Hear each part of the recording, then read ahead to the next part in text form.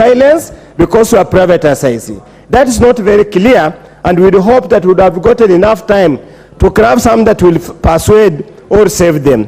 Honorable Speaker, curiously, when you go to clause 26(3), it is what it reads: a national government-owned entity is not eligible to participate in a privatization.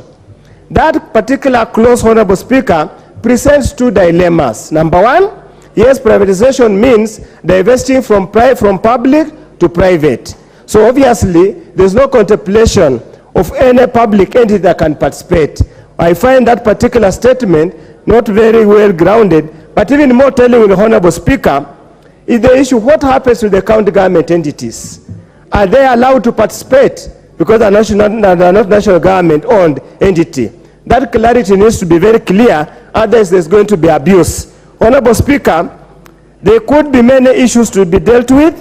Honorable Speaker, allow me to delve on one or two things in respect to privatization process. Honorable Speaker, there has always been danger that is the moneyed, that the well-connected, the cartels that exist at the particular moment that end up with most of the chunk of the privatized public entities. We hope the process put here, they will basically use the public offer so that we have as many Kenyans as possible benefit from this process.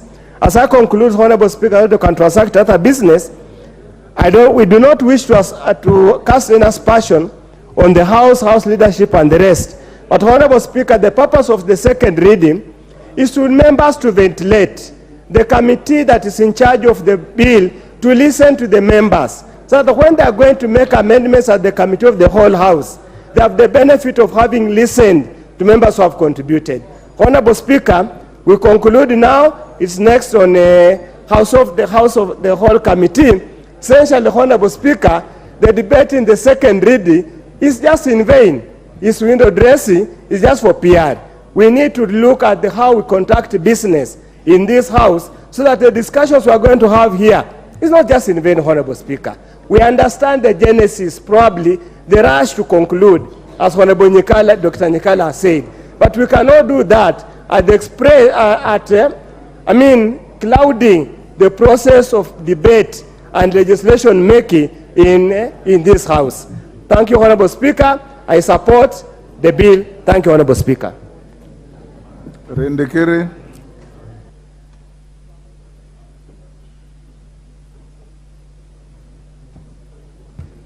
Thank you, Mr. Speaker, for giving me this opportunity.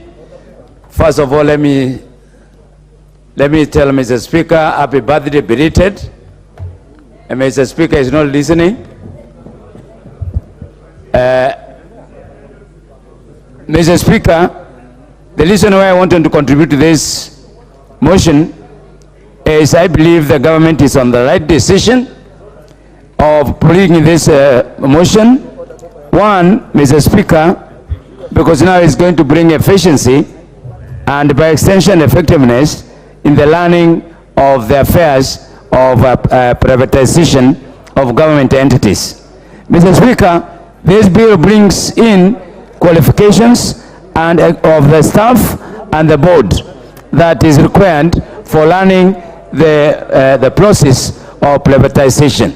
Secondly, Mr. Speaker, I am in support of this bill because, Mr. Speaker, one of the things that has been lacking is responsiveness in as far as the discharge of the process of privatization is concerned.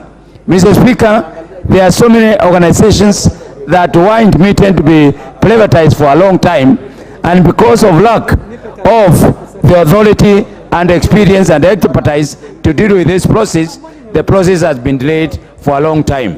Mr. Speaker, one of the greatest problems that we are having is accountability.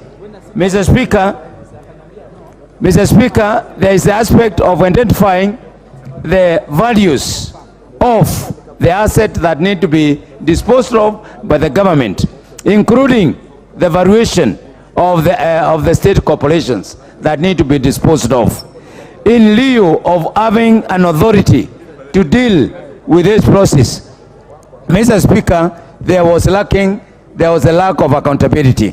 Mr. Speaker, in the process, what has happened is that many people have lost faith in the government.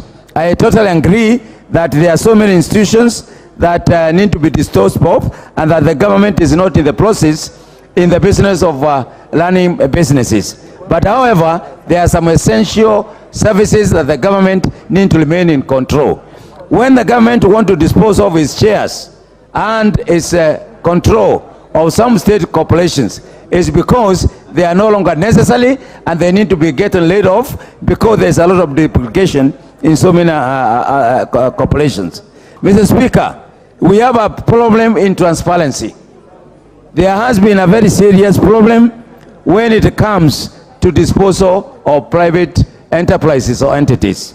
Mr. Speaker, this bill has come in good time because it has set the stage for what needs to be done when and how. Mr. Speaker, the issue of public participation, the issue of reporting, the issue of entering into agreement has been lacking in the process in the past. So I want to thank the majority leader for bringing up this bill, because for the first time we are now seeing a structured way of public participation, of reporting the deliberations and the entire aspect of the entity that need to be disposed of. And most importantly, Mr. Speaker, is the agreement. Mr. Speaker, I find it very interesting that we can sit back and congratulate and start hammering this government. This is the only government that has come out very clearly and exposed the lot that has been there in the previous government. Mr. Speaker, you know telecommunication.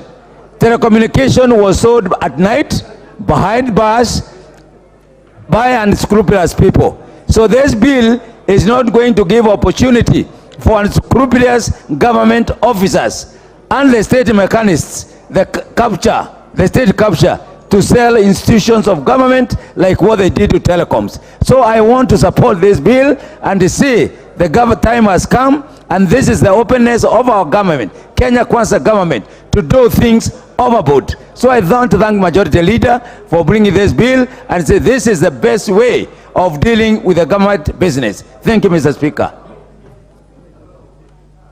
Honourable members, do we call the mover to reply? There is a member who has asked me to give him 2 minutes, called Dr. Mwiti. Dr. Mwiti? He's there.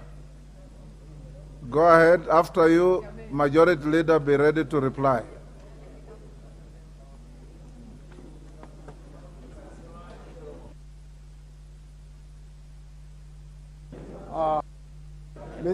Mr. Give me the long one.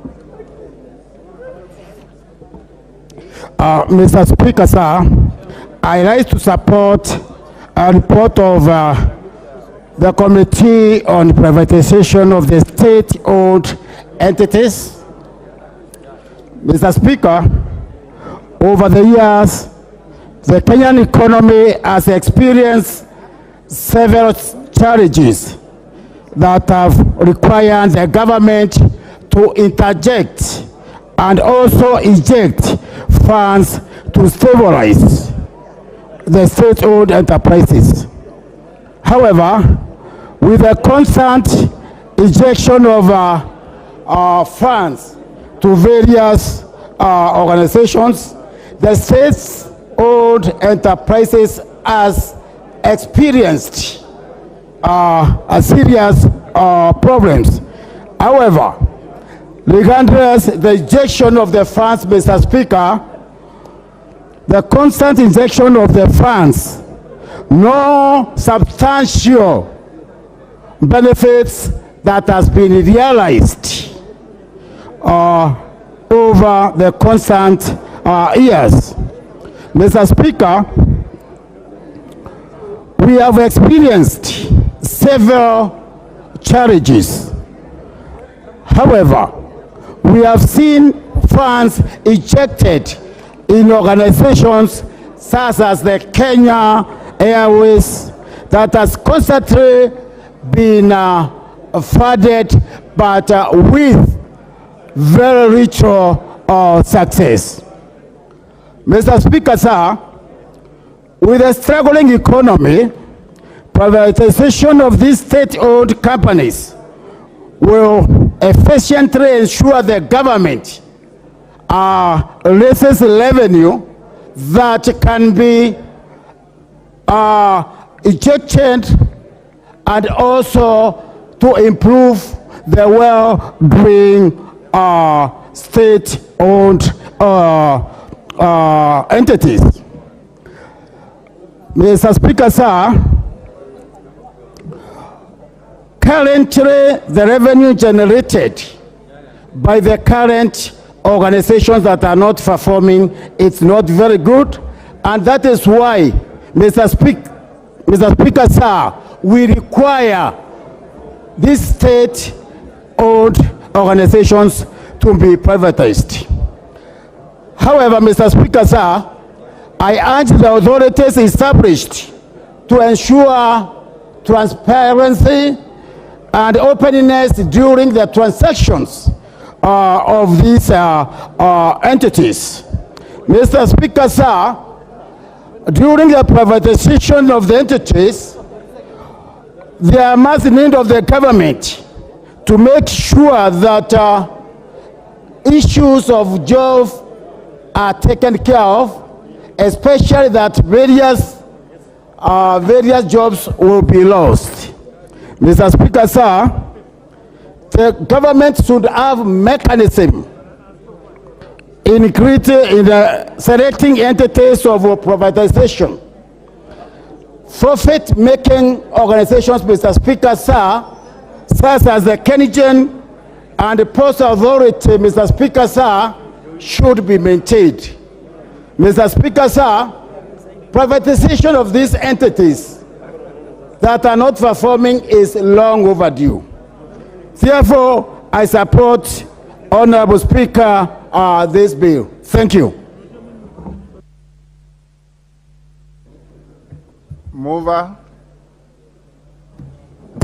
Before you move, if you have any feat of generosity, you can give Justice Kemei 1 minute. Honorable Speaker, let me donate then 2 minutes to Justice Kemei.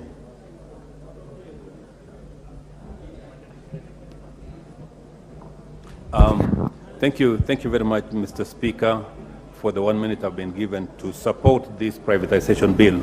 And let me also, in the same vein, thank the majority leader for giving me this opportunity. Mr. Speaker, I just wanted to say 2 things. The time for government to be in business went a long time ago. The economic will of this country and the economic will of the entire global industry is being driven by the private sector. So we need to privatize all public enterprises, Mr. Speaker, so that in any case they've achieved the social purposes for which they were established. Secondly, Mr. Speaker, during my studies, my thesis was on the press and parastatals in Kenya. And the people I quoted, Mr. Speaker, when I was doing that thesis is the Honorable Musalia Mudavadi, who happens to be in the top level of government at the moment, and I also quoted David Ndii, who also happened to be advising the government on issues economic in this country. I believe, Mr. Speaker, the 2 gentlemen should be able to guide this country on matters privatization. And finally, Mr. Speaker, when we do it, let's make it open so that the people of this country can realize it's a good objective to privatize all public enterprises. Thank you, Mr. Speaker, and once more, I appreciate the opportunity you've given me, and I also appreciate the Majority Leader, the Honorable Ichung'wa. Thank you, sir. Majority Leader. Honorable Speaker, with the indulgence, I want to donate to Honorable Komingoi 1.5 minutes. Honorable Komingoi. Thank you so much, Majority Leader. Mr. Speaker, if you've been following the discussions that have been happening across the country, after 1 year of the RUTO, President William Ruto's government, Kenyans are growing impatient. Action is needed now on the majority of the things that we have promised to streamline. and therefore this motion is not being hurried. It is in response to the thoughts and the ideas that the Kenyans want to implement and also to clean up government for the purposes of delivering to the people of Kenya and also creating efficiency within our economy, that our economy may be supported by the private sector with new ideas, new efficiencies, and new ways to be able to tackle what has been the problem that was created in the past.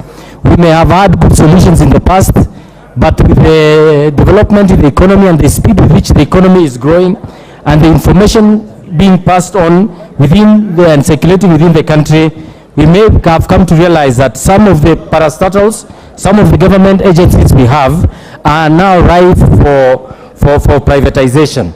This bill therefore seeks to remove the challenges and the things that have been impediments, and we shall be saving from the exchequer what we've been using to bail out some of the non-performing or underperforming sectors of our economy controlled by these agencies. I therefore rise to support this motion and urge that we move with speed to be able to implement and see to it that Kenyans reap and our economy is expanded by injecting new blood, new ideas, and new ways of managing these agencies. I support, Mr. Speaker. Thank you. Majority Leader. Thank you, Honorable Speaker. I now beg to reply.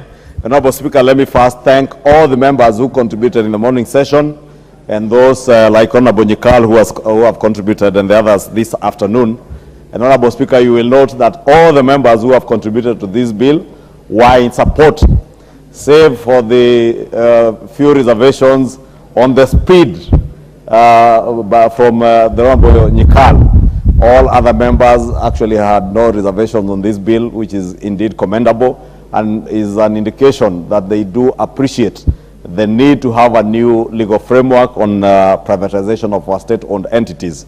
And just to give the Honorable Nyikal comfort that there is really no rush for doing anything mischievous.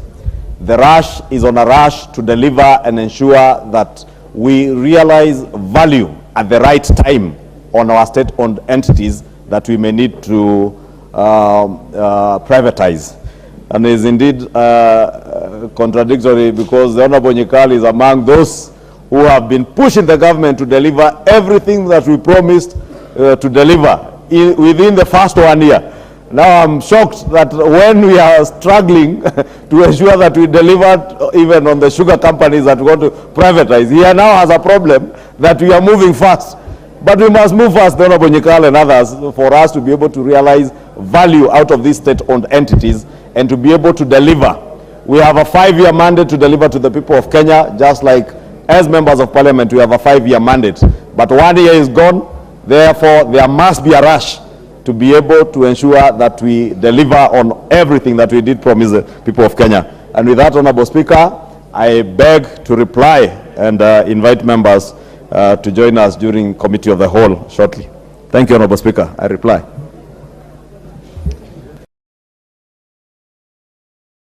Question, which is that the privatization bill, National Assembly Bill number 22 of 2023, be now read a second time.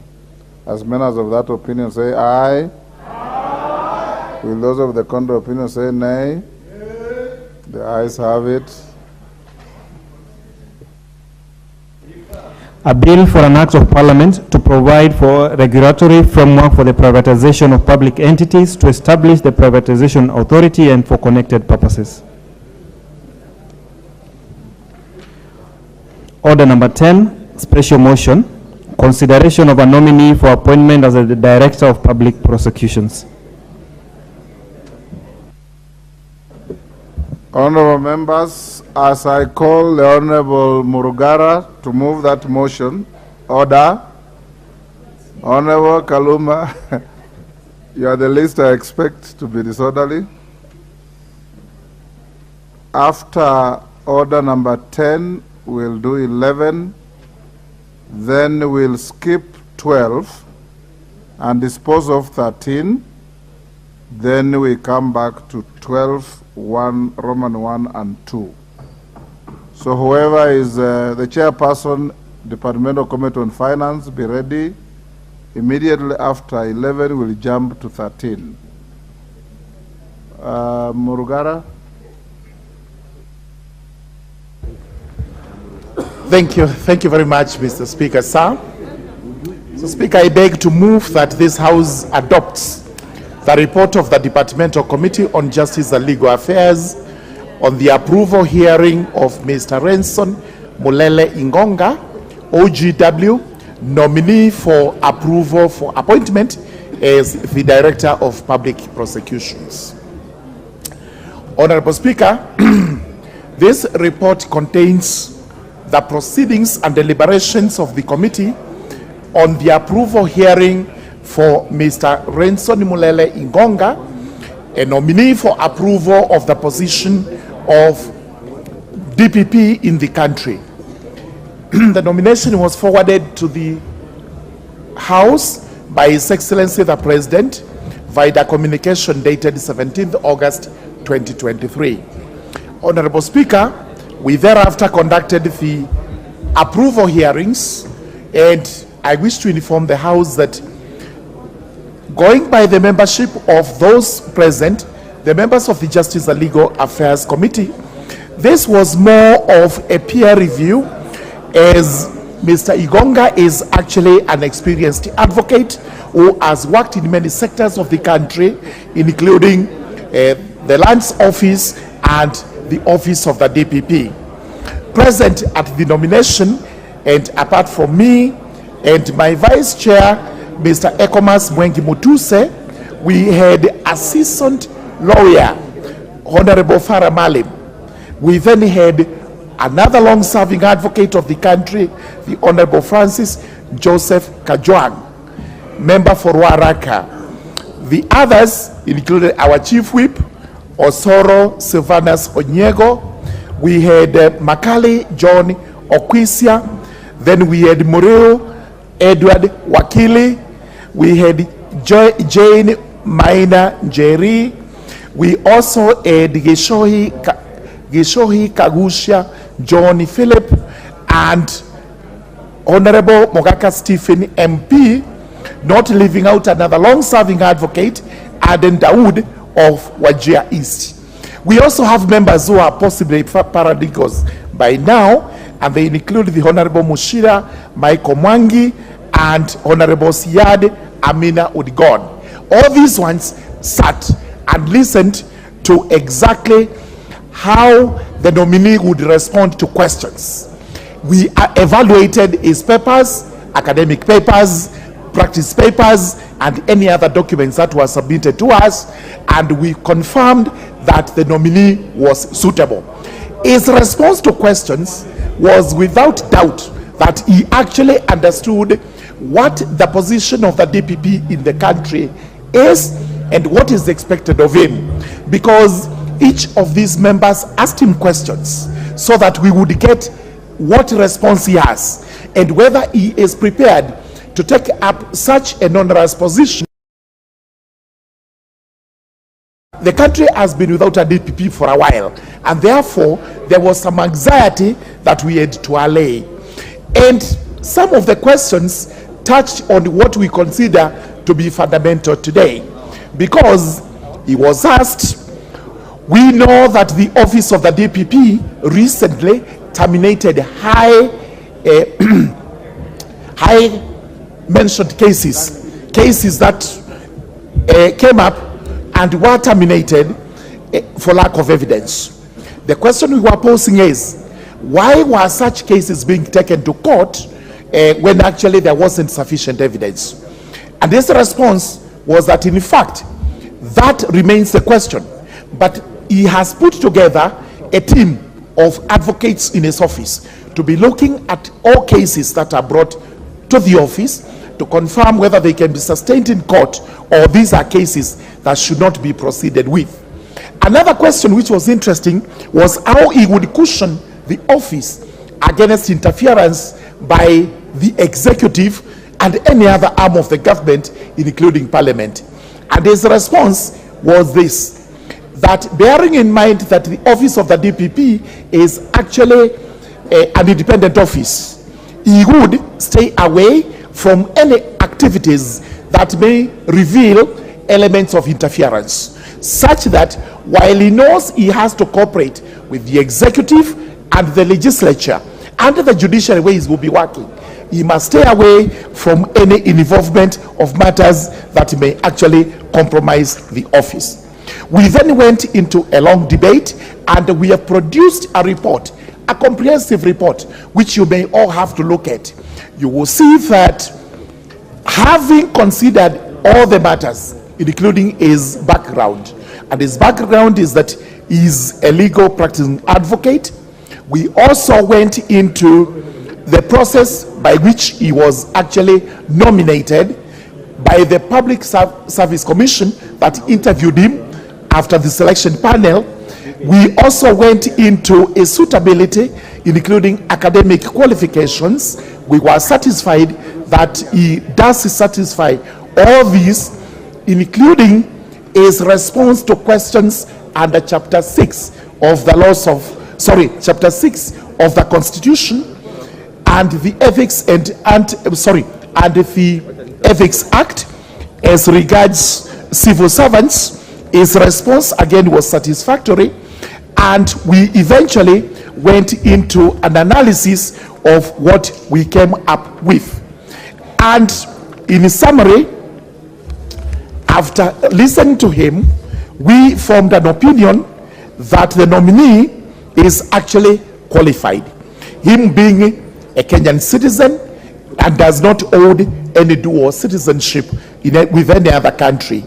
We also confirmed that him being an advocate of the High Court of Kenya with 18 years of experience meets the requirements of Section 157(3) of the Constitution, Article 157(3) of the Constitution. We also confirmed that the nominee demonstrated an aspiration for integrity in the public service, and that he meets the requirements of Chapter 6 of the Constitution on leadership and integrity.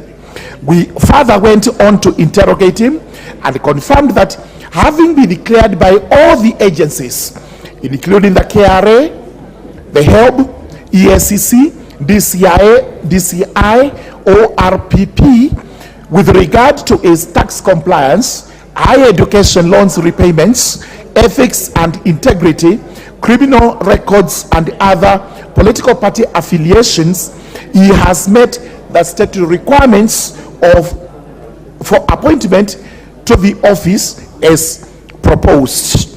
And finally, the committee invited the public to submit memoranda under oath on nominees' suitability to hold office as required by Section 6(9) of the Public Appointments Parliamentary Approval Act. We wish to confirm to this House that nobody, not even a single memorandum, was received in opposition. I also wish to confirm that in fact we got memoranda in support. This is not a requirement when we are doing approval hearings. However, it is worth noting that even the Law Society of Kenya wrote a memorandum in support of his appointment as the DPP. Therefore, having weighed on all the matters that were brought before us, and having considered everything that was submitted to us, now we wish to confirm that we have made a report to this House, which I present to the House, that the National Assembly does approve the appointment of Mr. Renson Mulele Ingonga to the position of the Director of Public Prosecutions. This is because he has met all the requirements, and we are convinced that he's going to serve the country.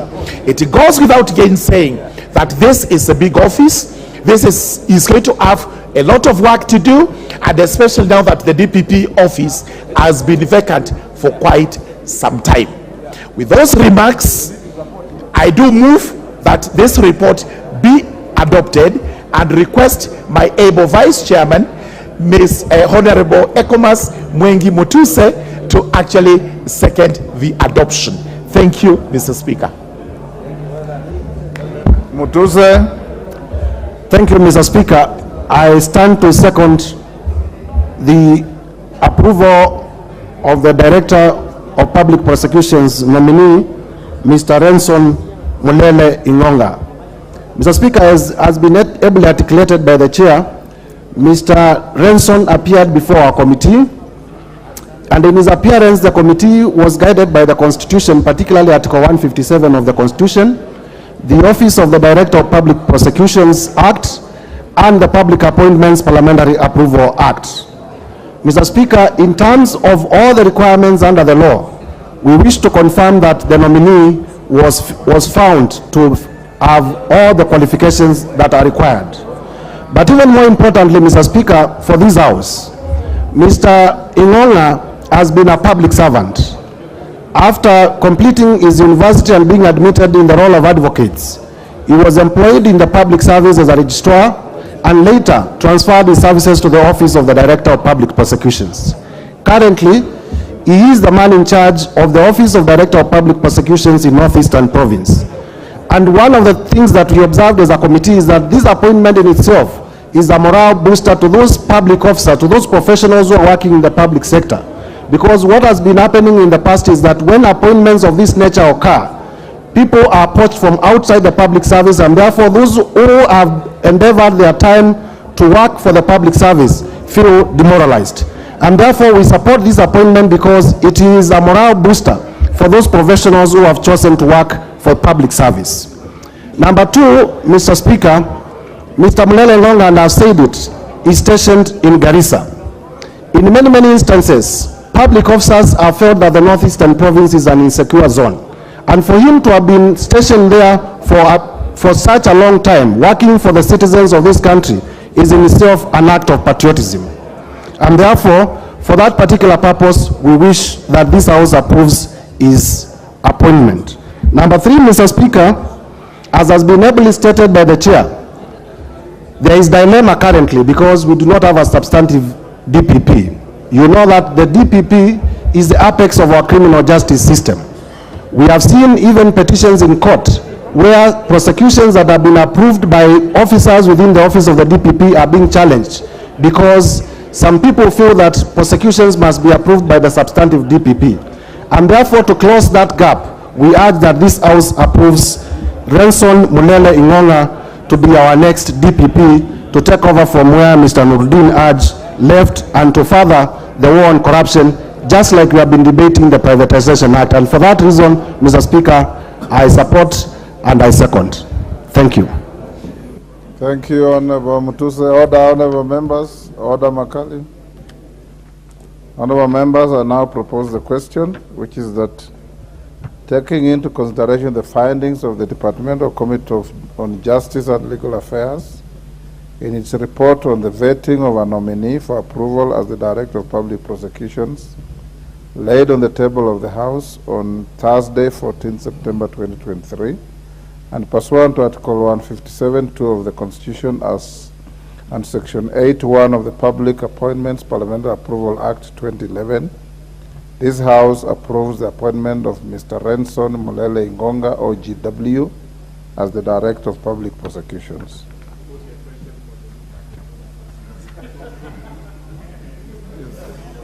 Yes, Majority Leader. Thank you, Honorable Speaker. I know the Honorable Pukose is eager for us to put the question, but just before we do that, Honorable Speaker, let me rise to support the committee's report and commend the committee because they worked very hard to consider the vetting of Mr.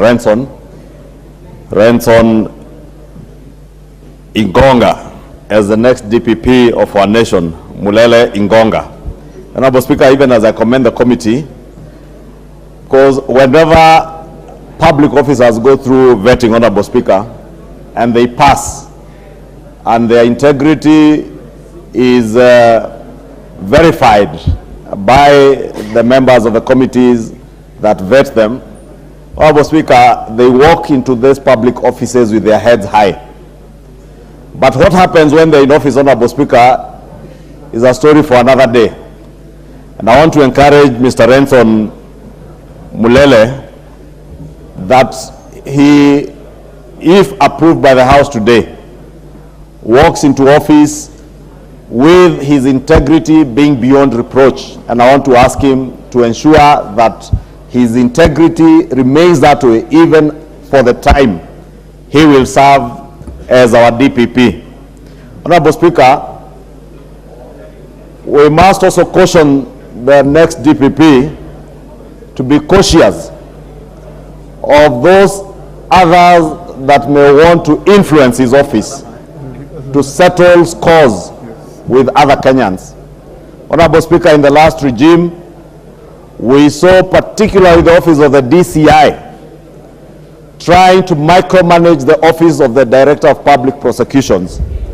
And the office of the DPP is such an important office to remain functionally independent, independent of the investigative agencies, independent of all other forces that may exist within the governance structures of our country. I therefore want to encourage Mr. Renson to ensure that that functional independence of the office of the DPP remains so that when people are prosecuted in this country, you are prosecuted purely on the basis of evidence that will be adduced against you in court, not on the whims of officers who are investigating you. Therefore, he must be cautious and scrutinize all files that are brought to him from the investigative agencies to ensure that they have adequate evidence that will sustain cases in court. And Honorable Speaker, in conclusion, let me ask the incoming DPP, if approved by this House this afternoon, to work not to secure convictions, but to work to secure and guarantee justice to the people of Kenya, so that every Kenyan who is prosecuted before our courts, be it for criminal or civil cases, Honorable Speaker, if convicted, they will also feel that indeed justice has been served, because they will know they were guilty and they were convicted out of their guilt. And those who are prosecuted unfairly and they are not guilty, Honorable Speaker, that they will feel that they have justice has been served if they are not prosecuted and convicted. And that is on to ask the incoming DPP, if approved, Mr. Renson Mulele, to work towards securing justice and not convictions, so that, Honorable Speaker, years after he has served in this office, we will be able to proudly refer to his time in office, as we can proudly speak to the performance of DPP Nurdin Haji. Because Nurdin Haji is one of the DPPs who served under one of the most strenuous regimes. DPP Haji served under a regime that wanted to use his office to prosecute political cases, and he was firm. He ensured that justice is served, and he ensured the functional integrity and independence of the office of the DPP. And therefore, Renson has shoes to fit into of DPP Nurdin Haji. And Honorable Speaker, he must also work as Nurdin Haji worked, to ensure, as much as we had a rogue DCI then, DCI Amin is not like DCI, former DCI Kinoti. And therefore, I do expect that the DPP, the incoming DPP, will work with the current office bearers at EACC and DCI to ensure that indeed they serve justice to Kenyans that will be prosecuted through the office of the DPP. And with those many remarks, Honorable Speaker, I beg to support and congratulate Mr. Renson Mulele, should he be approved, and do hope and urge members to approve this gentleman who, following the vetting, at least the committee has said in their report that his integrity is beyond reproach. He's a professional advocate of high standing, and a man who we want to believe will serve our country with integrity and deliver justice to Kenyans. Honorable Speaker, I beg to support. Farah Maalim. Honorable Speaker, I also rise to support this motion. Honorable Speaker, I happen to be a member of the JLAC, and along with my other members of the committee, we went to lengths to establish that Mr. Renson fits the job. And I can tell you his integrity, to the best of our own judgment, is beyond reproach. I rise not only to support him for this position, but I also rise to urge this Parliament, this House. We will, through the JLAC, which I'm a member of, privileged to be a member of, to try and find out what kind of legislative regimes that the DPP would require to make it easier for him to deal with some of the rampant issues we have in this country. Sometimes a prosecutor would want to do a very good job, but he's constrained in many ways by the kind of very lackluster and very permissive manner in which we have approached some of our things, and including in the Constitution right now. And there's need for us to revisit our Constitution. I was in this Parliament and in this country when you are at a time when somebody is accused of a capital punishment, for example, a capital crime. It doesn't matter what you are. You could be a member of Parliament, but you sit in remand until the matter itself is resolved. Nowadays, you can kill as many people as you want, and you say that because everybody has a right to bail, you go and you work your way through the courts and you get your bail. There's need for us, Mr. Speaker, under these circumstances, for us to be able to assist a gentleman like this man we have right now, who is really raring to go to make a difference in this country's prosecutions for the future, to be given the right tools. When they are going to be constrained by the laws and the constitution of the country, and you allow people to do whatever they want to do, and to come out there and influence also things, and the courts, the manner in which they operate in this country, then sometimes with the best person you still do expect the least to come out of. I want us to be ready for this road ahead in which DPP will be fighting corruption, prosecuting people who are guilty of corruption, large-scale corruptions in this country. And those people can stay behind bars in committee regardless of what their status is, until the matter is determined. But if he knows he can come out and still engage in others, then of course the system will have to mess us. Mr. Speaker, I want us to be a country that observes the rule of law, not ruled by law. Not ruled by law.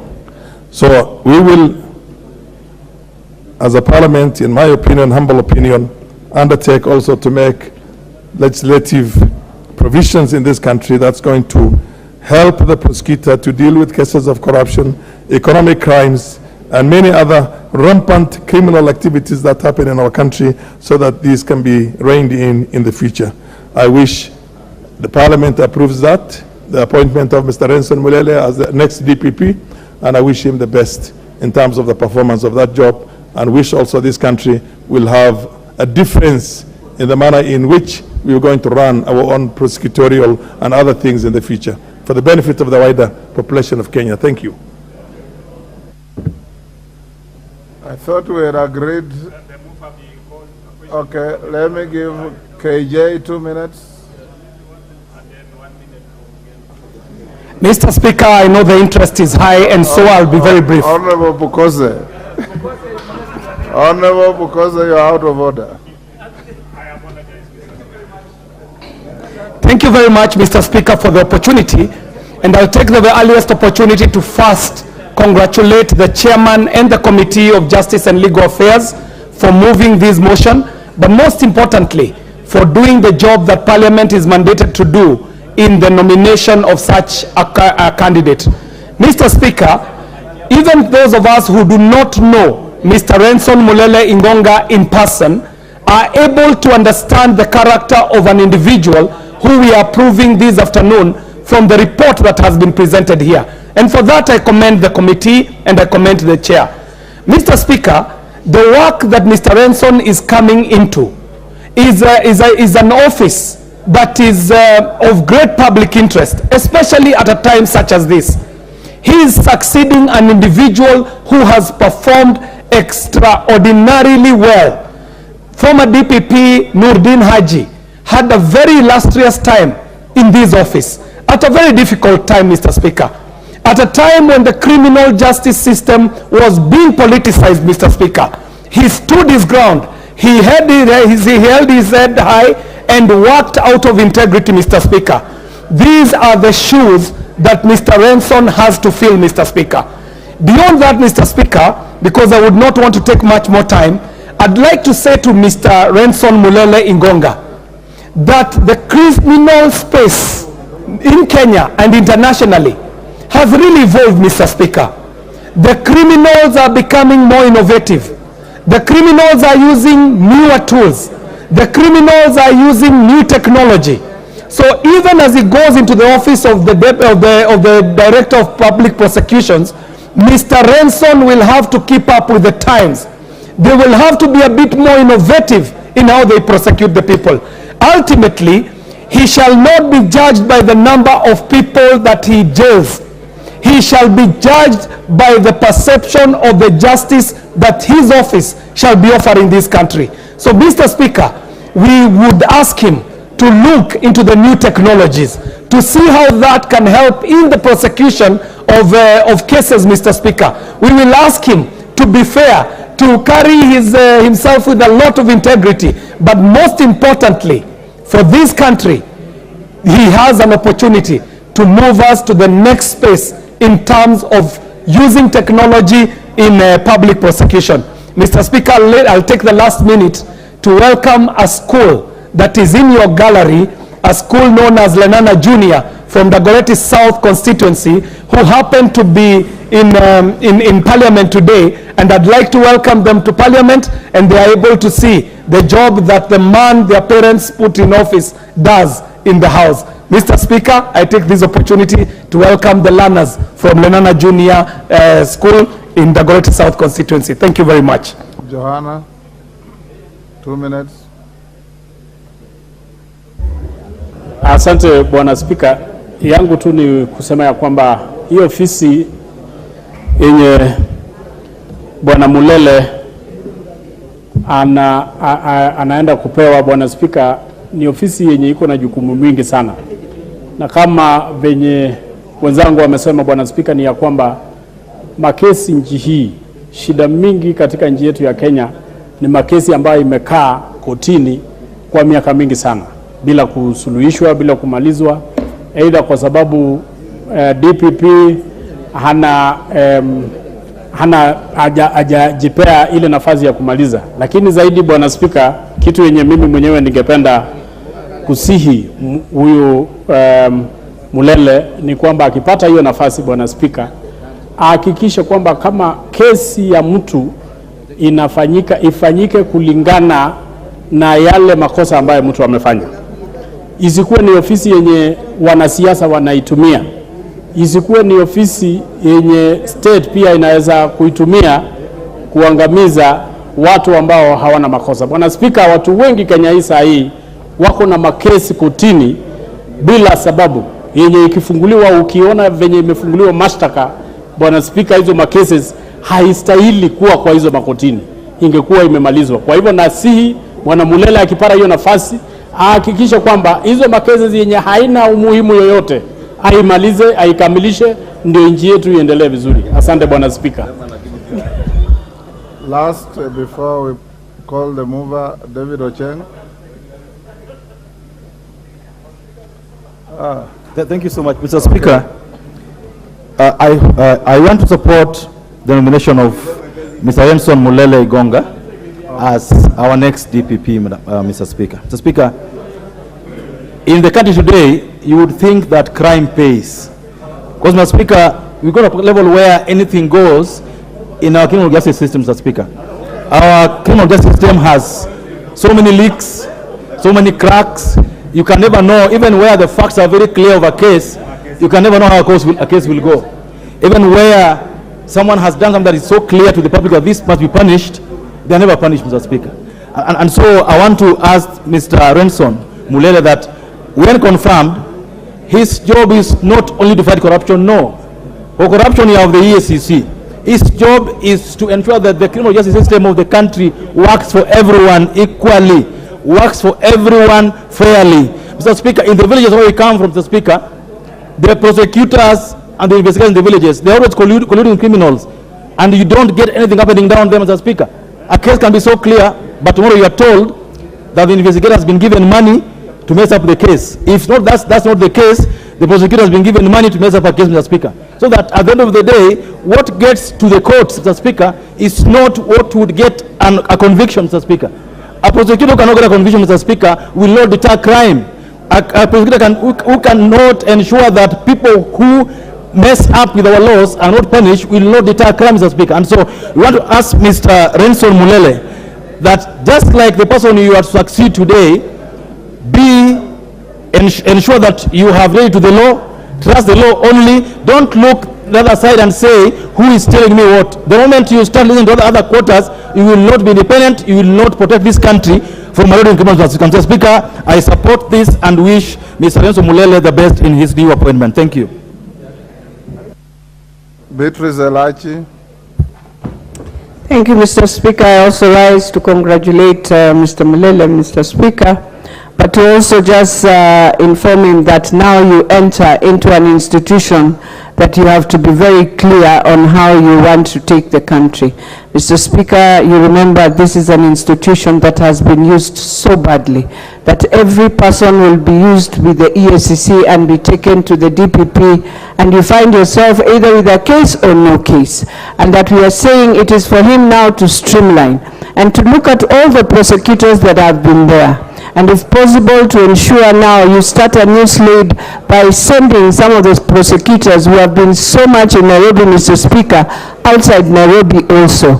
But the other thing, Mr. Speaker, is to look at the different cases, especially cases of young people, where you have the youths who have so many cases that are just lying in courts, and you find that the DPP will never find the prosecutor, sorry, Mr. Speaker, will be in court and he's unable to get even witnesses, he's unable to even follow through the case. The case has no any substantive measure to move on, and therefore they levy into all these remands that we have, Mr. Speaker, and you wonder when will their cases end. So I'm hoping as he comes in also, he has to look at cases that can be ended, case to end, and also the cases that don't have any substantive issue to be, and young people also to be released now from these cases, Mr. Speaker.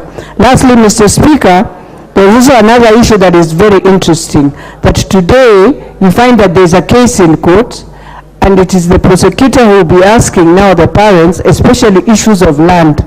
And we are hoping now we can end these issues of land, and especially issues of widows who are now wondering what to do next with their cases in court. With those few remarks, I wish him well, and I hope he will cooperate with other institutions to see that Kenya within the justice system is working and working better. Thank you, Mr. Speaker. Yeah, Songole, if you can be brief. Yeah, Mr. Speaker, I will be very brief.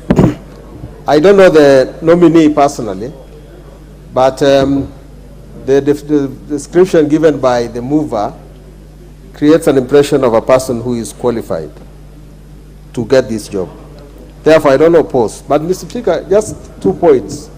The first one is that when the policemen were prosecutors, you could go to court and find that the prosecutor is the first person to be there. Yes. Today, and I say this as a practicing advocate, you go to court, the magistrate is waiting for the prosecutor to arrive. That is because most of these people consider themselves so qualified that the magistrate has even to wait for them. I hope Mr. Renson will take note of this and make sure that at least he instills punctuality for the prosecutors, so that advocates and other and litigants do not go to court and wait for them. The second point is that Mr. Renson should realize that as a prosecutor, it is his responsibility to collect the evidence and table the evidence before the court. It is unfair sometimes when I hear many people blaming the court and saying they have released the criminal. The fodder for prosecuting, the fodder for convicting a person must be provided by the prosecutor. If the prosecutor decides to withhold evidence, that person will have to go home, because our criminal justice system depends on nothing other than evidence. So he has his job cut, and I support.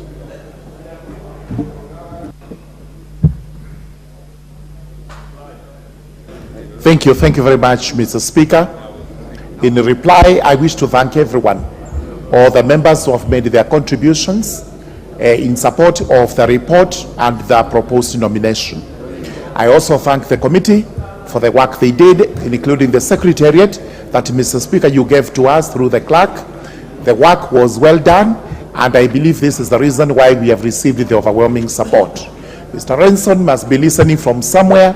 He has heard and received all the accolades. But I must also inform him that most of us here are potential candidates to visit him in different ways, of a cup of tea, but most likely as suspects to be tried for possibly many serious offenses.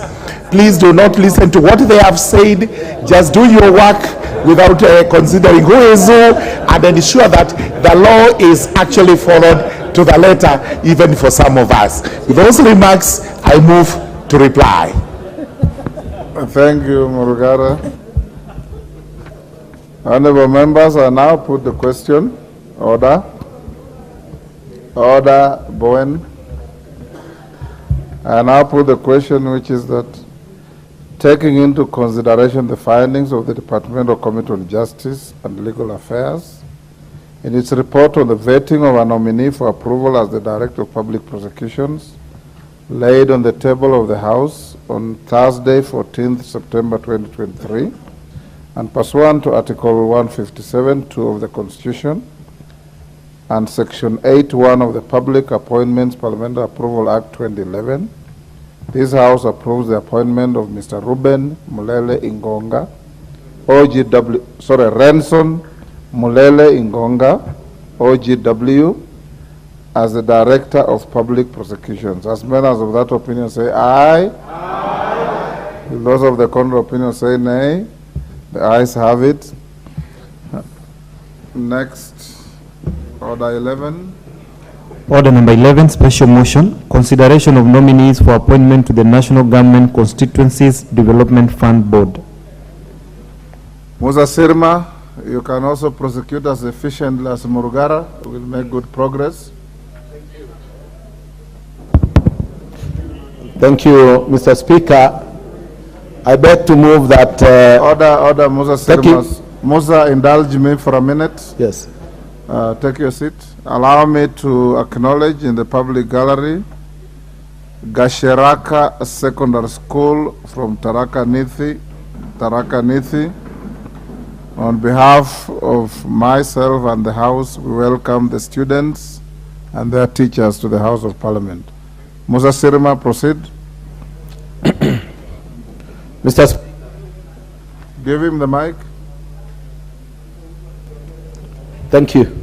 Mr. Speaker, I beg to move that, taking into consideration the findings of the Select Committee of the National Government Constituency Development Fund and its report on the vetting of nominees for appointment as members of the National Government Constituency Development Fund Board, laid on the table of this House on the 14th of September 2023 and pursuant to Section 15(1)(e) of the National Government Constituency Development Fund Act 2015 and Section 8(1) of the Public Appointments Parliamentary Approval Act 2011, this House approves the appointment of the following persons as members of the National Constituency Development Fund.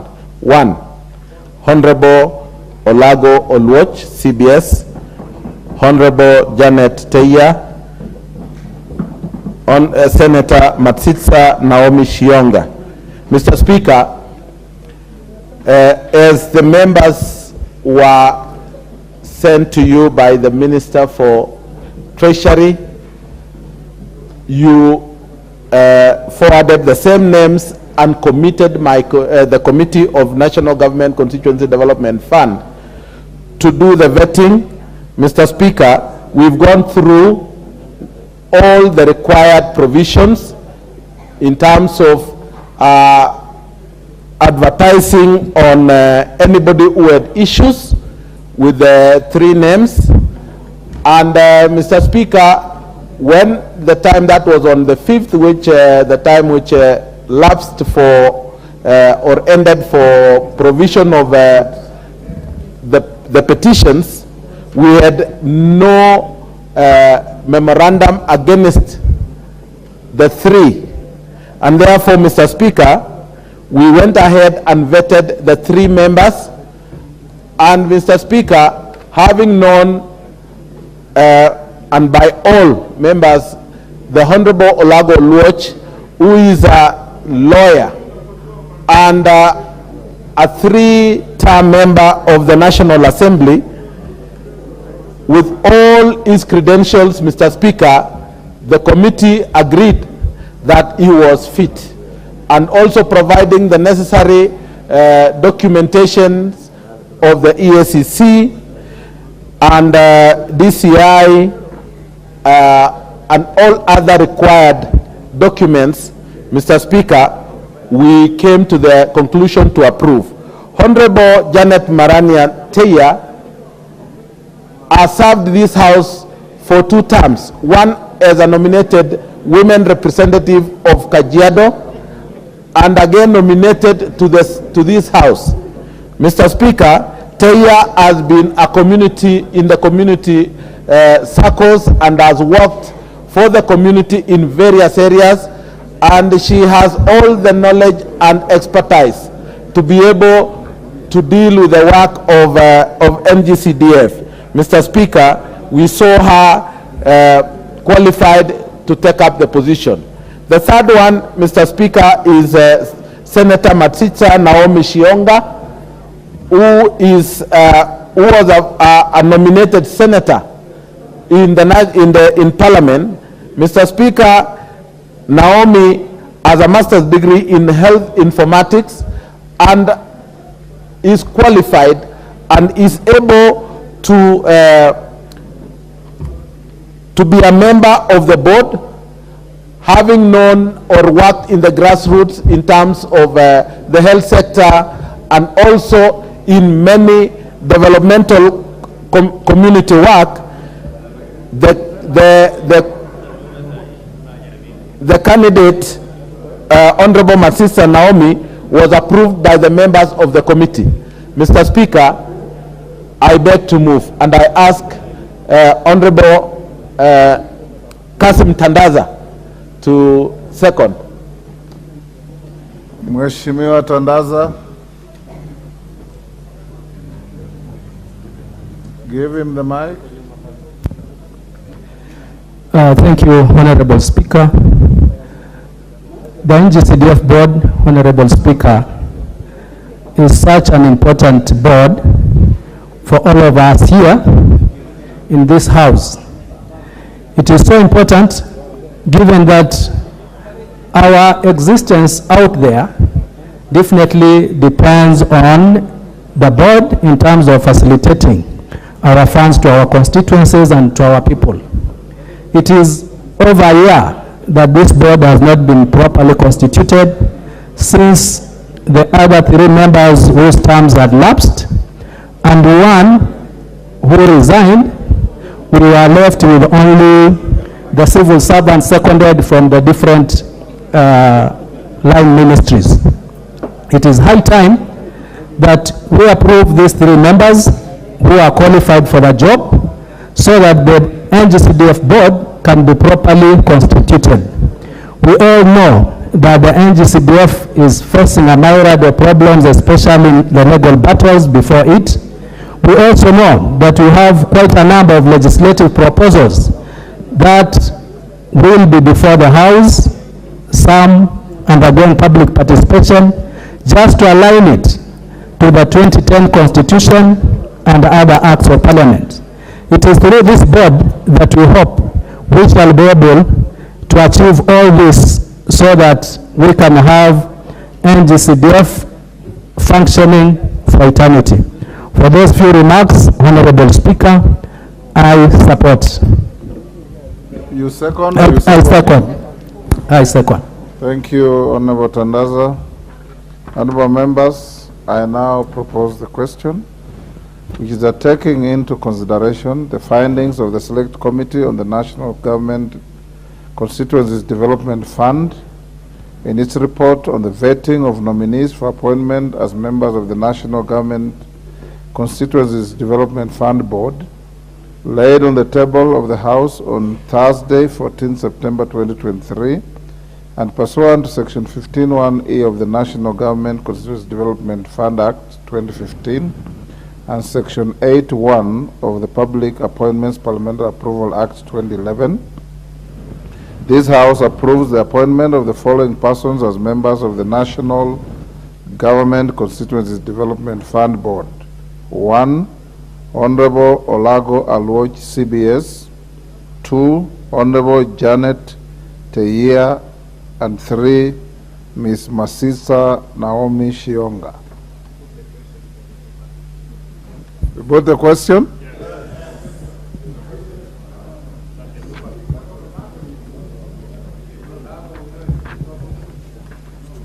There having been no debate, Honorable Pukose, there's nothing for the mover to reply.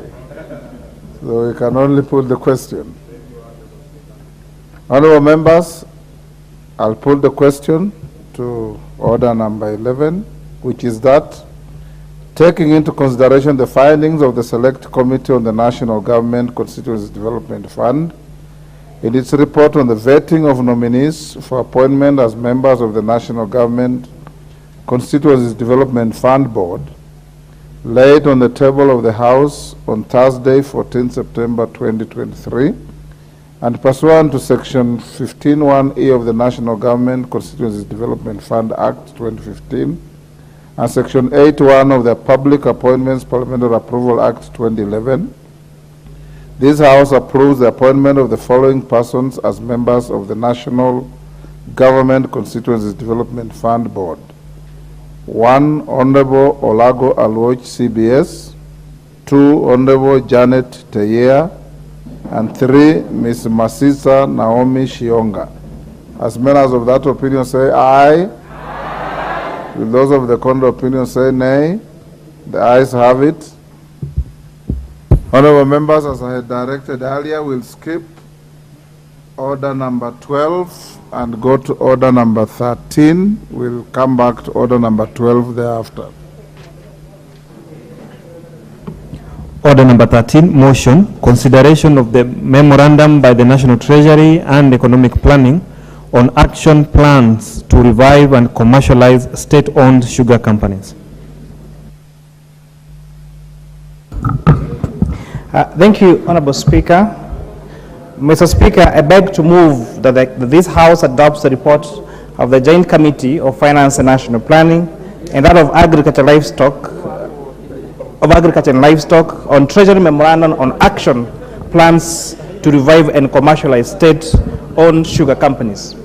Mr. Speaker, the leader of the majority party, the Honorable Kimani Ichung'wah, tabled the Treasury Memorandum on action plans to revive and commercialize state-owned sugar companies on the 22nd of August 2023.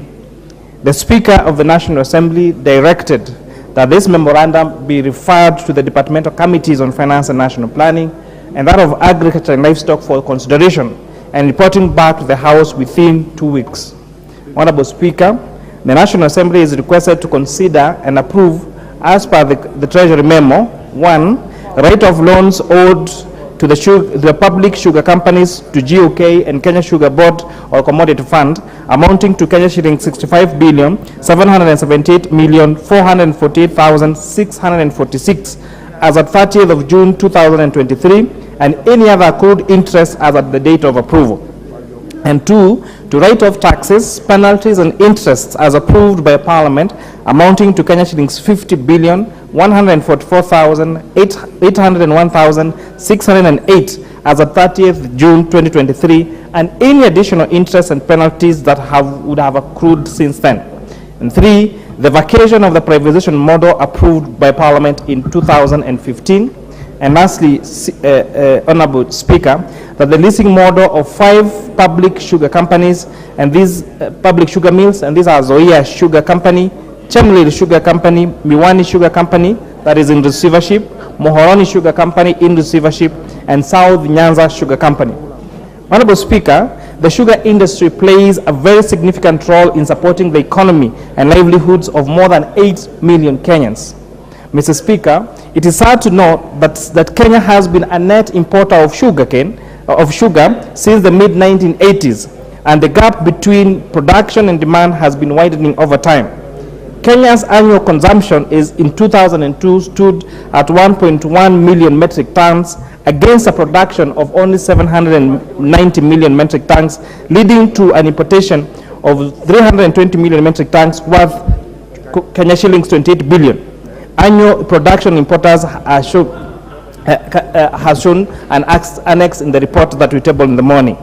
Mr. Speaker, the objective of the memoranda is to create a competitive sugar sector with the ability to withstand the withdrawal of commercial safeguards, with a focus on the modernization of sugar milling plants, which will improve production and operation efficiency, enhance cane development in both nuclear estate and smallholder farms, in addition to improving cane sucrose content to between 13 and 14%.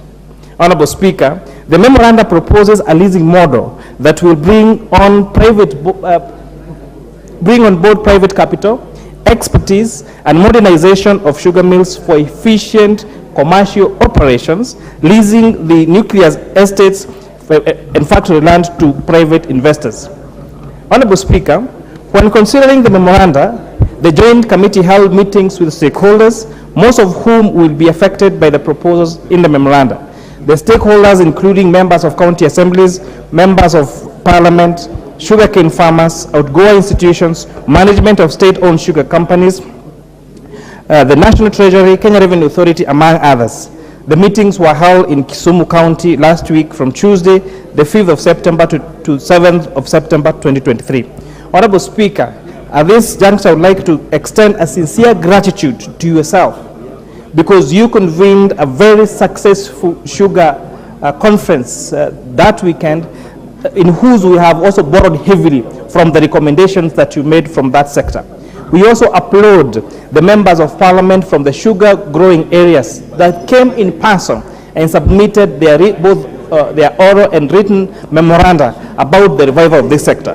This shows the villa in which the members of parliament across this sugar belt region hold this sector and are willing to do their best to protect the interests of sugarcane farmers. Most importantly, we saw a bipartisan approach where members of parliament across the political divide had one united stand that they want to revitalize the sugar sector. They want the sugar mills to go back to business. They want sugarcane farming to become a profitable business again across the sugar belt areas, Honorable Speaker.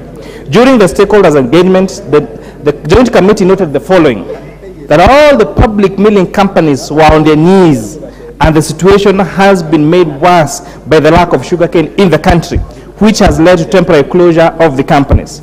The factories, plants, and machinery has not undergone annual maintenance for years due to lack of finances. And this has, of course, greatly impacted the efficiency of these factories. Public mills are also choking with huge debts. Numerous court cases have halted the operations of these mills. However, after the visit of His Excellency the President, some progress has been made. But we still have ongoing court cases for Miwani Sugar Company, which we are hoping that those in court will still follow the quote-unquote mambo ni matatu and ensure that cases are withdrawn and Miwani Sugar Company gets to be listed and operationalized. Honorable Speaker, the committee observed that while management of state-owned sugar companies supported zoning, farmers were opposed to it because they felt that the practice will tie them to sugar companies that may fail to pay them. after the cane has been delivered, and again affecting the competitiveness and the pricing of their sugarcane. The farmers, however, supported the introduction of 5 catchment areas, which will be Rift Valley, that will comprise Kericho, Nandi, and Uasin Gishu counties, Upper Western region that will comprise Bungoma and Trans Nzoia counties, Lower Western region that will comprise Busia, Kakamega, Siaya, and Vihiga counties, Southern region that will include Homa Bay, Kisumu, Migori, and Narok counties, and the coastal region that will have Kwale, Lamu, and Tana River counties. Honorable Speaker, all the stakeholders supported the proposal to write off death and taxes owed to GUK, Sugar Kenya Sugar Board, Commodity Fund, and KRA by the sugar companies. They added that the sources of the funds for payment of farmers' arrears and salary arrears of the staff that have been working in these sugar mills had not been captured in the leasing model and in this memorandum by National Treasury. Honorable Speaker, we were treated to as employees that came crying that their schools, their students have been sent home for school fees because they had gone without pay, some even for 52 months. Mr. Speaker, the stakeholders noted that it was imperative for public participation to be done during the leasing process. This experience in the industry will enrich the process and make members of the public more receptive to the process. The farmers were categorical that the lessee should not be a company that has already invested in the sugar industry in Kenya to encourage competition in the authority. Honorable Speaker, the proposal to merge Chemelil Sugar Company and Muhoroni Sugar Company were vehemently opposed by the stakeholders because it would impact negatively on competition of the industry and also would lead to job losses. They averred that besides the nuclear estates, the two companies had contracted farmers who supplied them with sugarcane, and their acreage was therefore more than what they provided in the memorandum. Honorable Speaker, they disagreed with National Treasury's thinking that a sugar mill needed to have 29,800 hectares of nuclear estate land to be operational. They noted that although Chemelil and Muhoroni sugar companies have less actually than that, for many years in the 90s, they were actually profitable. And therefore, the requirement that this be matched were vehemently rejected. The committees were implored by the stakeholders to expedite the consideration of the sugar bill, something that I'm very happy that, Honorable Speaker, you have considered and the House Business Committee has considered as an important business later this afternoon. Honorable Speaker, the Joint Committee observed that the memoranda is silent. I have covered that. Honorable Speaker, cane poaching also became a great interest in this particular inquiry, because companies were, private sugar mills especially, were coming from far and wide, poaching, doing cane poaching, and disregarding the existing contracts that those farmers would have with other companies. For instance, Honorable Speaker, Sony Sugar Company highlighted that they had lost 4 billion shillings to cane poaching. This practice is perpetuated by unscrupulous millers, has led to harvesting of young cane, temporary closure of sugar mills, and subsequent sugar shortage in the country. It has also impacted greatly negatively on cane development by millers because of the fear of losing the investment. There is no funding, Honorable Speaker, to the Kenya Sugar Research Foundation. Honorable Speaker, the MD of Kenya Sugar Research Foundation demonstrated to us that they have research and they have cane varieties for all the areas that can grow sugar. In addition, they have a cane variety that can mature in less than 12 months.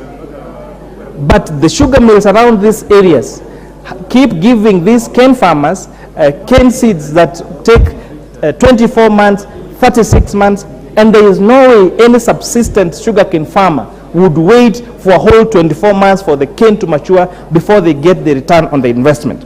And therefore, Honorable Speaker, one of the recommendations we are making is more budgetary allocation to Kenya Sugar Research Foundation so that they can continue to develop cane that has less maturity period and for the uptake of this by the farmers. All the 5 public sugar mills, Honorable Speaker, are faced with these financial difficulties, and of course, in the absence of a good legislative, regulatory environment, their operations have greatly been hindered.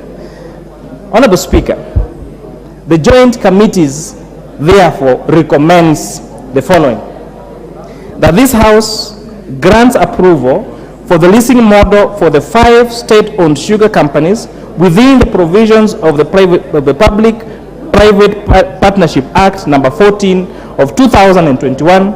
The provisions of the leasing model should include and must include the following: 1, that the lease shall be for a period not exceeding that years, pursuant to Section 21(2) of the Public-Private Partnerships Act number 14 of 2021 for the sugar mills and the nucleus estates presently owned by the state-owned sugar companies, whereby the nucleus land shall only be used for cane development and cannot be used for collateral by the lessees. Honorable Speaker, the farmers told us expressly that that land is their ancestral land, and there was no way they will give up their ancestral land to anybody. And therefore, at the end of the lease, that ancestral land has to revert back to the communities because it is their birthright, it is their ancestral land. At the expiry of the lease period, the land will revert to the original owners.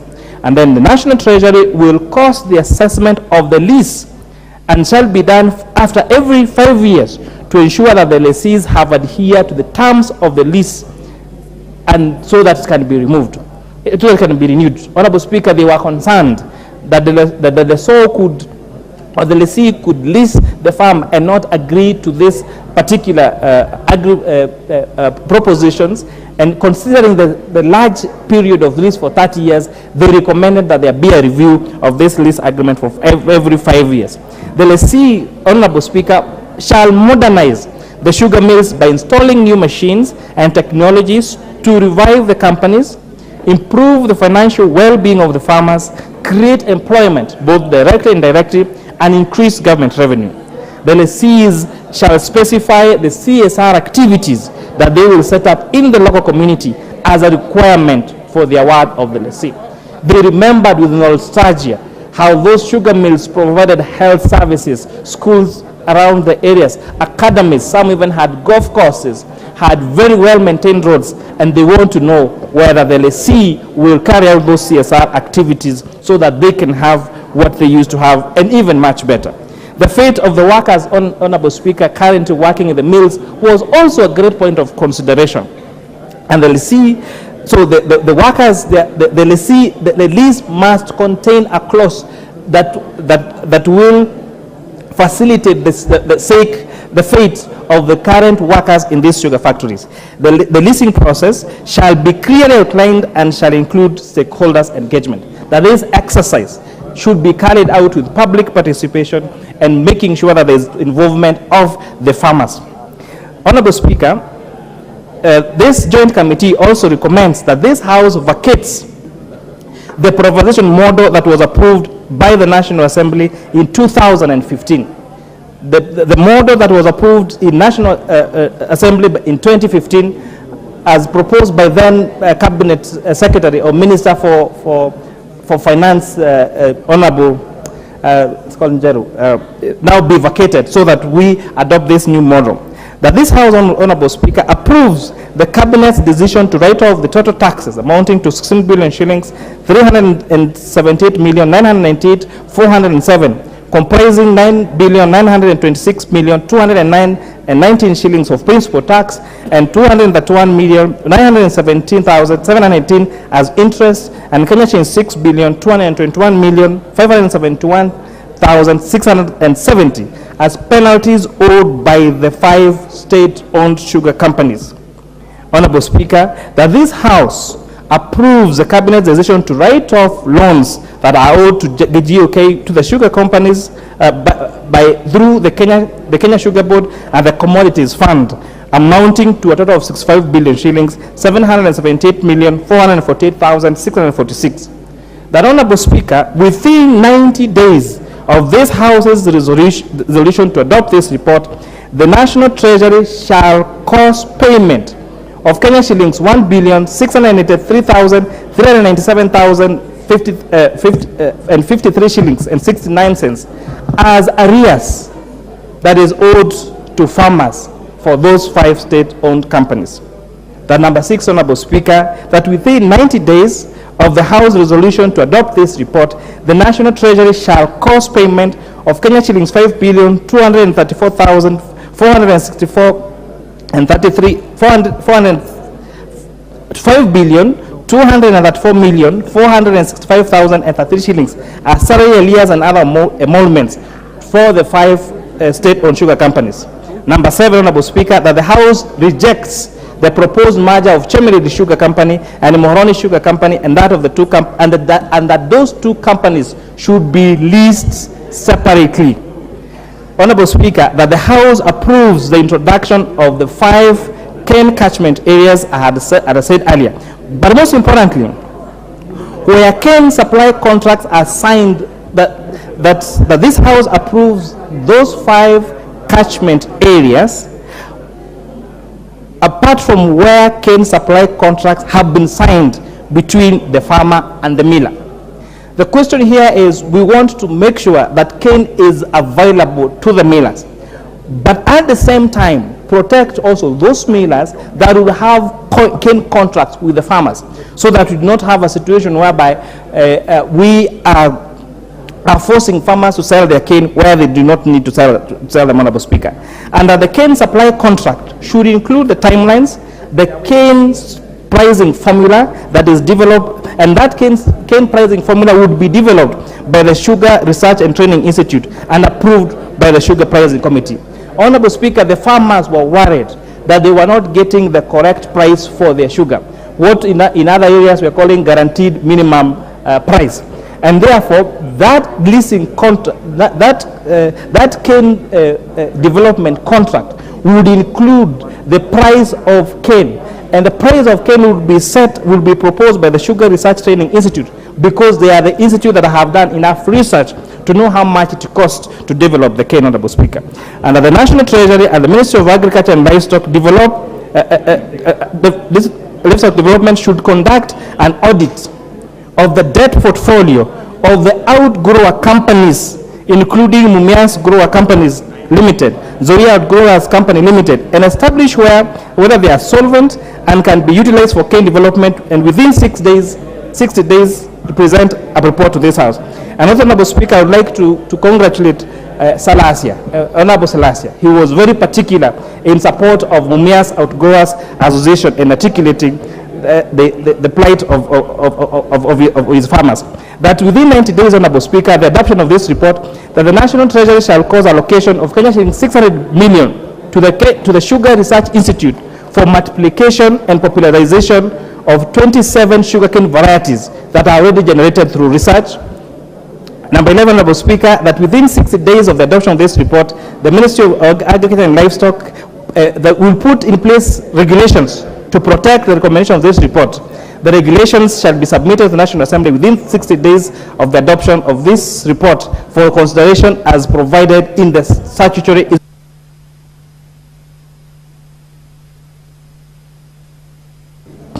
And lastly, Honorable Speaker, that within 60 days of the adoption of this report, the Auditor General shall conduct a forensic audit of further debts of 26,717,029,612 cents to ascertain the authenticity of these debts, other debts that are in these sugar companies, and table a report to this National Assembly to facilitate budget allocation and authentication of this debt. And with that, Honorable Speaker, I beg to move and ask my co-chairperson, Departmental Committee of Agriculture and Livestock Development, Dr. Mutunga, to second. Thank you, Honorable Speaker. Dr. Mutunga. Thank you, Honorable Speaker. I stand to second that the House adopts a report, Honorable Speaker, on the action plans to revive and commercialize the state-owned sugar companies. Honorable Speaker, these companies, as alluded in the moving notes, have a lot of problems, and these problems need to be sorted out. The greatest problem being the levels of indebtedness. They have a lot of debts. And the other issue is the aging nature of the processors. The machines themselves are very old, they're inefficient as such, and therefore they are costly, and they're using very ancient technology. Honourable Speaker, the governance structures of these factories or these companies is wanting, and the policies that they use and the processes that they are using also need revisiting. Therefore, the need for us to call for revitalization of some of those factories. Honourable Speaker, my co-chair has alluded to the amount of monies required in order to bail out some of these, the five companies. But Honourable Speaker, bailing out the companies is not enough to revive the sector. In order to revive the sector itself, Honourable Speaker, we need to revisit the major productivity enhancing options that we need to take as a country in order to revitalize the cane industry. In order to do that, we need to embark on research innovations and research technologies and management practices that need to be developed to accompany the varieties that are produced from the research centers. Honourable Speaker, we have a cane research institute which has been very poorly funded, and despite that, Honourable Speaker, they clearly indicated to us that they have come up with 27 varieties of sugarcane plants. And these varieties have not yet been tried out on the farms. The varieties grown on the farm right now take between 18 and 24 months to mature. And they do not have very high sucrose content. And they clearly told us that the sucrose content of these varieties is extremely high. So the combination of sucrose content and fast-growing varieties is what we need to improve on this particular sector. Honourable Speaker, we need to support the Research Institute to be able to do this work, to move out the varieties that they have. The other issue that needs to be taken care of, Honourable Speaker, is the issue of soil health. Where cane is growing needs to be studied thoroughly, and therefore we need to also do what is called varietal specificity or varietal matching with the soils of the different areas. Indeed, some of these varieties that have been produced, especially for the coastal region, have been realized to be able to mature within 6 to 9 months.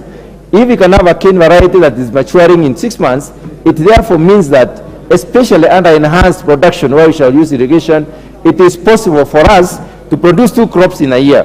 If we can produce 2 crops in a year, and we are doing 692, sometimes 1,000 metric tons of sugar, we shall be able to exceed our national demand for sugar, which is 1.1 million metric tons, and even be able to export some sugar. The other issue, Honourable Speaker, that needs to be looked into is provision of sufficient water. It is time we considered sugarcane under irrigation. And this is happening in the coastal region where we have sugar production, and the investors in the coastal region have clearly shown the possibility of harnessing water, especially the surface runoff, and stream water to be able to dam it and use it for downstream irrigation. And this can help a great deal in production of the sugarcane. Honourable Speaker, we met many stakeholders, and I do not need to go to the details of what we agreed with the stakeholders, but I would like to highlight about 2 or 3 points that came out of the stakeholder consultation. One of them is the fact that the withdrawal of the sugar development levy was a major issue or a major drawback that has affected the cane production industry. The cane industry needs, the cane development needs to be supported. Not only cane development, research needs to be supported. The actual application of these varieties, multiplication of these varieties across the country needs to be supported, and also the distribution of the same needs to be supported. So technologies must move from the research station, and they must be applied on the farm for us to have the varieties that we need. And since we have so many of them, therefore it is important for us to put in money. So reinstatement of the levy is important, and I wish to report to the House that we have a bill that's upcoming, and possibly this evening, that is going to the Committee of the Whole House, and that bill specifically reintroduces the levy that will be used to enhance the sugar industry. The other issue that came out, on our Speaker, is that outgrower institutions are key in the production of the cane. Several outgrower institutions did consult us, and they came out very strongly in terms of the role that they play to bring the farmers together, to pass the knowledge and technologies to them, and to enhance production and productivity. And therefore, we needed to have that consideration, especially when it comes to supporting the outgrow institutions. I pose to basically analyze how the outgrow institutions cannot survive in this country. Honourable Speaker, the only source of income for outgrow institutions is membership fee. Membership fee for a farmer is normally very little, like 100 shillings per farmer. Despite the number of farmers you enlist, Honourable Speaker, it is not possible for these institutions to support themselves by mere use of the membership fee, and therefore it is important for us to consider supporting the outgrow institutions so that they can support the production and productivity that is needed in order to support this particular sector. Honourable Speaker, the issue of zoning came up, supported by a few and opposed by others. As the joint committee, we have to make a decision on this particular issue. And we stuck to the cane supply contract, and we decided that the penalties must be made punitive for those who enter into cane supply contract. Because the cane supply contract will allow millers to engage farmers at very close reach. They will allow the millers to look for money, especially for money set aside, especially in the cane, the sugar development levy that is set aside for cane development. They can access that money or guarantee farmers to access that money, and this money can be used to improve on the cane development, which will improve the production and productivity. In that particular arrangement, the miller who supports the farmers or the cane growers to improve on the production and productivity should be allowed to harvest their cane. And Honourable Speaker, with those few remarks, I beg to second. Thank you, Honourable Mutunga. Honourable members, I now propose the question, which is that this House adopts the joint report of the Departmental Committee on Finance and National Planning and the Departmental Committee on Agriculture and Livestock on its consideration of the memorandum by the National Treasury and Economic Planning on action plans to revive and commercialize state-owned sugar companies, laid on the table of the House on Thursday, 14 September 2023. Justice Kemei.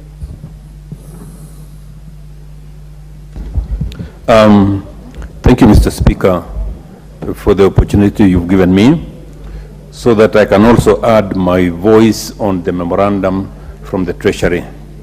From the onset, Mr. Speaker, I must mention that I've been in the sugar industry for a fairly long time. And when we made visits to the sugar factories in Western Kenya and parts of Coast Province, Mr. Speaker, the mills that we used to consider as economic hubs are a pale shadow of themselves, Mr. Speaker. From the onset, Mr. Speaker, I must mention that cane growing is one of the richest economic activities in the whole world. When you consider all crops, Mr. Speaker, it is macadamia which leads in terms of earnings, followed by avocado, and the third one is sugarcane. However, Mr. Speaker, these riches have not gone to our farmers in this country, basically because of a number of reasons. Reason number one, Mr. Speaker, is that the processing facilities in the mills that we have in this country has not been good. The efficiency levels are very low, and therefore the conversion ratio of cane to sugar has been extremely low.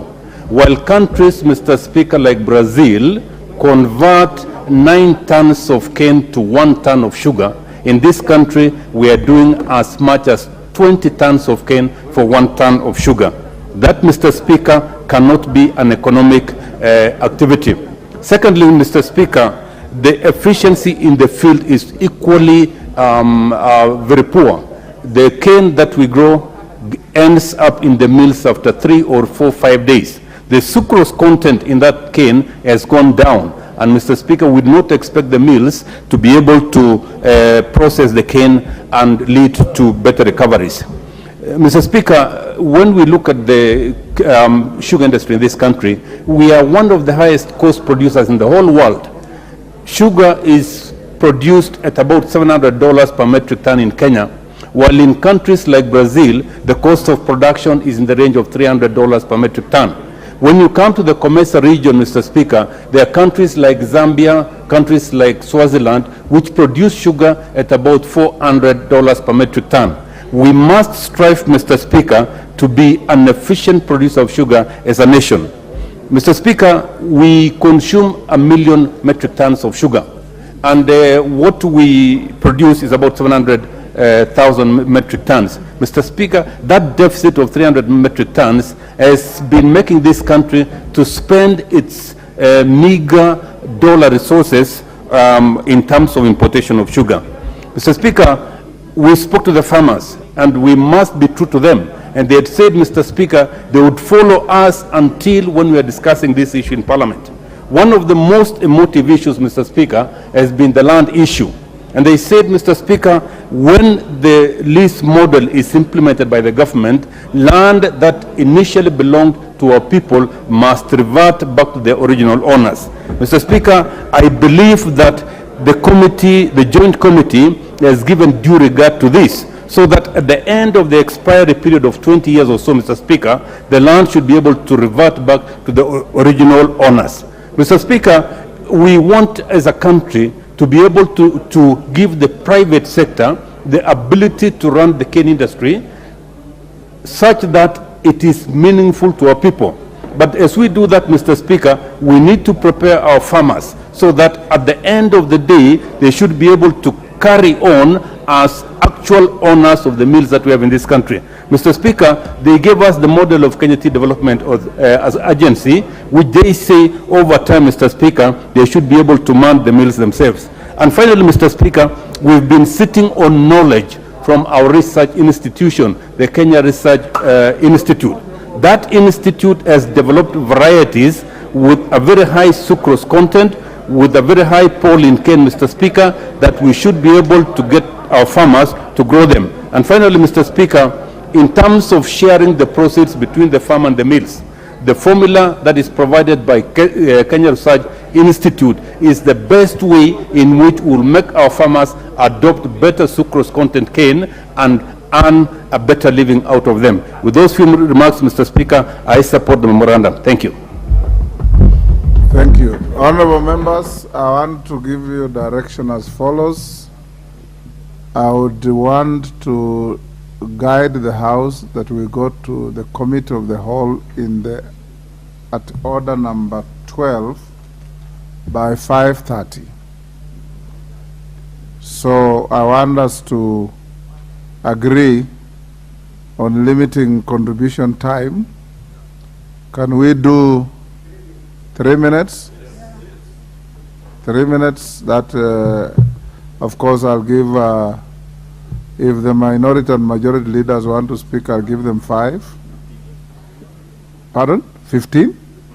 I won't give you 15. The majority and minority leaders, if they wish to speak, I'll give them 5. The rest of the members, you can compress your issues into 3 minutes each, so that we can have as many as we can.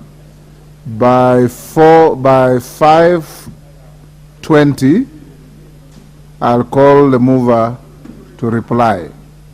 Is that agreed? Yes. Carolo Mondi?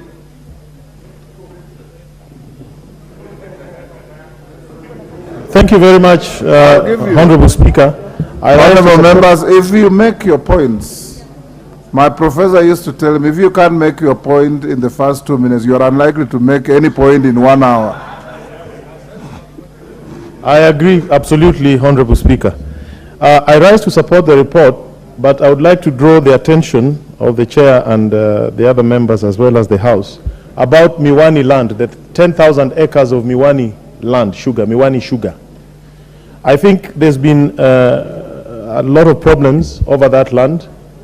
Somebody claims to have bought it in an auction on December 27th, 2007, just the eve of the elections of that year, claims to have bought it in an auction that never took place.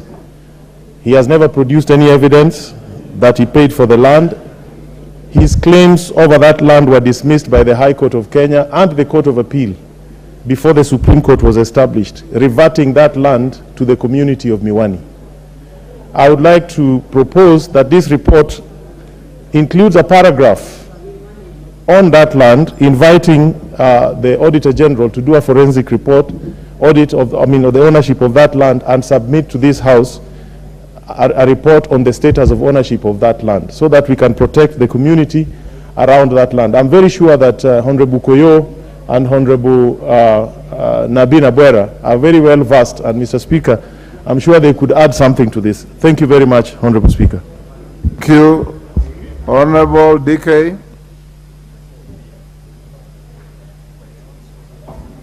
If you follow the example of Carolo Mondi, we'll have a very good contributions. Okay, thank you very much, Mr. Speaker. I want to support the action plan that has been tabled by the Joint Committee of Agriculture, Finance and National Planning. It is important that the sugar sector has been having a lot of problems. And for the better part of our Agriculture Committee, we have taken a lot of time to look at the problem that is affecting the sugar sector. And one of the problems that is affecting the sugar sector is the debt that is currently affecting the public companies. One of it is Mumias, we have Nzoia, we have Miwani, that is only the land that is remaining, we have Moroni, we have Chemelil. They have a lot of problems. And this action plan will assist the government to fix the problem once and for all. When we were doing the stakeholder engagement recently in Kisumu, the important fact that came out is that sugarcane farmers don't want their companies to be privatized, but they are of the view that they can be leased to strategic partners in a duration that is not 99 years. They actually said that they can only be leased for about 20 years. And in that lease, it should come out very clearly that one of it is that the strategic partner should use the company and the nuclear farms for sugarcane production. At no time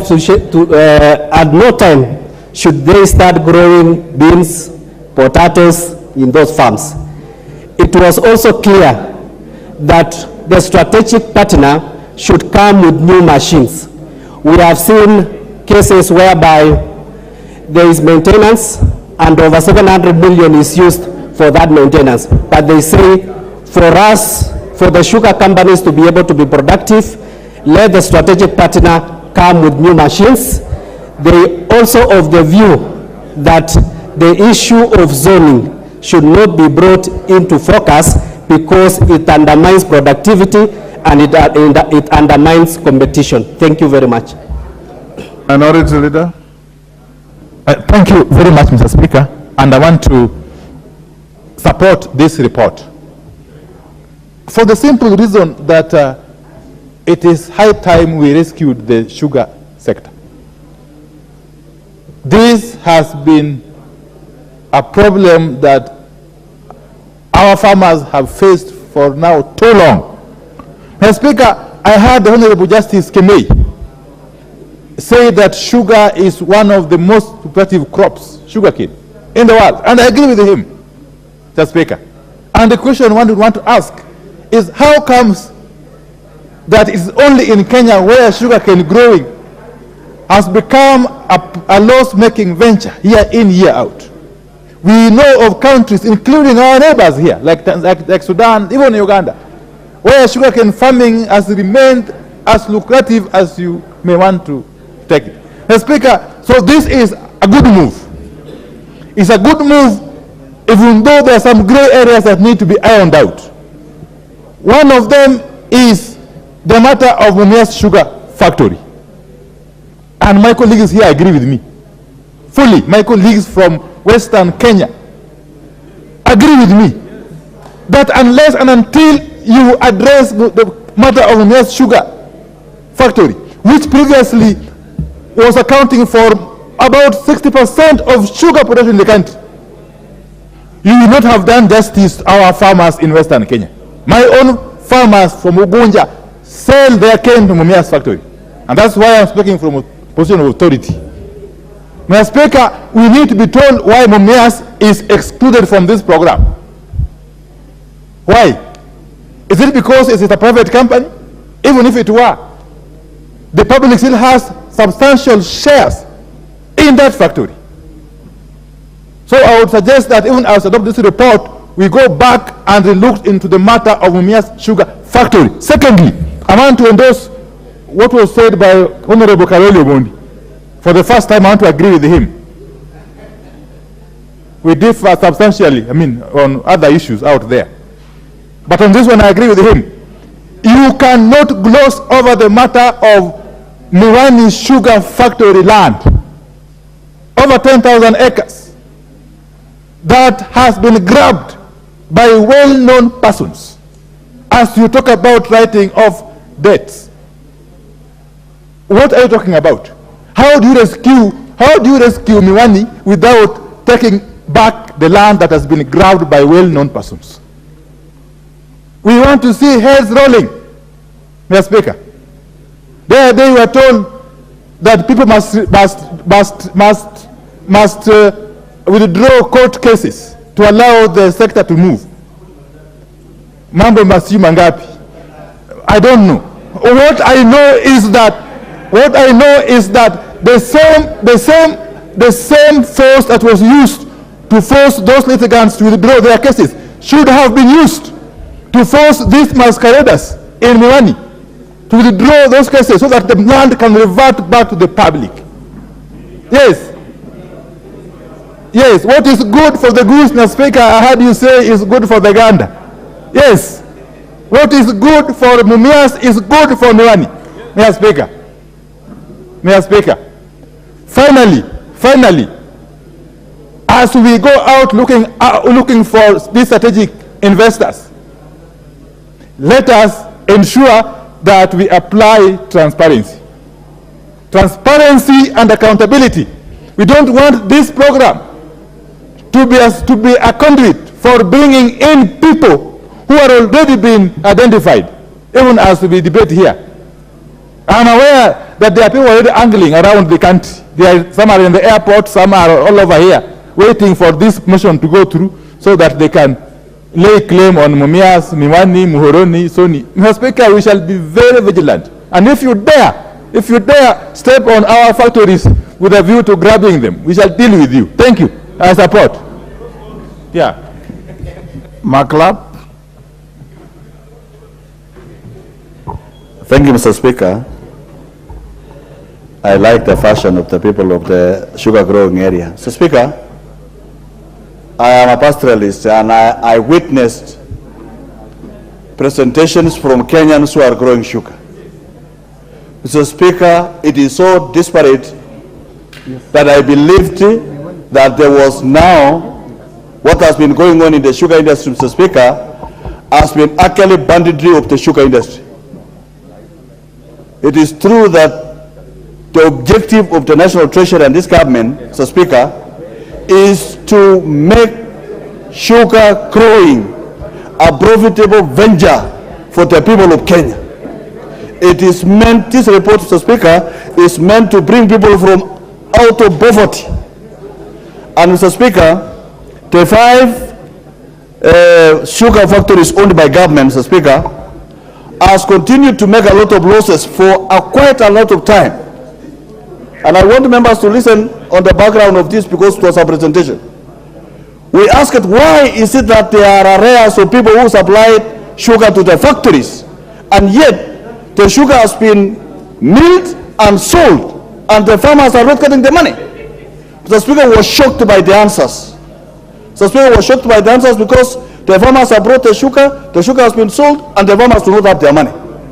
And the answer we were given was shocking, Mr. Speaker, that the people who are living in the growing sugar areas must know that the 5 sugar factories has been captured, and they go and look for brokers and cartels to bring money in advance to the factory in the name of helping them pay their problems and then they sell the sugar to them at a cheap price. So when they sell the sugar at a cheap price, they are unable to pay the farmers who brought the sugar. That is how the farmers in this Western Kenya have actually suffered for a long time because of capture of the state-owned factories. Mr. Speaker, this committee, Mr. Speaker, I want to thank them because, Mr. Speaker, even when Treasury gave us penalties, arrears, principal interest of 50 billion, when we called upon KRA to bring their data, Mr. Speaker, the tax collector of Kenya, KRA, brought a figure of 16 billion. Mr. Speaker, the committee led by my vice chair, my vice chairman, Mr. Kimari Kuria and Dr. Kitonga, actually, we actually overruled and removed 50 billion that the National Treasury had brought forward as a writing off. The real figure, we used the tax collector, the KRA of 16 billion. You can imagine the difference, Mr. Speaker. Mr. Speaker, this is why we realized that, again, there was no safety net of employees of the sugar factories, Mr. Speaker. And we propose, therefore, that in the write-off is to pay the employees so that whoever is going to lease this land, Mr. Speaker, will start from a clean slate, will not be unorganized, will be able to run a clean business that will be able to bring money to the farmers. Mr. Speaker, the end product is the Wanchiku, the people in the lower cadre should actually benefit from the sugar growing area, Mr. Speaker. They should be able to make money out of this particular business, Mr. Speaker. And to ensure that the land is not lost, we brought this lease program, Mr. Speaker. We say the lease program need to be understood by the farmers in those areas, Mr. Speaker, so that the land will actually be referred to the people living in those particular areas after the expiry of the lease, Mr. Speaker, which is a good thing other than privatization, Mr. Speaker, because the holding to have taken the land. Mr. Speaker, the last thing that I want, and I want to amend it, Mr. Speaker, is actually there is need for research for growing of sugar. I realize most of the sugar in those areas, Mr. Speaker, I went around, are more like napier grass. Onyango Koyo. Thank you very much, Honorable Speaker. Honorable Speaker, I stand here as the biggest beneficiary of this reform. That Try and now take 2 minutes each so that this interest the report that was here will be best cured by the intended or the impending sugar bill that has been tabled by Honorable Wanangwe. I want to talk about the case of Miwani Sugar Company because that is my ancestral land. Honorable Speaker, as Honorable Karoli said here, Miwani Sugar Company was the oldest company, and the land in which the raw materials grown were donated by the locals whom I represent in Parliament. Sometimes in 2008, somebody purportedly bought this land in an auction, and serious investigation was mounted as and when PLO Lumumba was the head of EACC. It came out from the report that there was never an auction, there was never lands bought, there was never money paid.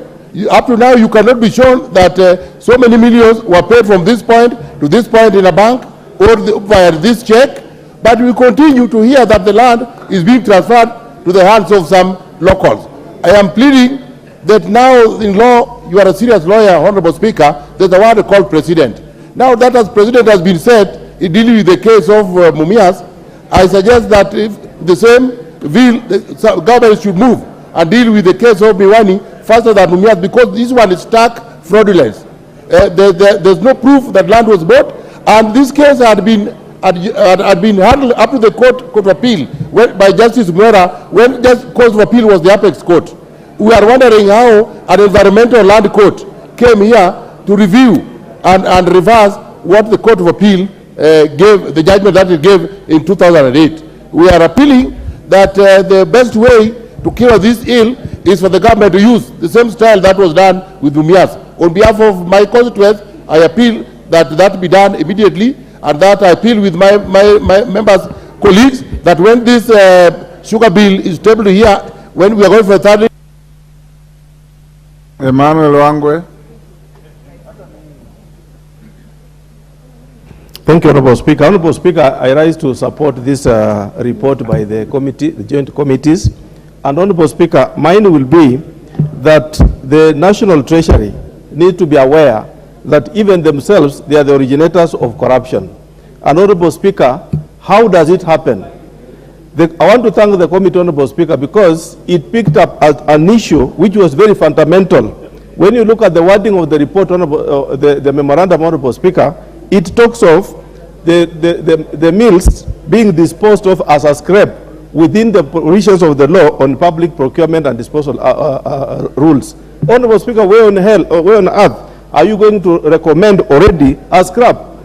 National Treasury, Honorable Speaker, was inviting corruption in this case, and I would wish, Honorable Speaker, that the Joint Committee should have recommended proper reprimand of the Treasury officials.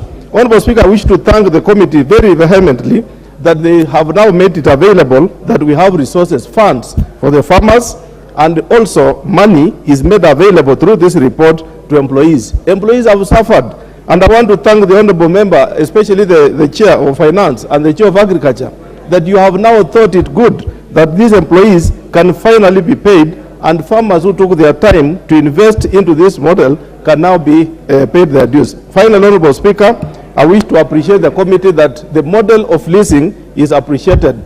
The kind of leasing, Honorable Speaker, rather than the issue of privatization, is an issue which is welcome. However, Honorable Speaker, allow me to express my disappointment that Mumias is not in this report. However much we say that Mumias is private, Honorable Speaker, Miwani is 49% government and 51% private, Honorable Speaker. The CR12 indicates so.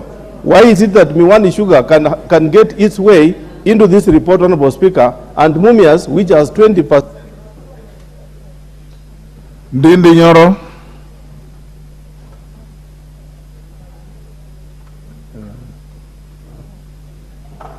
Thank you very much, Mr. Speaker. And I rise to support this memoranda from the National Treasury.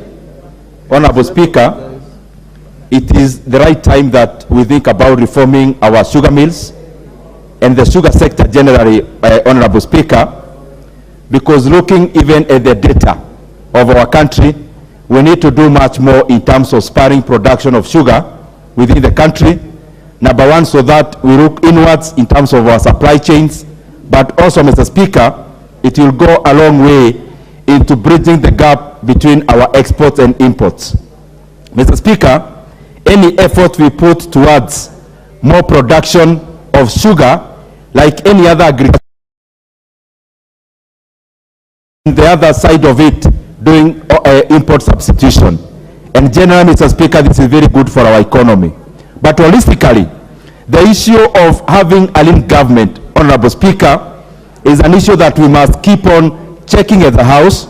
Honorable Speaker, is also because the government must do the least in terms of the commercial sector, because the government should be doing what the government should be doing. That is enabling other industries, Honorable Speaker, and also checking on them, Honorable Speaker. Therefore, I am one of the ardent supporters of the fact that we need to reduce all the government-related, government-owned entities from the current, which is over 500, Honorable Speaker. We leave only that which the government should do. The government should be lean, because when we have a small government, we have big people, Honorable Speaker, figuratively speaking. We must go beyond sugar, what we are doing in terms of leasing. We must go into the commercial sector. There is no reason, for example, the government of Kenya should be owning a bank. And even in those banks the government owns, in a sector that is making supernormal profits, the government... Peter Salasia. Okay. Mr. Speaker, thank you. I have the following observation. Last time when we had the committee meeting as a finance and agriculture, we had a very interactive session with the stakeholders. And I can support 100. I want to thank the memorandum that came from the Treasury. And I can tell you that the leasing model, because you realize that most of these companies, like even the Mumias that is being talked here, what really made it to undergo the situation where it is right now is because of the poor privatization model that was used. So I stand to support 100% the model that we have used, because we have realized that this company, this state-owned factories, sugar factories, they cannot compete with the private sectors because they don't have the capacity to have the new machine and also do diversification, value addition, and other factors that are encompassed in. I also want to thank the committee and for the MOCO, which has been so pertinent in contributing the production of cans, and I want to support the zoning for this matter, because there is no any way that you can allow somebody to travel miles and miles of kilometers just to travel to transport cans from there. There is also other extra costs that will also come in, and these things will also come back to the farmer. So I want to ask the members to support zoning, so that because of the little land that is available to us, the millers can focus there and develop cans so that we can increase the productivity. Meanwhile, I want to thank the president for the maneno matatu is in the Bible, whereby they say that whoever does not respect the God and mfalme wa nchi, maneno ni matatu, amrishwe afanye nini. So those cases in Miwani, we're also asking the president. Yes, David Ocheng.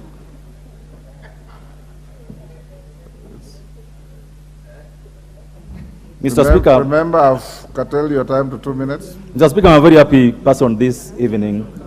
Because, Mr. Speaker, I believe this is the beginning of the rejuvenation of the sugar sector in this country, Mr. Speaker.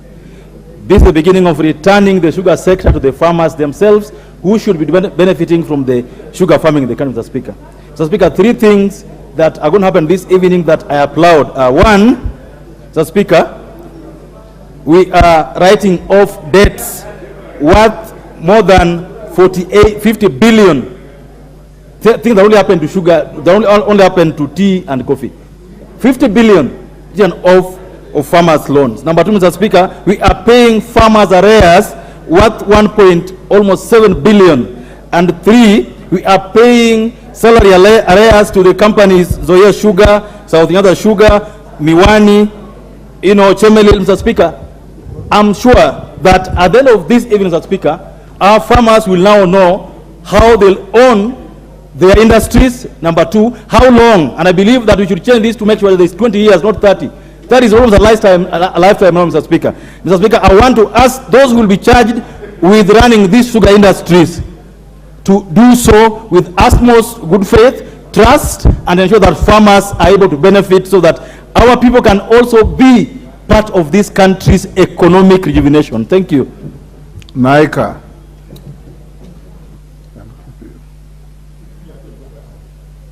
Member for Mumias West. Thank you, Mr. Speaker. Mr. Speaker, I am one of the happiest people today because Mumias Sugar factory stands in my constituency. We have really suffered. If you go to Mumias town, it is just a shell.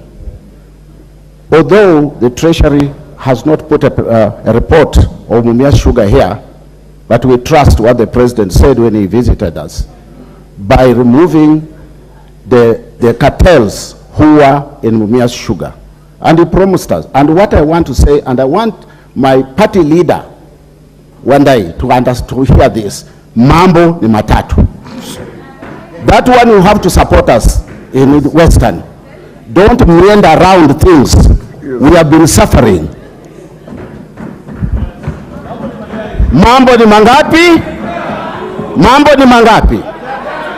Either aende heaven, aende jela, ama arudi kwa, lakini Mumias iwe nini? Revived. Hiyo ndio kitu mimi nataka kuongea hapa, Mr. Speaker, and we are one of the happiest. But this bill, this report, ingizwe Mumias Sugar na dates ziwe written off. There is a point of order from Mr. Speaker, I want to interrupt my good friend, the Honorable Naika, and my good neighbor for that matter. I heard him calling for my attention that I should listen carefully. Yes. And yet I haven't heard what was meant to be directed to me to act upon. No, I don't know. So order. Honorable Andai, you are just being cheeky. You heard him. Go on. Yes. You heard him loud and clear. He's supporting us halfway.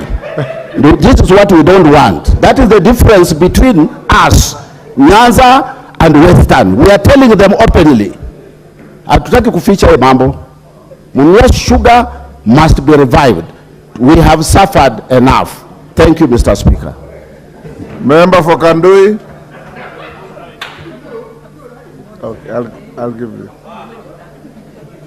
Member for Kandui. Thank you, Honorable Speaker, for the... You have 2 minutes. Thank you, Honorable Speaker, for the opportunity. 3 things. I support wholeheartedly the government's efforts to write off the debts. And I just pray that this time round, let us have a clear balance sheet, because these debts were written off in 2012, but they have still been appearing in the books. I wholeheartedly support the payment of farmers and employees of Nzoia Sugar, people who have failed to send their children to school because of non-payment. We cannot have a sector that is not controlled, Honorable Speaker. I therefore support the establishment of the 5 catchment areas and for the development of regulations to guide the conduct of the sugar sector. We are having chaos in the sugar sector because of poaching, absence of regulations. And equally, I support the funds to be put towards supporting the Kenya Sugar Research Institute to enable us to be able to develop new early maturing canes to be able to pay our farmers. But in respect to leasing, Honorable Speaker, I want to be very, very clear that this leasing must be done above board. I have looked at the recommendation. I'm saying the leasing is going to be done for 30 years. 30 years is too long a period of time. 2, I have looked at the recommendation, the nucleus and the land that it is being recommended that the lands go back to their original owners. I don't think we need to return back to the original, because people were displaced. These lands were taken over by government. So we need to develop a system where farmers consistently begin taking over this particular industry so that they can be able to run it. Any recommendation that is pro-farmer to empower the farmer to run this particular industry is ultimately welcome. But we must do away with the sugar barons and the sugar economic bandits who have brought the confusion in this particular sector by importing sugar and doing cane poaching. As Honorable Naika says, mambo ni matatu. We must bring this sector to its senses. Thank you, Honorable Speaker. Because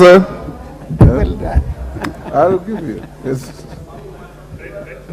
Thank you, Honorable Speaker. Honorable Speaker, I want to support this report, memorandum by the National Treasury and Economic Planning on action plans to revive and commercialize state-owned sugar companies. Honorable Speaker, for a long time, state-owned sugar companies have actually been mismanaged. They have suffered from looting and corruption. And I think the position the President has taken is, is supported by everybody on this House, including my friend Obio Ndai and his team. And I think this is the way to go as a country, that when something is good and is being done that is helping Kenyans, all of us must appreciate it and must give it our full support. And not just this one alone, but many other programs which we've seen the President put in place to make this country go in the right direction. We've seen the production efforts being put in the production, especially bringing down the cost of living. And I think, to me, that is something that is laudable and is something that is in the right direction. And I think our country now is taking the right trajectory, and we should be able to support. With those few remarks, Honorable Speaker, I support the memorandum. Thank you, Honorable Ukose. Nabi Nabwera.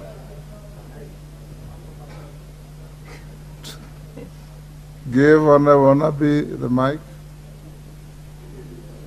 You are giving the wrong location. There's one next to you there. Thank you, Mr. Speaker. You have 2 minutes.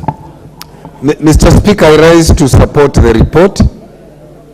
Mr. Speaker, this report goes a long way in reviving the sugar industry. However, Mr. Speaker, the issue about Miwani must be captured in its right context. I was the Joint Secretary of the Sugar Task Force, and we clearly found out that the land is government land. Secondly, Mr. Speaker, I want to support this report with a recommendation that the debt of Mumias, that 3,654,593 be included in this report. And my reasoning, Mr. Speaker, is that Mumias is a national interest, is a public interest. Just like the government bailed out KQ when it was a private company, we should use the same principle to bail out Mumias.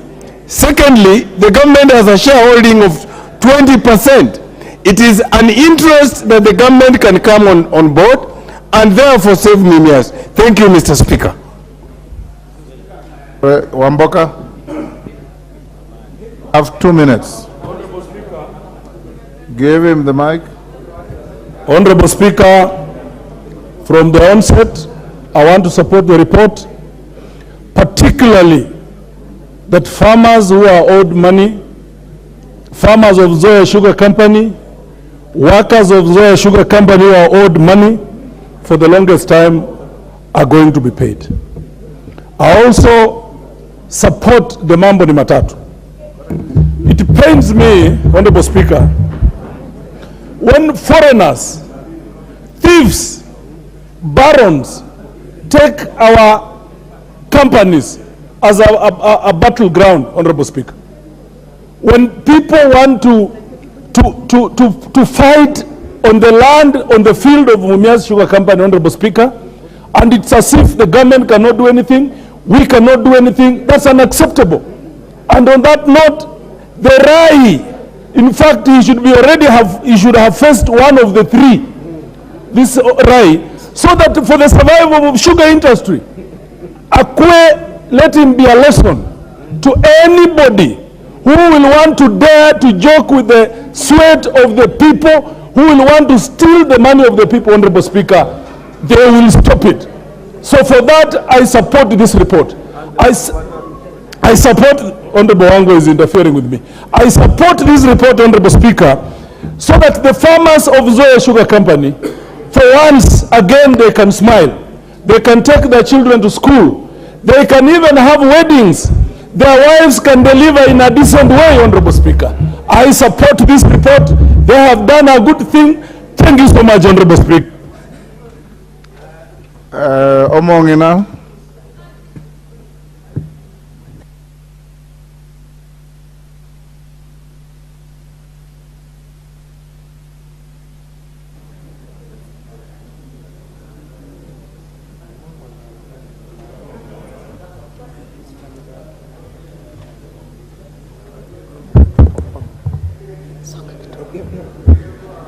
Honorable Speaker, thank you for giving me this opportunity. I'm Cherusha Mongina, not your Mongina. From the onset, I support the report of this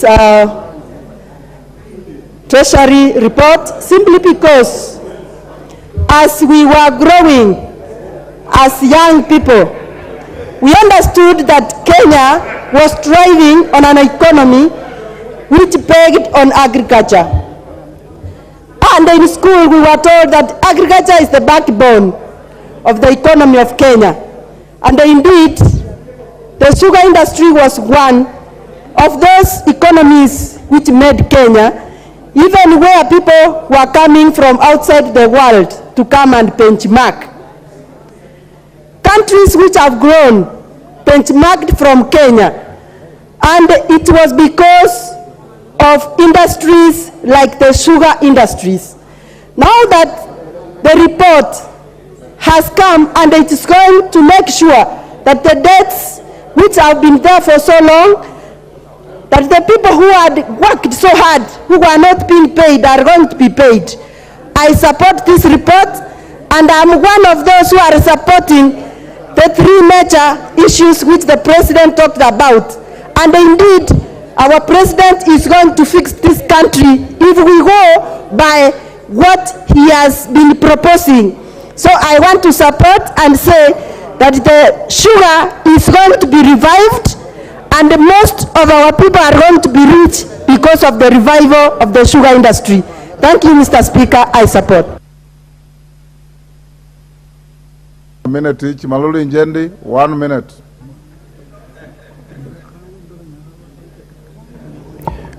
Thank you, Mr. Speaker. First of all, I want to thank the President of this country for his goodwill towards cane farming. It's actually his initiative that we are where we are, and therefore I support this report fully, that debts have to be repaid by the government. However, Mr. Speaker, I want to ask Treasury of the government. We have the persons who have caused farmers to suffer. I'm aware of some persons who actually borrowed money from Mumias, over 200 million, 500 million, and these people are walking around in the country. Mr. Speaker, as we write off the debts, the persons who have stolen this money must be actually brought to book. Thank you, Mr. Speaker. Kagombe, 1 minute. Thank you, Mr. Speaker. I stand to support this report. And Mr. Speaker, one of the things that we found in these sugar areas is the issue of governance. When there is poor governance, the sugar industry will continue suffering. And I think that the privatization model that we've taken is not enough. These industries, these millers must revert to the farmers, actual farmers, like the tea farmers have taken over the tea factories, and guide them. And I would like to persuade Honorable Salasia here that the zoning that they want to introduce is going to kill the industry, because you're going to have a farmer who wants to take his cane to a certain factory and cannot get the proceeds, and they are going to suffer. Therefore, what we got from the people on the ground is that they want it to be liberalized so that we are able to fetch better markets and so that we kill this monopoly that has been happening. Thank you, Mr. Speaker. Member for Rangwe, Ndiwa, 1 minute. Mr. Speaker, thank you, Mr. Speaker. As they say in medicine, you have to stabilize a patient. Let's pay our farmers, pay our workers, so children can go to school. As we speak here, there are so many children who are not going to school. That's point number one. Number two, this leasing model, let us have a good legal framework. Otherwise, it can be abused and also can evoke emotion, the same emotion land brings, and we cannot succeed in that. The issue which also came from farmers, and I think is very important, members, is about the extension workers, which is missing in all this, and that is depressing the yields, the good sucrose, we talked about sucrose content, and lastly, the poaching. It's not about the zoning. Let's stop the poaching. There's a provision here. Thank you, Mr. Speaker. Rachel Nyamai. Thank you, Mr. Speaker, for the opportunity to also put my word in this very important report. Mr. Speaker, first of all, I would like to congratulate the two chairs. They have done a wonderful job, and you can tell that they put their time in this. Now that it is 1 minute, Honorable Speaker, let me be sharp and just go to the rhetorical question which I want to ask. Mr. Speaker, for how long have we known that we can plant sugarcane that can last 6 months and we harvest? And why is it that, Honorable Speaker, we have had governments that have been putting farmers in the agony of spending 36 months waiting to harvest sugar? Honorable Speaker, I would like to thank Kenya Kwanza government. I want to thank the President and to say that he is going to take this country very far, and agree with the other members that mambo ni matatu in the sugar sector. This is a sector that must be handled very quickly, very fast, because the people who are there are terrible. Nabulindo, you have a minute. Give Nabulindo. Thank you, Mr. Speaker, sir. Mr. Speaker, first, I would like to take this opportunity to thank you for giving me this chance. And I would like to say that I oppose this report. I'm opposing this report because when I look at the list of the companies listed, Mumias Sugar is not there. And as long as Mumias Sugar is not there, and I represent 100% farmers, sugarcane farmers, I will not support this report. So therefore, if later on they can introduce an amendment to include Mumias Sugar in all this engagement, then I'll support the report. But for now, I oppose it. Member for Kitutu.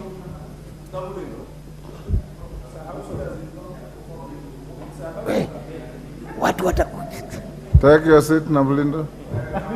Give Kitutu. Thank you, Mr. Speaker. I want to support this report. You have a minute. I want to support this report on the sugar because in Nyanza region, sugar sector is our coffee, is our tea, and it's our goal. So this report, I want to support it fully because there are cartels who have been in this sector who have managed to make sure that our farmers are not paid well. And I want to support it because our farmers from now henceforth, they are going to get their dues and they are going to make sure that their kids go to school well and they get back their money. To the cartels, as they say, mambo ni matatu. Either you go to heaven or you go to jail or you go somewhere else. Thank you, Mr. Speaker. Thank you, Makoha Odanga. Thank you, Mr. Speaker. Mr. Speaker, I support this report. You have a minute. And it is good that government pulls out of businesses because we know government to be a very poor businessman. Mr. Speaker, lease model is being recommended and we heard it from stakeholders. Mr. Speaker, even as we agree to the lease model, proper due diligence must be done because lease is quickly becoming the new model of land grabbing. And Mr. Speaker, Mumias Sugar Company, which is under receivership, should be included in this report. Thank you, Mr. Speaker. Thank you. This is the time we agreed. So I'll indulge the majority leader. Kimani, how much time do you need for reply? If you have 1 minute, then I'll give majority leader 5 minutes like your counterpart. Thank you, Honorable Speaker. And I also join other members except the Honorable Navulindo, who I had opposed this report in supporting this report. But maybe if I may begin by informing the Honorable Navulindo, and I am sure there are also other members from Mumias, the larger Mumias area in Western Kenya, who are asking the question of Mumias Sugar Company. And indeed, they have a very good point in that Mumias also needs to be rescued. But he knows that Mumias is 20% owned by the public or by government and 80% private, by private investors. But I want to assure him that there are also measures to ensure that Mumias is also rescued from the abyss that has bedeviled the sugar sector.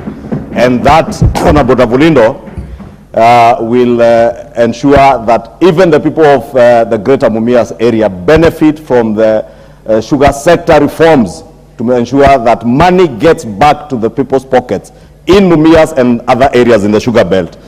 Honorable Speaker, part of the proposals in this memorandum by the National Treasury is the write-off of debts and taxes owed to GOK or to the government of Kenya, and penalties also owed to KRA by the sugar companies. And indeed, I want to support this measure that even as we seek to commercialize and privatize them, there is no private investor who will want to put their money in a company or a state entity that is bedeviled with a lot of liabilities, including tax liabilities, Honorable Speaker. And indeed, I support that measure to write off the debts that were owed to the government of Kenya, to make them more attractive to investors who will bring in their private capital, private expertise, and make the sugar companies more efficient, and therefore end up guaranteeing farmers more money getting into their pockets. Honorable Speaker, I've also had concerns on the period of time, and I think it's the Honorable Makali who raised the issue of the period of 30 years.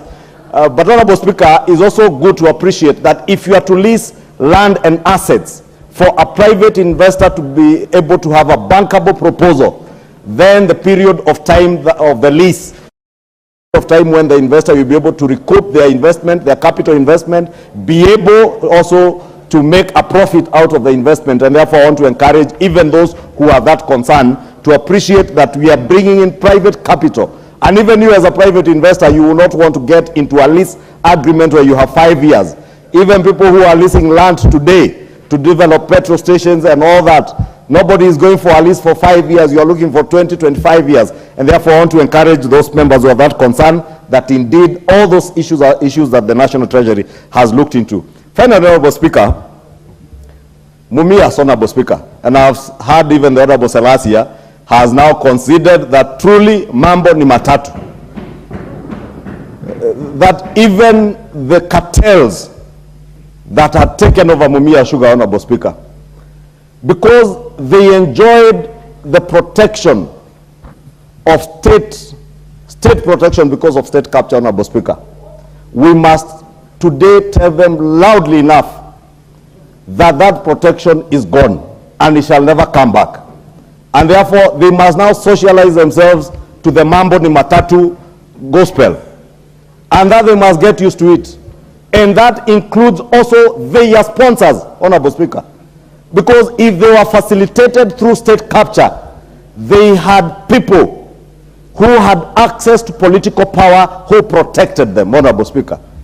Honorable Speaker, even as Honorable Navulindo speaks about Mumias, and I know the Wanga people are very keen on Mumias because they surround that area of Mumias. And I know his party leader, because he's a member of the ODM, also owes Mumias Sugar Company close to above 300 million shillings.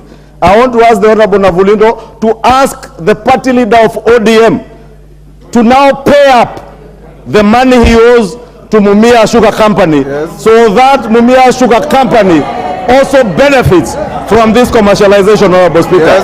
Because we cannot have a situation where majority. There's a point of order from Wandai. Mr. Speaker, I think we are doing so well up to the point where Honorable Chungwa has started to digress in a very, very fundamental way. Mr. Speaker, it is not right within our standing orders for Honorable Chungwa to allege or to claim that the leader of ODM, and there's only one leader of ODM, there is only one leader of ODM, that the leader of ODM owes Mumias Sugar Company 300 billion shillings. Why would that be an allegation allowed to happen in this, on the floor of this house? You all know. So can he table evidence that the leader of ODM owes Mumias Company that kind of money, or withdraw and apologize? Because otherwise that would be scandalizing in the name of somebody who cannot defend themselves on the floor of this house. Mr. Speaker, I plead with you. The leader. Honorable Speaker, your time is up. Honorable Speaker, you know, Honorable Speaker, I was saying, it is only right that if you are writing off debts owed to the public, owed by these sugar companies to KRA, and that is public money, even individuals and private companies that owe the sugar companies should and must pay up. Honorable Speaker, on the question of the leader of ODM, it is in public domain, including documents tabled in this house previously, including audit reports that he, the leader of ODM, owes Mumias. Na mambo ni matatu, he has to pay. And either pay or pay. Order. I'll indulge the Honorable Nyamita 1 minute from the Sony zone. Thank you, Mr. Speaker. I rise to support this particular report. Mr. Speaker, I think this is the true and most relevant attempt at truly bringing the cost of living down. Because when you waive the debts and pay farmers and pay employees their money, then it means that money is going to go into circulation.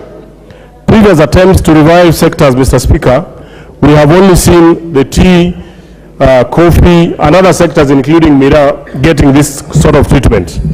That this time, the sugar industry has been considered, this is a really great move. Mr. Speaker, in Sony Sugar, 860 million for farmers, about 1.1 billion for salaries arrears is going to be a big boost. All we want is that before the private sector takes the reins, we want that proper public participation. Kimani, Chairman, Honorable Kimani, you wanted 2 minutes. I'm giving you the 2 minutes. Honorable Speaker, I really want to thank the members for this and very I robust. want you to also give the House an assurance on 2 things, Mumias and Miwan land. Thank you very much, Honorable Speaker. I want to thank the robust conversation that you've had this afternoon. There is a true spirit of debate. If you check the document that National Treasury gave these two joint committees and what we presented to this House, we have really enriched this report and made fundamental implications and commitments. And on the two matters, Honorable Speaker, that have been quite elusive, on the issue of the 30 years lease, I want to indicate or to give the assurance to this member that the lease model actually proposes that the lease will be reviewed after every 5 years. So even if it's a 30-year contract, there will be a review of 5 years to make sure that it is in adherence to the interests of the farmers. Second, Honorable Speaker, the issue of Mumias Sugar Company was something that came out during public participation, was something that came from the sugar conference that we also borrowed a lot of recommendations from, and we have actually asked National Treasury within 60 days they must bring recommendations that I will table in the floor of this House of how to help Mumias Sugar Company go back to profitability, go back to support the economy of the Wanga people. On the issue of the 10,000 acres owed in Miwani Sugar Company, we only faced one legal hurdle because the matter is actively in court, and therefore the doctrine of sub judice and our standing order number, I think is 89, would have barred us from making resolutions with something actively in court. However, having said that, we are going to indulge the company. We are going to go back to Western and make sure that within 60 days we'll bring a report on the solution for Miwani Sugar Limited. So I want to give the commitment of the Departmental Committee of Finance and Agriculture, Finance and National Planning, and with concurrence with my co-chair, the Committee of Agriculture and Livestock Development, that will come back with this House with a solution for those two additional companies. And with that, I beg to reply, Honorable Speaker. Thank you. Chairman of committees, you should always prosecute your cases with such clarity, and the clarity that Murugara exhibited this afternoon. Honorable members, I now put the question, which is that this House adopts the joint report of the Departmental Committee on Finance and National Planning and the Departmental Committee on Agriculture and Livestock on its consideration of the memorandum by the National Treasury and Economic Planning on Action Plan to revive and commercialize state-owned sugar companies, laid on the table of the House on Thursday, 14 September 2023. As members of that opinion say aye. Aye. Will those of the contrary opinion say nay? The ayes have it. Yes, one aye. On the same matter? Certainly not. Yes. Mr. Speaker, I just want to indulge me, understanding order number 1. I know we are in a hurry to go to the next order. Mr. Speaker, you know, under, I think, Article 209 of the Constitution, the Auditor General is under an obligation to undertake audits every financial year on ministries, state departments, and indeed government entities. Mr. Speaker, it has been confirmed now clearly that Miwani Sugar Factory is a public entity owned by the government, or the public for that matter. And yet, for the last 10 or more years, the Auditor General has not undertaken any single audit of that factory. I want to urge you, Mr. Speaker, that you use your chair, use your authority to direct the Auditor General to bring a report to this House as to why she has not been able to audit Miwani Sugar Factory for more than 10 years now. Under what law has she been operating for her to fail to undertake such a primary responsibility under the Constitution, Mr. Speaker? Kindly direct the Leader of Majority to compel the Auditor General to bring to this House a report, and very expeditiously, even as the Honorable Wandai, yes. Your own member Wangwe is gesturing that he seized of the matter in his committee. So what you are saying may not be accurate.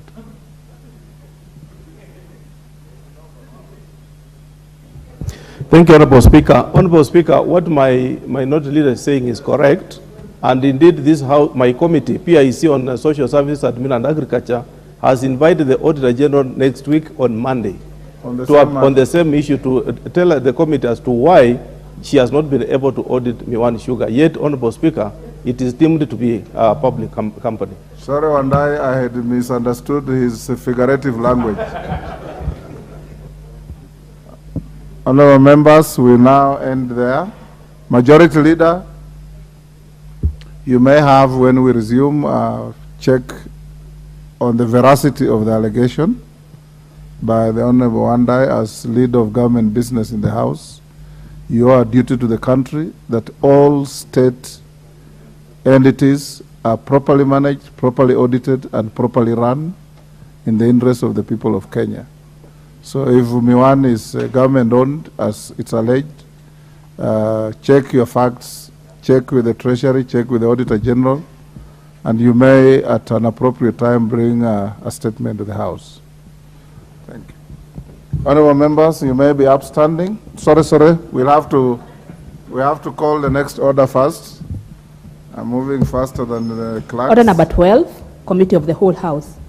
Thank you. Now, be upstanding, honorable members.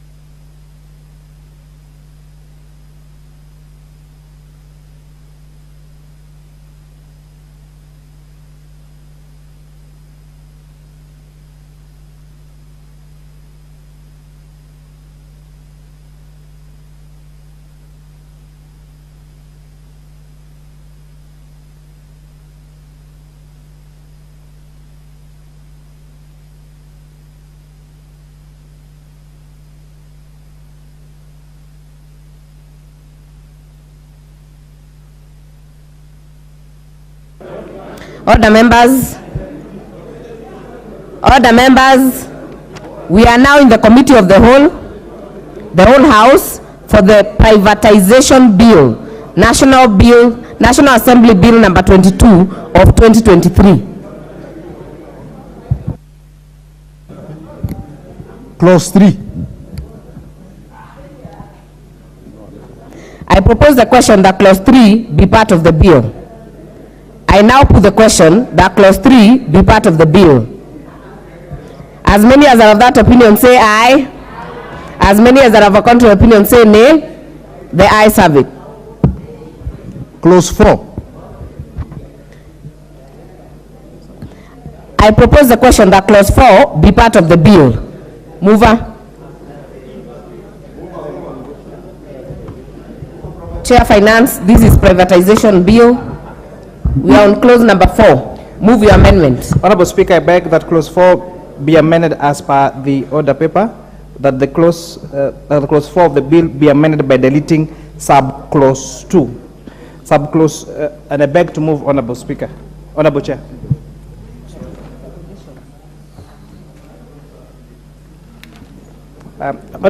Honorable Chair, just to explain to members what you're doing, this amendment is seeking to delete sub-clause 2 of the clause of the bill which provides that the National Treasury may, on its own or through the authority, provide technical support and assistance to county government with regard to privatization by county government. It being a National Assembly bill, Honorable Speaker, we thought that we did not want to delve into the functions of county governments. Therefore, deletion of clause 2 removes that responsibility or suggestion of that responsibility that the privatization authority could help county governments in privatization of county programs. Chairman, confirm we are amending clause 4, sub-clause 2. Yeah. I confirm that Honorable Chair, I move that clause 4 of the bill be amended by deleting sub-clause 2. Good. And I was explaining what sub-clause 2 provides, the issue of privatization of entities in county governments. All right, I then propose the question that clause 4 be amended as proposed by the chair.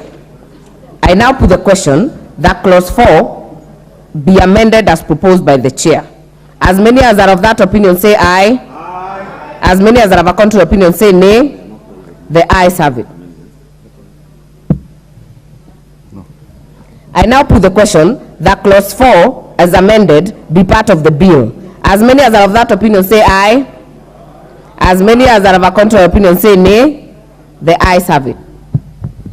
Clauses 5, 6, 7, and 8. I propose the question that clauses 5, 6, 7, and 8 be part of the bill. I now put the question that clauses 5, 6, 7, and 8 be part of the bill. As many as are of that opinion say aye. As many as are of a contrary opinion say nay. The ayes have it. Clause 9. I propose the question that clause 9 be part of the bill. Chairperson. Honorable Speaker, I move that clause 9 of the bill is amended by inserting the following new paragraph immediately after paragraph E, that is EA, that the authority prepare a long-term divestiture sequence plan, and EB, that monitor and evaluate the implementation of privatization programs in the country. The proposed amendment, Honorable Chair, seeks to provide for additional functions for the privatization authority, which seeks to strengthen the authority in achieving its mandate, specifically by introducing this new role of preparing long-term divestiture sequence plans. Divestiture plans are those plans that where an institution may want to privatize part of the entity and not the whole entity. With that, I move, Honorable Chair. I propose the question that clause 9 be amended as proposed by the chair. I now put the question that clause 9 be amended as proposed by the chair. As many as are of that opinion say aye. As many as are of a contrary opinion say nay. The ayes have it. I now put the question that clause 9 as amended be part of the bill. As many as are of that opinion say aye. As many as are of a contrary opinion say nay. The ayes have it. Clause 10. I propose the question that clause 10 be part of the bill. Mover, Chairperson. Honorable Chair, I beg to move that clause 10 be amended as per the order paper. I will, however, Honorable Chair, beg to move that clause B be further amended as follows, deleting paragraph E and substituting therefore the following paragraph, that 4 other members not being public officers nominated by the Cabinet Secretary through a competitive process, and deleting the words and approved by the National Assembly. So, and then each possessing a degree in either economics, accounting, finance, or any other relevant degree from a recognized institution, and having 10 years of work experience, of which 5 shall be in senior management level in relevant field. This further amendment, Honorable Chair, removes the responsibility of National Assembly from approving the board, because we realize that converting the commission to a board will therefore not necessitate that those board members come to the National Assembly for approval. I now propose the question that clause 10 be amended as proposed by the chair. I now put the question that clause 10 be amended as proposed by the chair. As many as are of that opinion say aye. As many as are of a contrary opinion say nay. The ayes have it. I now put the question that clause 10 be as amended be part of the bill. As many as are of that opinion say aye. As many as are of a contrary opinion say nay. The ayes have it. Clause 11. I propose the question that clause 11 be part of the bill. I now put the question that clause 11 be part of the bill. As many as are of that opinion say aye. As many as are of a contrary opinion say nay. The ayes have it. Clause 12. I propose the question that clause 12 be part of the bill. Mover. Clause 12. Hold on, let me get clause 12. Honorable Chair, I beg to move that clause 12 be amended as per the order paper, and this is just correcting grammatical errors that were on the bill. I therefore propose the question that clause 12 be amended as proposed by the chair, and I now put the question that clause 12 be amended as proposed by the chair. As many as are of that opinion say aye. As many as are of a contrary opinion say nay. The ayes have it. Clauses 13 and 14. I propose the question that clauses 13 and 14 be part of the bill. I now put the question that clauses 13 and 14 be part of the bill. As many as are of that opinion say aye. As many as are of a contrary opinion say nay. The ayes have it. Clause 15. I propose the question that clause 15 be part of the bill. Mover. I propose the question that clause 15 be part of the bill. Mover. Clause 15. This is new. This is the new clause. No, not new. I beg to move that. Clause 15. Right, are we together really? We have not done 13. There's a new clause 13A. Okay. Chair, we have already done. There's a new clause 13A. It will be later. New clauses will come later. Deal with clause 15. Okay. Then, Honorable Chair, I beg to move that clause. Are we on the same page? And I beg to move that clause 15 be amended as per the order paper. And this, Honorable Speaker, was providing for the qualifications of the managing director of the authority to make sure that we have a competent managing director to lead the privatization authority. With that, I beg to move, Honorable Chair. Thank you. I propose the question that clause 15 be amended as proposed by the chair. And I now put the question that clause 15 be amended as proposed by the chair. As many as are of that opinion say aye. As many as are of a contrary opinion say nay. The ayes have it. I now put the question that clause 15 as amended be part of the bill. As many as are of that opinion say aye. Aye. As many as are of a contrary opinion say nay. The ayes have it. Clauses 16 and 17. I propose the question that clauses 16 and 17 be part of the bill. And I now put the question that clauses 16 and 17 be part of the bill. As many as are of that opinion say aye. As many as are of a contrary opinion say nay. The ayes have it. Clause 18. I propose the question that clause 18 be part of the bill. Mover, move the amendment on clause 18.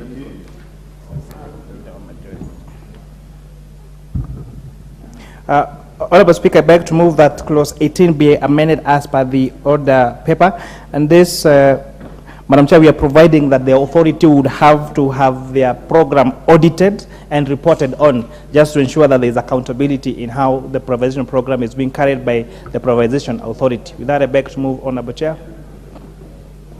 I propose the question that clause 18 be amended as proposed by the chair.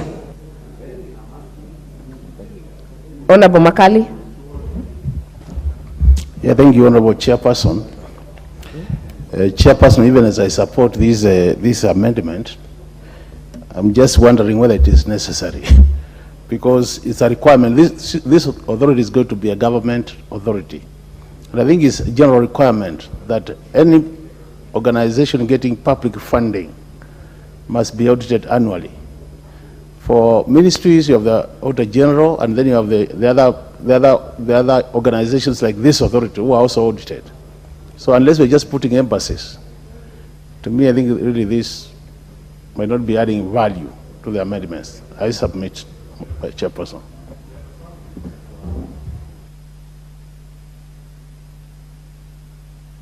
Member for Muhaya.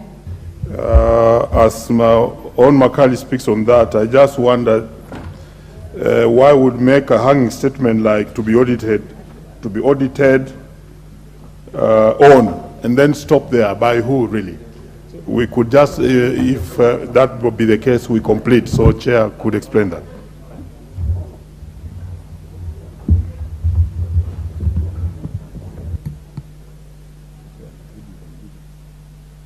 Chair, I would like you to respond to a few issues. Maybe Honorable Member for Muhaya, please raise your point again for the benefit of the Chair. Just to make sure that we are making a complete law, who really would you want to audit this particular board or organization?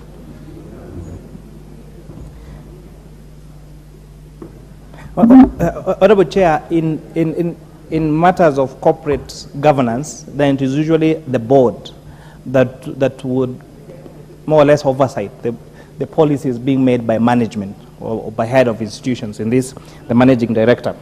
And the thinking behind this, Honorable Chair, is that you may make a decision to privatize a particular institution, and it takes 5 years to accomplish that. So this now necessitates that the board would have to have an annual report of that privatization program, because the need, for example, to prioritize an institution that existed 5 years ago, circumstances may have changed 5 years later. And remember, that privatization program would have been approved by National Assembly. So we're saying, in as much as the National Assembly has approved that privatization program, then there is need for an annual review of the need, and that's what we call being audited, and now a report being made to the necessary authorities, including, for example, it being a public institution to the Auditor General, specifically on the privatization program, not necessarily on their financial statements. All right, members, I now put the question that clause 18 be amended as proposed by the chair. As many as are of that opinion say aye. As many as are of a contrary opinion say nay. The ayes have it. I now put the question that clause 18 as amended be part of the bill. As many as are of that opinion say aye. As many as are of a contrary opinion say nay. The ayes have it. Clause 19. I propose the question that clause 19 be part of the bill. Mover. Honorable Chair, I beg to move that clause 19 be amended as per the order paper, and again, this is to correct a grammatical error in the word by inserting that word shall. I propose the question that clause 19 be amended as proposed by the chair. And I now put the question that clause 19 be amended as proposed by the chair. As many as are of that opinion say aye. As many as are of a contrary opinion say nay. The ayes have it. I now put the question that clause 19 as amended be part of the bill. As many as are of that opinion say aye. As many as are of a contrary opinion say nay. The ayes have it. Clause 20. I propose the question that clause 20 be part of the bill. And I now put the question that clause 20 be part of the bill. As many as are of that opinion say aye. As many as are of a contrary opinion say nay. The ayes have it. Clause 21. I propose the question that clause 21 be part of the bill. Mover. Honorable Chair, I propose that clause 21 be amended as per the order paper. We are here just replacing the words Parliament with National Assembly, so that this does not become a function of Parliament, including Senate, becomes a function of National Assembly as contained in the other parts of the bill.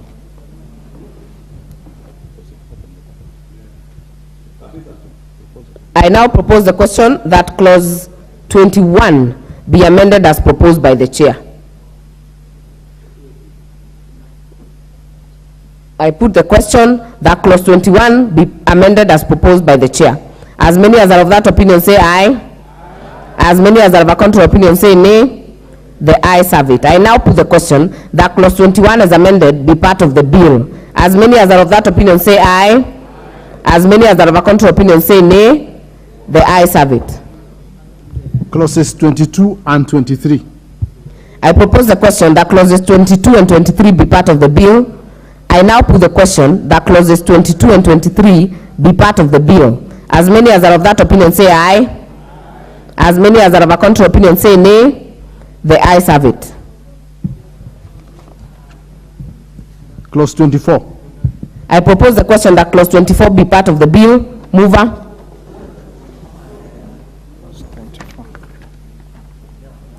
Closed? Clause 24. 24.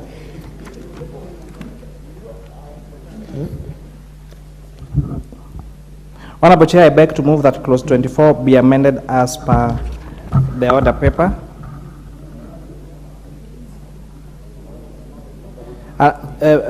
This by numbering the existing provisions as subclause 1 and inserting the new subclause provisions that entail the transfer of public interest in a public entity shall not be implemented unless it is included in the privatization program.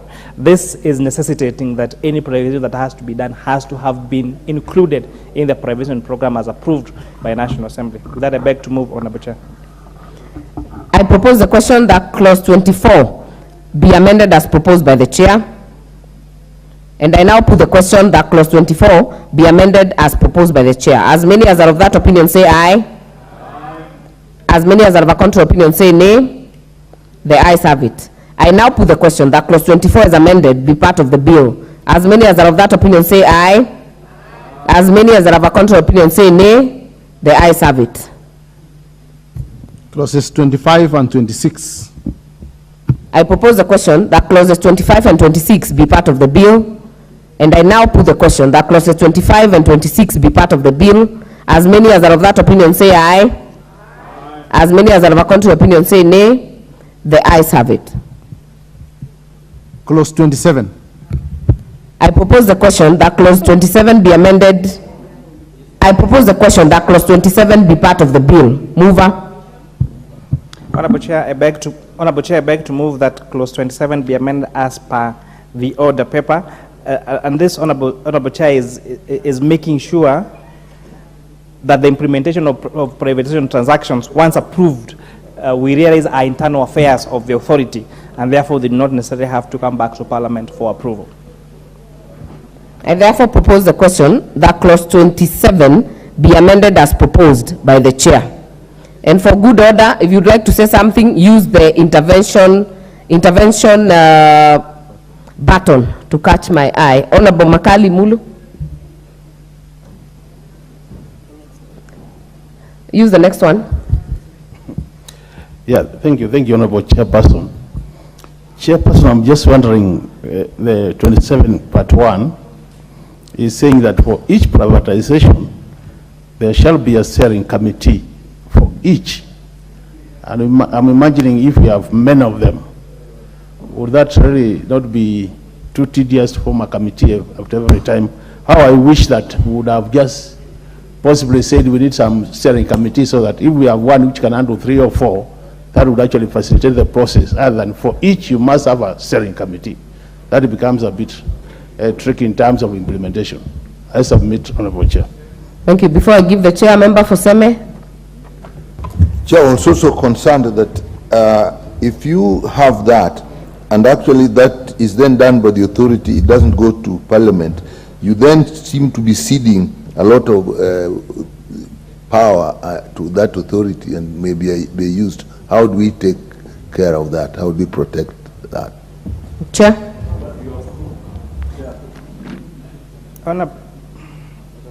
Honorable Chair. Before the chair, let's indulge the majority leader. Honorable Speaker, Chair, I just wanted to weigh in on what the Honorable Nyakali is saying, because the understanding is that Parliament has already approved the privatization program. And therefore, when it goes now to the day-to-day operations of the privatization authority to determine how to privatize, they don't need to keep coming back to Parliament for each and every transaction, and that's what the Chair had just indicated. Chair, do you have anything more useful to add? I think the majority leader has summarized it, so I agree with what my leader said. Maybe for clarity for Dr. Nyakao, the steering committee, let's give this scenario that you are privatizing Kenya Airways. You need people with professional knowledge on aviation. The same will not apply to if you are privatizing Kenyatta Hospital, because then you'll think we'll need a different skill set for that particular program. Well said. I now put the question that clause 27 be amended as proposed by the chair. As many as are of that opinion say aye. As many as are of a contrary opinion say nay. The ayes have it.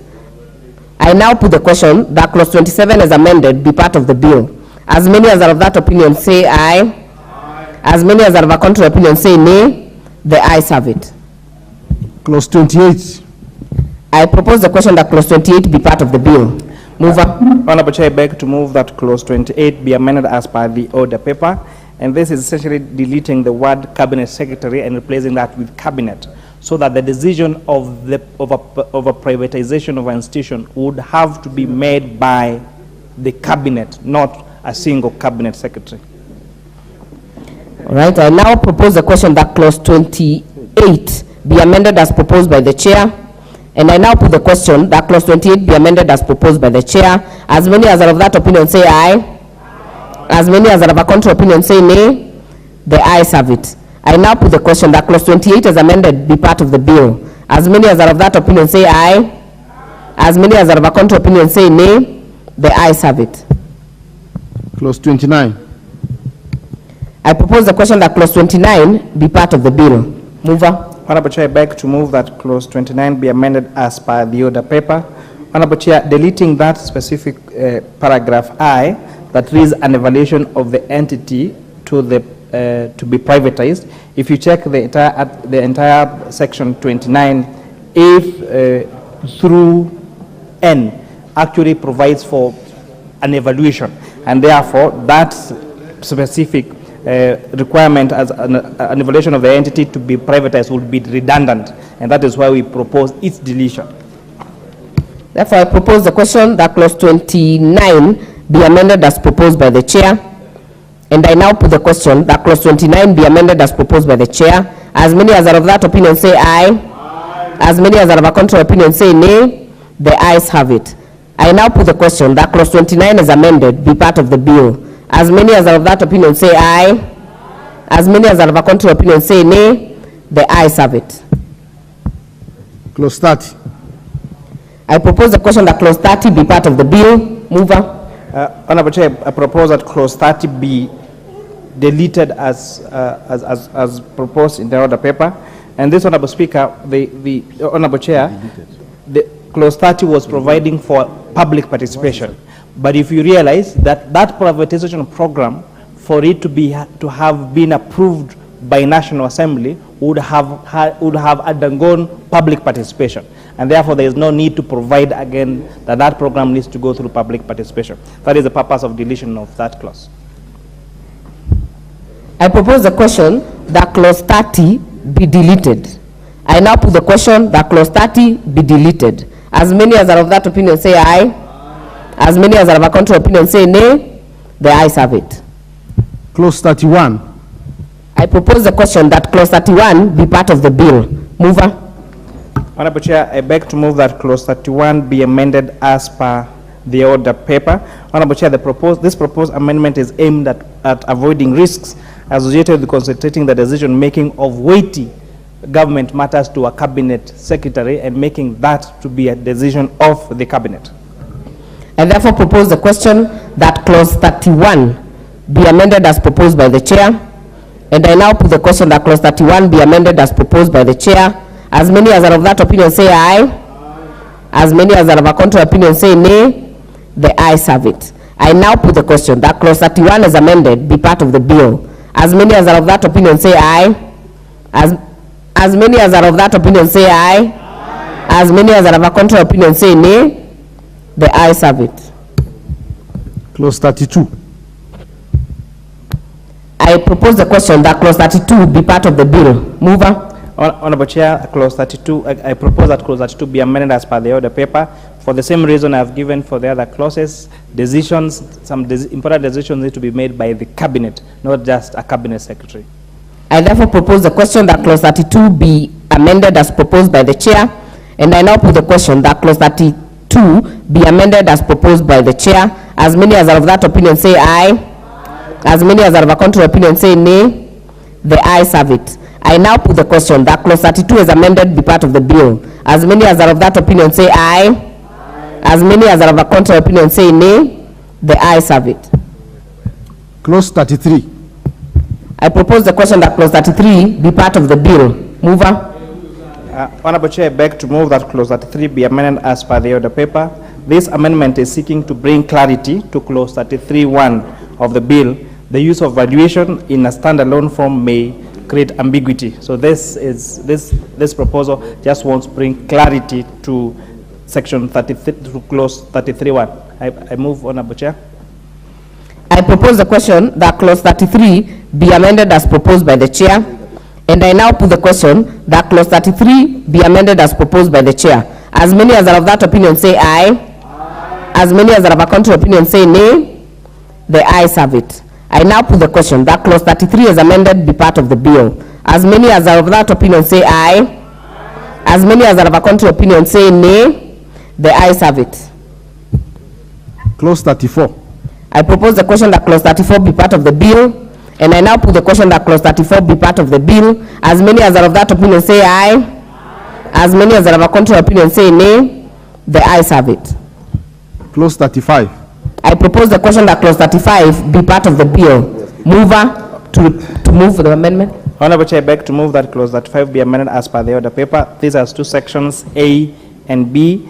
is a cleanup, replacing the word state corporation to public entity as contained in the rest of the bill, and B, inserting the words procure any assets and now add liabilities, because as an institution would have both, is expected to have both assets and liabilities. With that, I beg to move, Honorable Chair.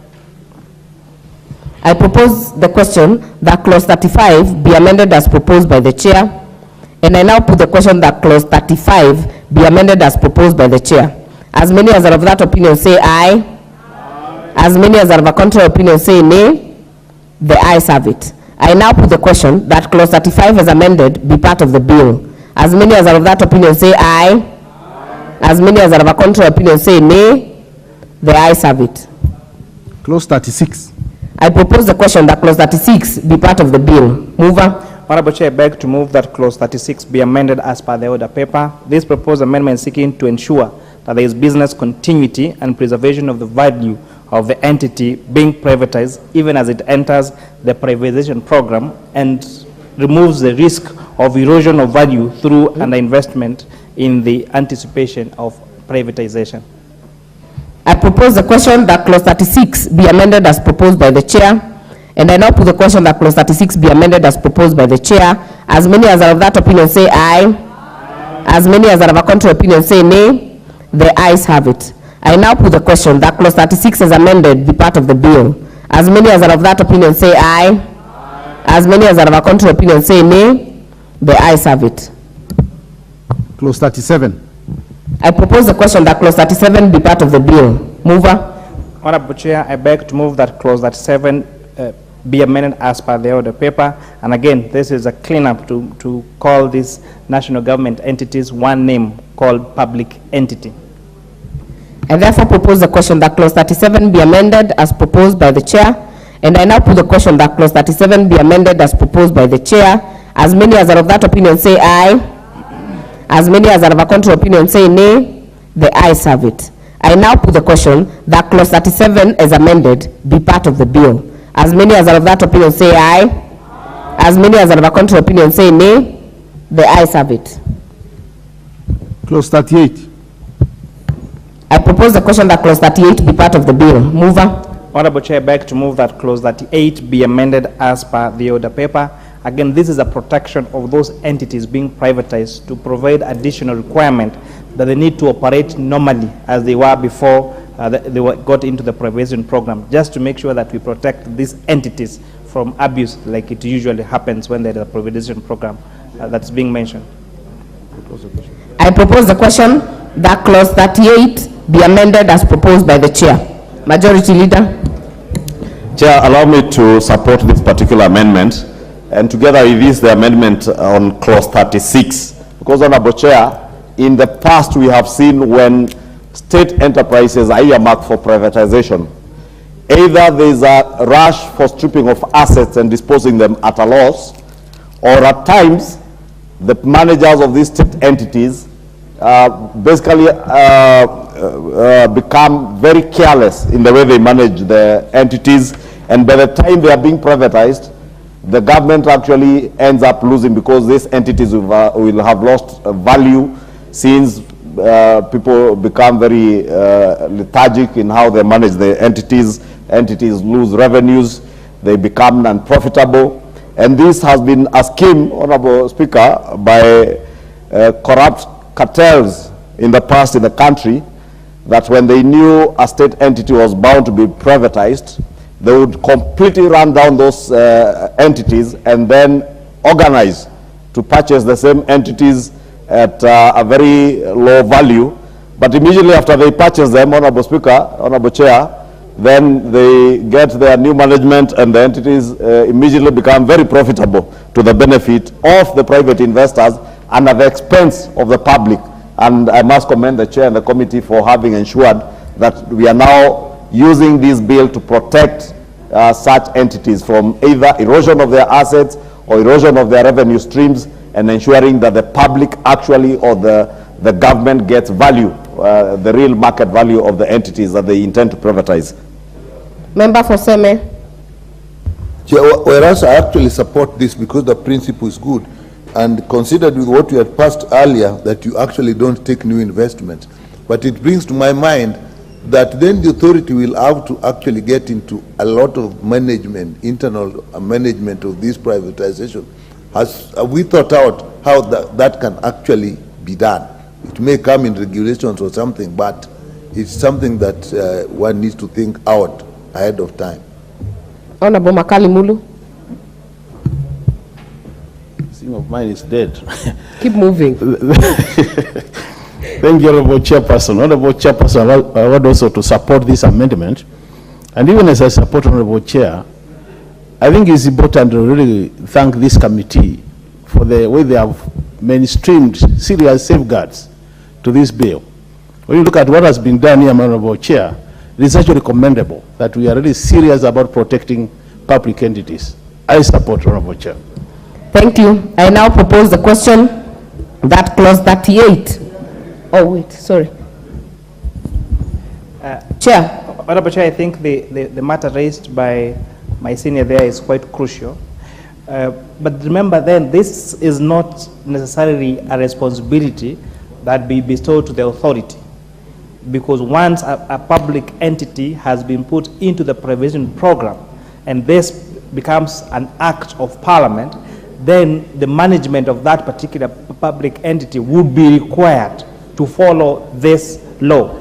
And therefore, any actions that they may take would be taken on by the recourse, for example, by the Auditor General or DCI or on the other entities that ensure that the laws of this land are actually followed to the letter. Thank you, Chair. I now put the question that clause 38 be amended as proposed by the Chair. As many as are of that opinion say aye. As many as are of a contrary opinion say nay. The ayes have it. I now put the question that clause 38 as amended be part of the bill. As many as are of that opinion say aye. As many as are of a contrary opinion say nay. The ayes have it. Clauses 39, 40, 41, 42, and 43. I propose the question that clauses 39, 40, 41, 42, and 43 be part of the bill. And I now put the question that clauses 39, 40, 41, 42, and 43 be part of the bill. As many as are of that opinion say aye. As many as are of a contrary opinion say nay. The ayes have it. Clause 44. I propose the question that clause 44 be part of the bill. Mover. Honorable Chair, I beg to move that clause 44 be amended as per the order paper. This is a deletion of this clause that and I want to take my time on this because it's very important, that any proceeds from the sale of a public entity's shareholding shall be deposited in a special interest account established for that public entity in order to protect the erosion of the balance sheet of that particular public entity. Honorable Chair, the accounting of doing this transaction would have actually meant that that institution could easily find itself reverting to be a public entity. And a key point is what, for example, you've seen with Telecom, where now Telecom has more or less been bought back, and there is no any legal provision that allows a private entity to go back to being a public entity.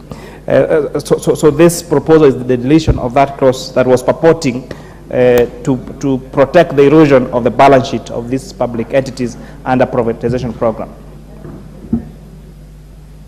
I now propose the question that clause 44 be amended as proposed by the Chair. I see some interest. Member for Thika Town.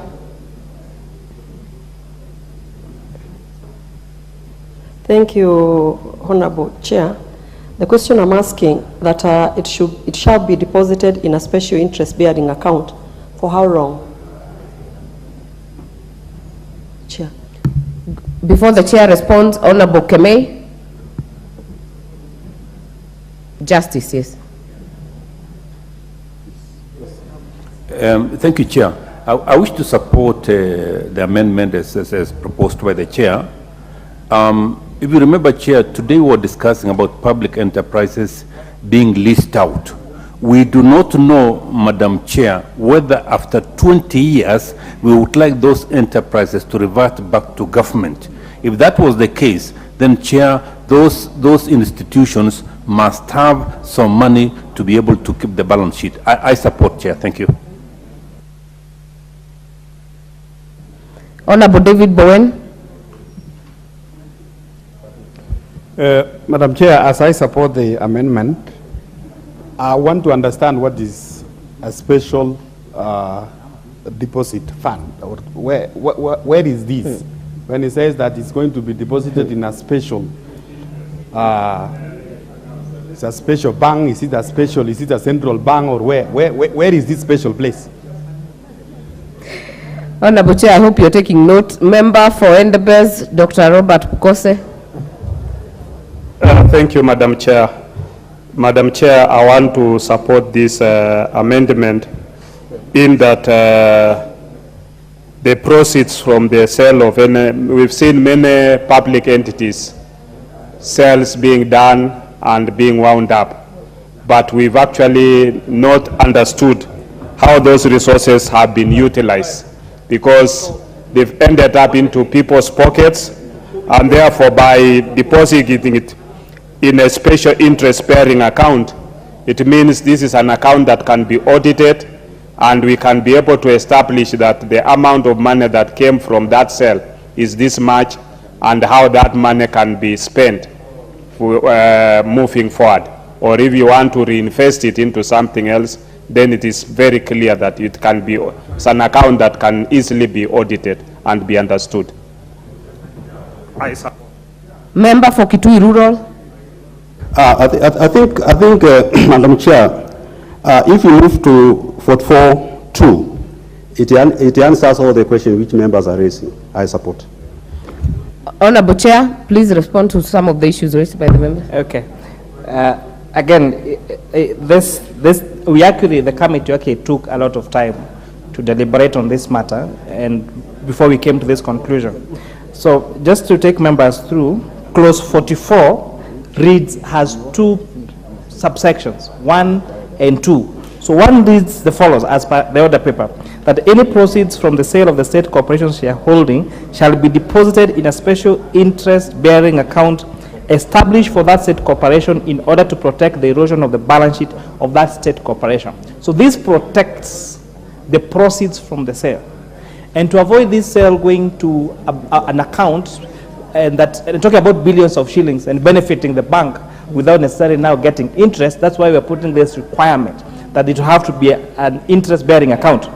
However, this clause 44 in the original bill had another clause 2 that said, subject to the approval of the Cabinet Secretary, the proceeds under subsection 1 may be used to liquidate the debts of the state corporation, used to pay the cost of financial organizations restructuring of the state corporation, used to pay for capital investment by the state corporation, D, used to defray the cost incurred by the authority in the privatization, which payment shall not exceed 5%.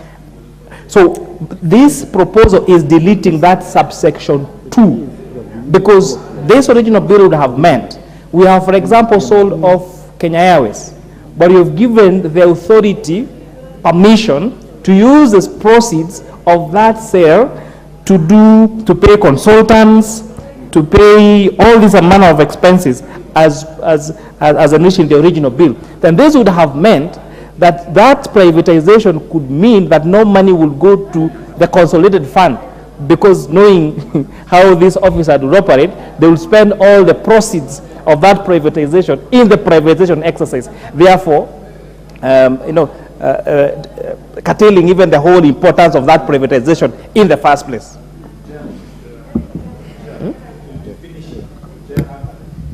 Member for Emuhaya. Thank you. I think with that explanation from the chair, then it's quite clear, and I support, because one of the reasons why we want even to privatize some of these institutions is actually to get money and also save on our balance of payments. And therefore, if we were to allow, in the interest of what he has stated on the clause that we are deleting, which is 2, then I support this fully, so that that money can be secured for the CFS. Thank you. Majority Leader. Thank you, Chair. Chair, I support, and I just wanted to just add to what the chairman of the Finance Committee is saying. And indeed, the committee is right. Because the moment you privatize a state-owned entity and you sell off your shares, it no longer belongs to the public. It is no longer a public entity. And therefore, if you are to use proceeds of what you have received from a private investor who has bought your shares off to settle debts of that entity that is now a private entity, then it means you are either reinvesting public money into a private entity and reversing the privatization, or you are simply using public money to pay private debts. And that is what has been state capture, Honorable Speaker. And therefore, the committee is on spot, and I support the deletion of that particular clause. I think the drafter of this bill must have been a functionary of a past regime of state capture.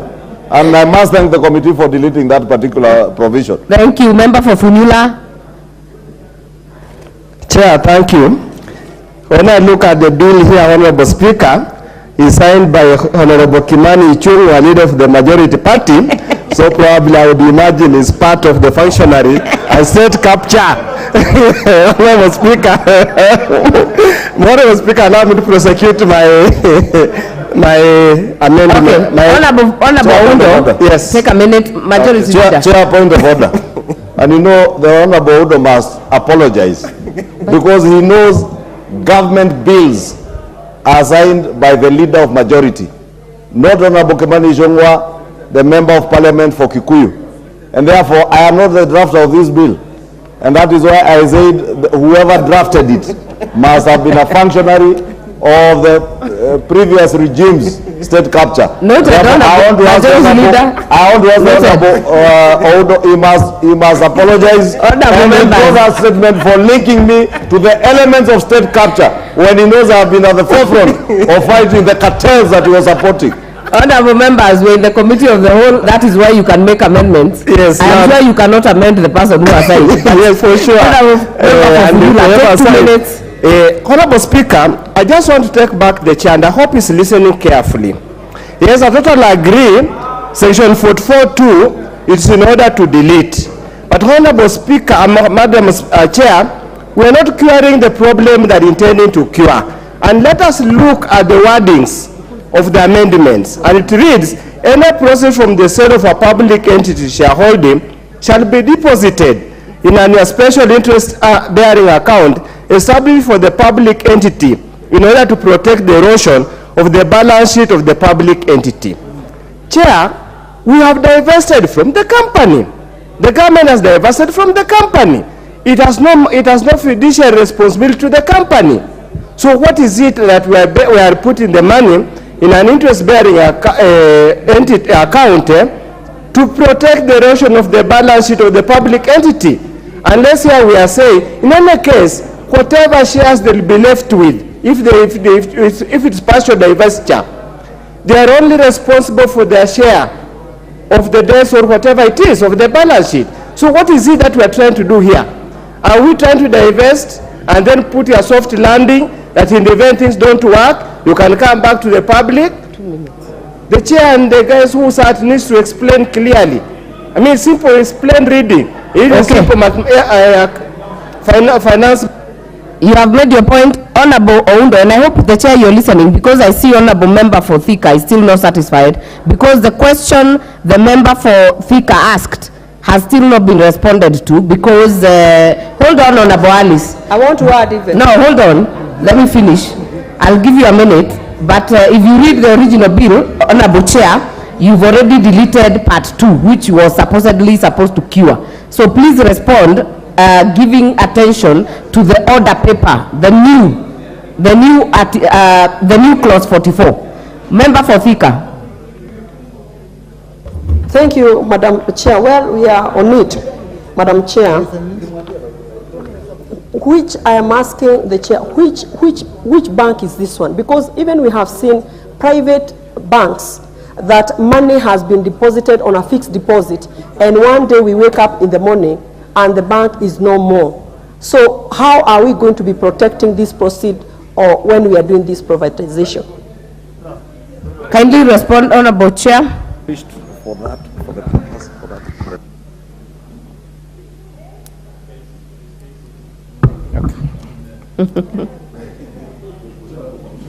All right. So, honorable members, Honorable Chair, I would like to thank the contributions from the different honorable members for the comfort of my good friend, the honorable MP for let's start with one for Thika.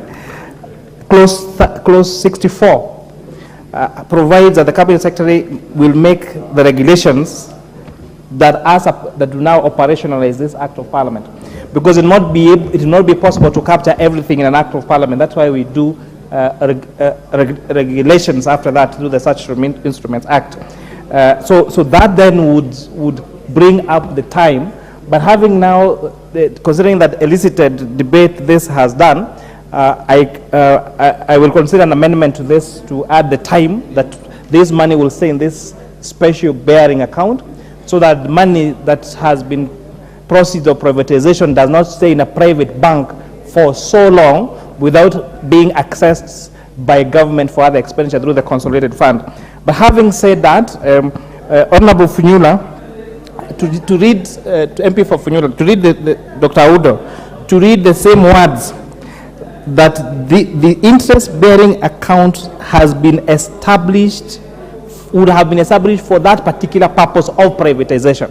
It is not necessarily an account of that particular entity. It has been established for the purpose of privatization. With that, so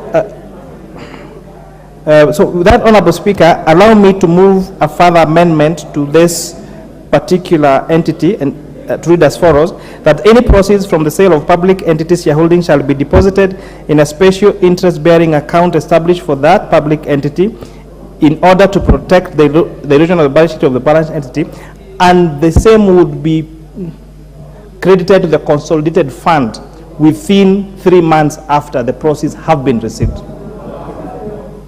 Yeah. I think that has been made clear. That has been made clear.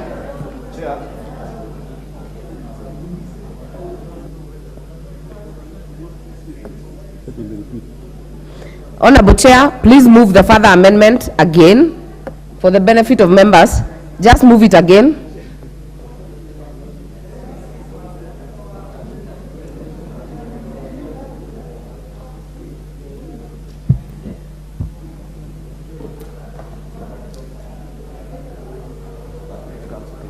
Okay.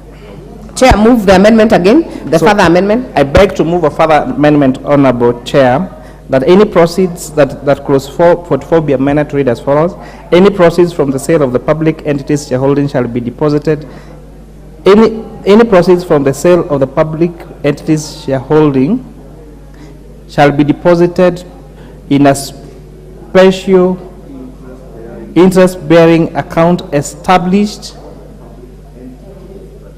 for that public entities Y apostrophe S privatization, in order to protect the erosion of the balance sheet of that public entity. And then add another sentence that the proceeds of this privatization shall be credited to the consolidated fund within 90 days of within 90 days. And that I beg to move, Honorable Chair. I think we're on the same page. I now propose the question that clause 44 be amended as proposed by the chair. As many as are of that opinion say aye. As many as are of a contrary opinion say nay. The ayes have it. I now put the question that clause 44 as amended be part of the bill. As many as are of that opinion say aye. As many as are of a contrary opinion say nay. The ayes have it. Clause 45. I propose the question that clause 45 be part of the bill, and I now put the question that clause 45 be part of the bill. As many as are of that opinion say aye. As many as are of a contrary opinion say nay. The ayes have it. Clause 46. I propose the question that clause 46 be part of the bill. Mover. So, Honorable Chair, I beg to move that clause 46 be amended as per the order paper. This amendment is seeking to correct a reference error where clause 46(1) was meant to refer to the previous clause 45 and not clause 46. I therefore propose the question that clause 46 be amended as proposed by the chair, and I now put the question that clause 46 be amended as proposed by the chair. As many as of that opinion say aye. As many as are of a contrary opinion say nay. The ayes have it. Clauses 47, 48, 49, 50, 51, 52, and 53. I propose the question that clauses 47, 48, 49, 50, 51, 52, and 53 be part of the bill. And I now put the question that clauses 47, 48, 49, 50, 51, 52, and 53 be part of the bill. As many as are of that opinion say aye. As many as are of a contrary opinion say nay. The ayes have it. Clause 54. I propose the question that clause 54 be part of the bill. Mover. Honorable Chair, I beg to move that clause 54 be amended as per the order paper. This is replacing the words allocated by Parliament to replace that with appropriated by the National Assembly. And this is to make it in line with Article 95(4)(b) of the Constitution that provides that the National Assembly shall appropriate funds for expenditure by the national government and other state organs. National Assembly, yes, keyword. I propose the question that clause 54 be amended as proposed by the chair. And I now put the question that clause 54 be amended as proposed by the chair. As many as are of that opinion say aye. As many as are of a contrary opinion say nay. The ayes have it. I now put the question that clause 54 as amended be part of the bill. As many as are of that opinion say aye. As many as are of a contrary opinion say nay. The ayes have it. Clauses 55, 56, 57, 58, 59, and 60. I propose the question that clauses 55, 56, 57, 58, 59, and 60 be part of the bill. And I now put the question that clauses 55, 56, 57, 58, 59, and 60 be part of the bill. As many as are of that opinion say aye. As many as are of a contrary opinion say nay. The ayes have it. Clause 61. I propose the question that clause 61 be part of the bill. Mover. Honorable Chair, I beg that clause 61 be amended as per the order paper. And again, this is also very material, and I would like to report this House. Clause 61 in the original bill provides the following: that in the implementation of this act, a public entity to which the act applies shall provide the authority with such information as may be necessary to effectively implement the privatization. However, it does not provide for what happens if those officers in those entities fails to provide the said information. So this clause is now providing that any person who contravenes this section commits an offense and is liable to, upon conviction, to a fine not exceeding 500,000 shillings or to imprisonment for a term not exceeding 6 months or both. And this makes sure that these officers who are already running these institutions do not keep away information that would be material. For example, not declaring all the assets that they own for the purposes of wanting now to take those assets to belong to themselves, as it has happened before in institutions that have been privatized. I therefore propose the question that clause 61 be amended as proposed by the chair. Honorable Member, Honorable Wilberforce Oundo. Chair, this is a timely and necessary amendment to the bill, but again, the issues I raised earlier in the day, but there wasn't as enough time to ventilate or review.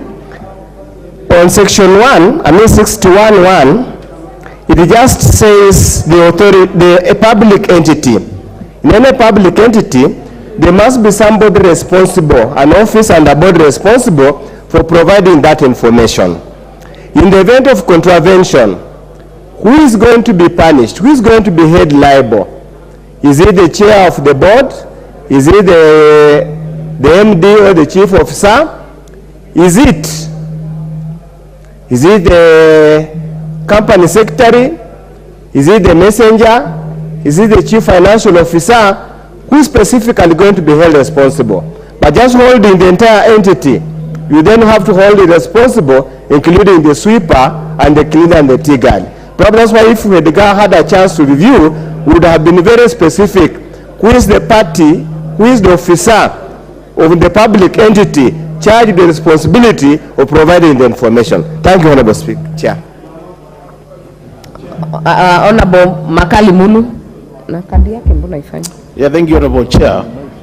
Honorable Chair, I think it is saying any person, which means there must be somebody responsible. But my concern is the issue of the kind of the sanction we are putting in place. Honorable Chair, some of these assets are worth billions of shillings. And if I've really tried to consider the information related to assets worth billions, I think we would be demanding too little from the person if we are only charging them less than half a million. And then the other thing is a court being put in court or imprisonment of not more than 6 months, Honorable Chair. How I wish that the Chair would make amendments, be making some amendment to this to make it more serious. Possibly 10 million and a jail term of not less than at least 5 years. Thank you, Honorable Chair. Member for Honorable Justice Kemei, are you willing to speak on this? I see your Thank you, Honorable Chair. Honorable Chair, I wanted to support the chair of the committee on this aspect of providing sanctions for those who abdicate their responsibilities. And I would want to imagine that probably the chair would make the accounting officer the person who would be held responsible in the event that that duty is abdicated. Thank you, Chair. Honorable Member for Thika Town. Thank you, Chair. On this one, what I would say, because we don't know this person what sin they have committed. There are some who have committed a mistake or maybe not very big, a minor one, cannot be treated the same way with that person who have done a big mistake or have stolen even. Why don't we go according to the percentage of whatever who have has been done? Okay, honorable members, we keep it short and use your cards. Member for Maragua. Thank you, Madam Chair, for this. Madam Chair, I would want to say we should be strict whenever it comes to conviction, so that whoever will be in charge is supposed to stick to the law and within the mandate that he or she is supposed to perform. And therefore, Madam Chair, there is no small mistake or a big mistake. Therefore, I tend to think the chair can move an amendment so that we move away from the 500,000 or 6 or both, to make it a more strict, so that everyone who will be responsible should be responsible and know the consequences of going against the statement. Madam Chair. Majority Leader. Chair, I concur with the Chair of the committee and members' sentiments. Honorable Speaker, if you read the wording, and this is the way proper legislation should be done, it says that any person who contravenes this section commits an offense and is liable upon conviction to a fine not exceeding 500,000 and to imprisonment for a term not exceeding, and the keywords are not exceeding. Honorable Speaker, I agree that the penalty should be as high as possible, so that those who are guilty of what would constitute a bigger offense then are penalized more. And you leave that now to the courts to decide and determine the amount of information that you need not disclose was not so immaterial to constitute you being penalized to the tune of 5 million shillings. And Honorable Speaker, I wanted to propose a further amendment to the words that not exceeding 5 million shillings or to imprisonment for a term not exceeding 5 years, or to both. Chair, Majority Leader, you know, if I read not exceeding, it means this is a maximum. It's that not a minimum. Maximum. Yeah. So you leave it to the discretion of the judge. Nobody can be fined more than 500,000. That is what the law is saying, the way it is worded. And that is why, Honorable Chair, I am proposing a further amendment to say not exceeding 5 million shillings in place of 500,000, such that if I fail to disclose an immaterial issue that will not constitute a big loss to the entity, then I can be penalized 200, 500,000. But for a chief executive officer who fails to disclose a material matter should be fined up to a maximum of 5 million shillings, and then you leave it to the judges to use discretion to know who to fine, 2,000 shillings, 2 million shillings, and therefore, Honorable Speaker, that's why I was proposing the further amendment to not exceeding 5 million and a term not exceeding 5 years. Okay. Majority Leader, let us dispose of the Majority Leader's proposal. Yeah, that the fine should not exceed 5 million.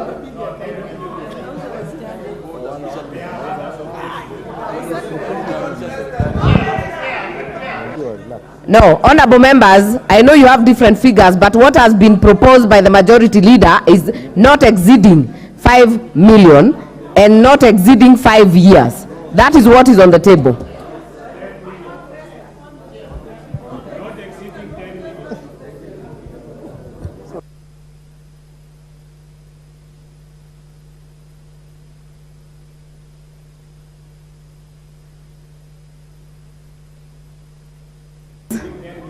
Honorable members, the graduated fines, as has been proposed by some members, will be taken care of by having a bracket of not more than 5 million. So some can be charged 500,000 and others 5 million, if I get it right. So Honorable Chair, is yours contrary? Is your amendment contrary to what the Majority Leader has moved? Honorable Chair, I am in agreement with the proposal by the Leader of Majority that this fine be set to a fine not exceeding 5 million shillings and to an imprisonment term of not exceeding 5 years. And I know there is a temptation by most honorable members to say, let's have even the minimum. It is just that in legal practice, you will not set a minimum, you only set the maximum.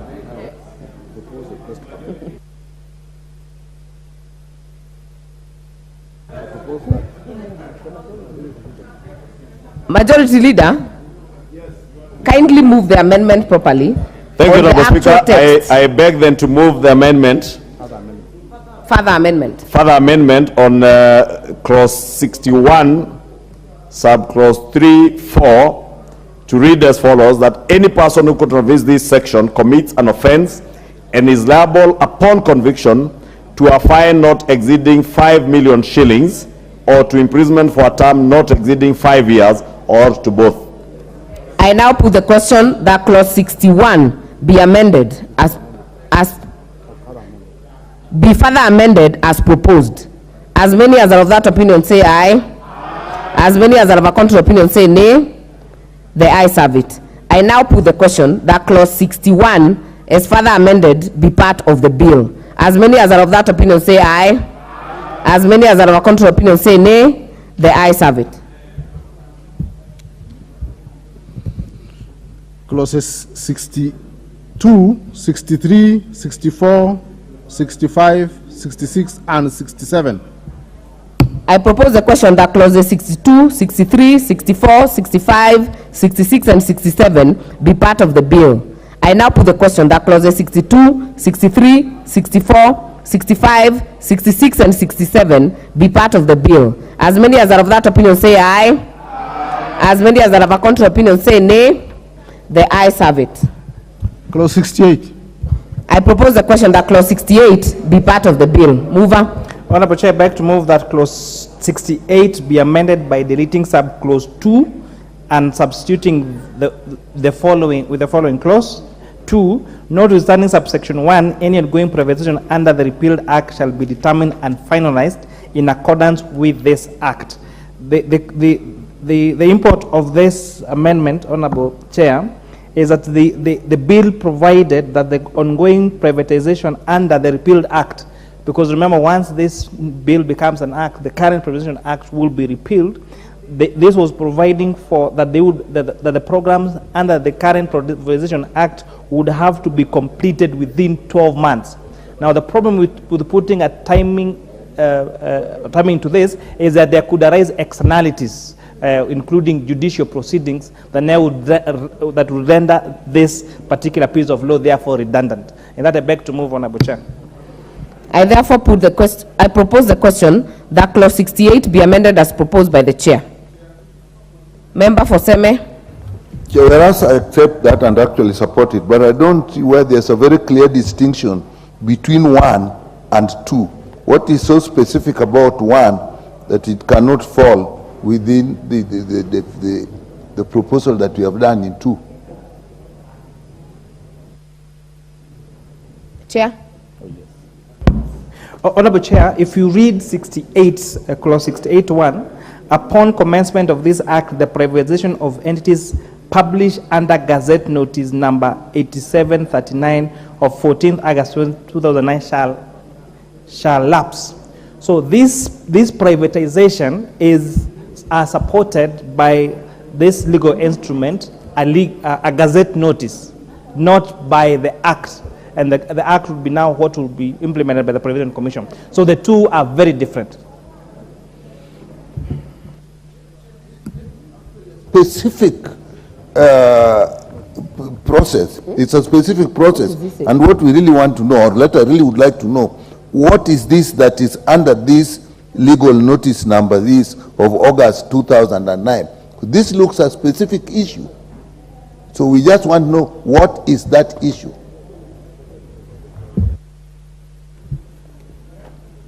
Chair. Honorable Chair, in very simple terms, these two clauses are providing for a transition mechanism. Whether it is, for example, the debate we had earlier on the privatization of the the listing of the 5 sugar companies, there was a session of paper that actually provided for the listing of those sugar mills. And therefore, the legal document that would have been used would have been that session of paper.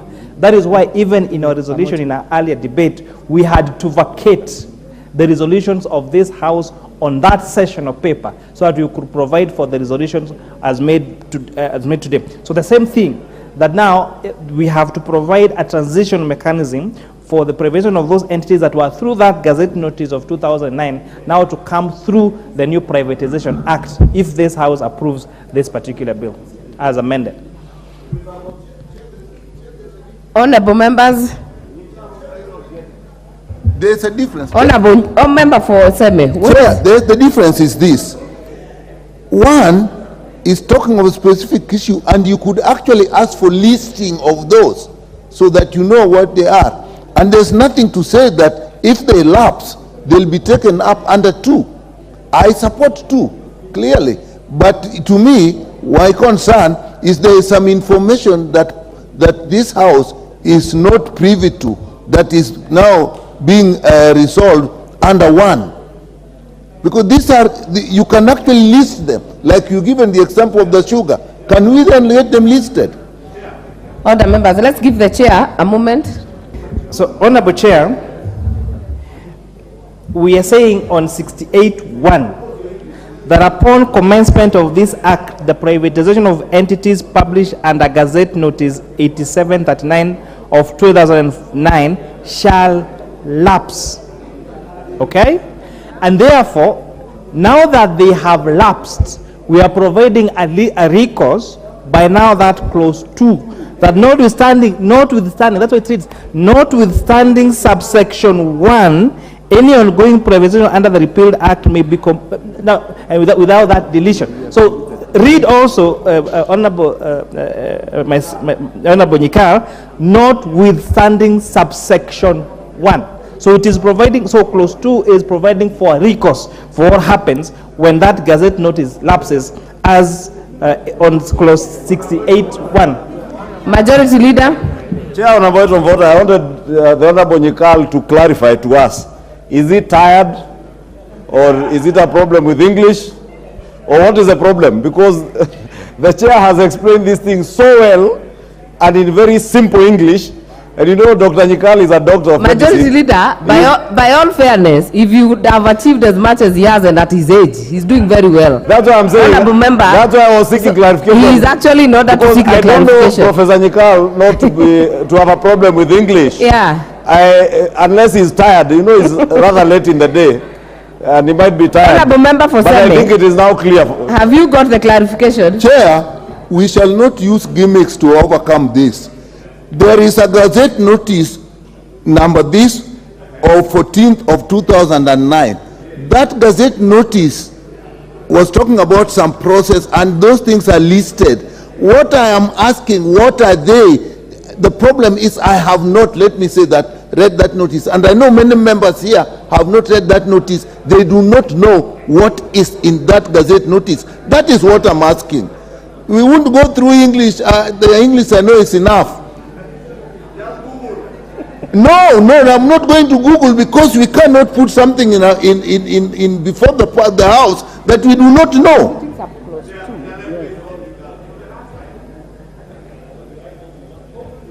Yeah, you know. No. Member for Seme, I want us to be on the same page because I'm also looking at the bill and I see that the proposal from the chair is that he deletes 68(2) altogether and replaces, substitutes with a new 2, which is on the order paper.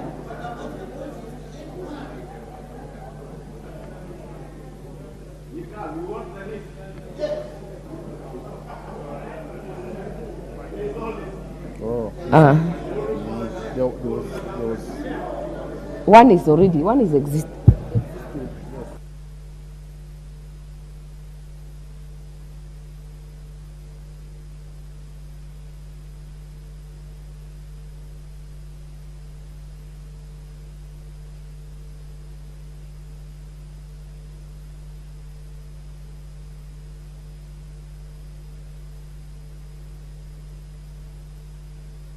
Give me the mic. Chair.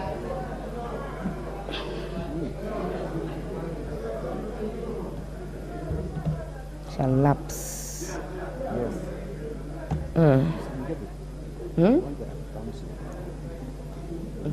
This lapses. But notwithstanding that. In it?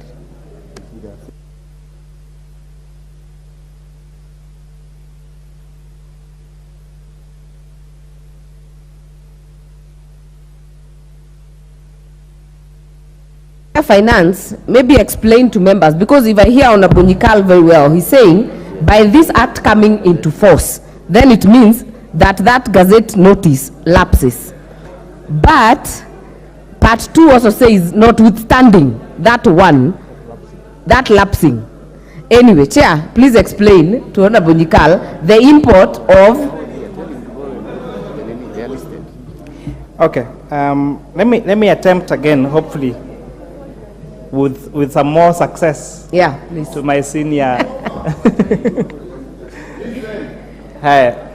And I'd like to give, you know, this report is available for public record and can be tabled on what that Gazette says. But having said that, and I want to give again an example of the debate we just had. There was a session of paper that set about a leasing model for those sugar companies. The same thing, we have a Gazette notice, Gazette notice numbers 8739 that set out the privatization program. And if you want me to read, and that information is available on the website, was, for example, for the Kenya Energy Generation Company, KENGEN, where GOK owns 70%, Kenya Pipeline Company Limited, where GOK owns 100%, Kenya Ports Authority, where the government owns 100%, Kenya Ports Authority outsourcing stevedoring services, KPA, where the government owns 100%, Chemli Sugar Companies, and all the, yes, okay, Chemli Sugar Companies, South Nyanza Sugar Company, Zoya Sugar Company, Miwani, Mohoroni, Kabarnet Hotel, Mountain Golf Hotel Limited, and all those other entities. So all those entities were on the program of privatization through this Gazette Notice number 2000, Gazette Notice 8739 of 14th August 2009. So this provision is saying, is providing for two things. One, that Gazette Notice shall lapse. Okay? So that Gazette Notice lapsing means that the program as approved by that Gazette Notice will not continue. And then two, providing a recourse that notwithstanding what that has said, then the privatization program now would go as per that. And hopefully for the last time. Thank you. Honorable Nikal is fine. Honorable Nikal has got it. Honorable Nikal has got it. I now propose I put the question that clause 68 be amended as proposed by the chair. As many as are of that opinion say aye. As many as are of a contrary opinion say nay. The ayes have it. I now propose the question that clause 68 as amended be part of the bill. As many as are of that opinion say aye. As many as are of a contrary opinion say nay. The ayes have it. Clauses 69, 70, and 71. I propose the question that clauses 69, 70, and 71 be part of the bill. And I now put the question that clauses 69, 70, and 71 be part of the bill. As many as are of that opinion say aye. As many as are of a contrary opinion say nay. The ayes have it. New clauses. New clause 13A and new clause 13B. Mover. Honorable Chair, I beg to move that new clause 13A and yes. We are here. I beg to move that this has a special amendment, Honorable Chair. I beg to move that section, that new clause 13A be amended as per the order paper. So 13A reads, the board may, by resolution, either general or in a particular... Chair, you must move for a second reading of the clause. Okay. Be read a second time. Honorable Chair, I beg to move that new clause 13A be read a second time. And B. No, we have... we... Chair, we had moved...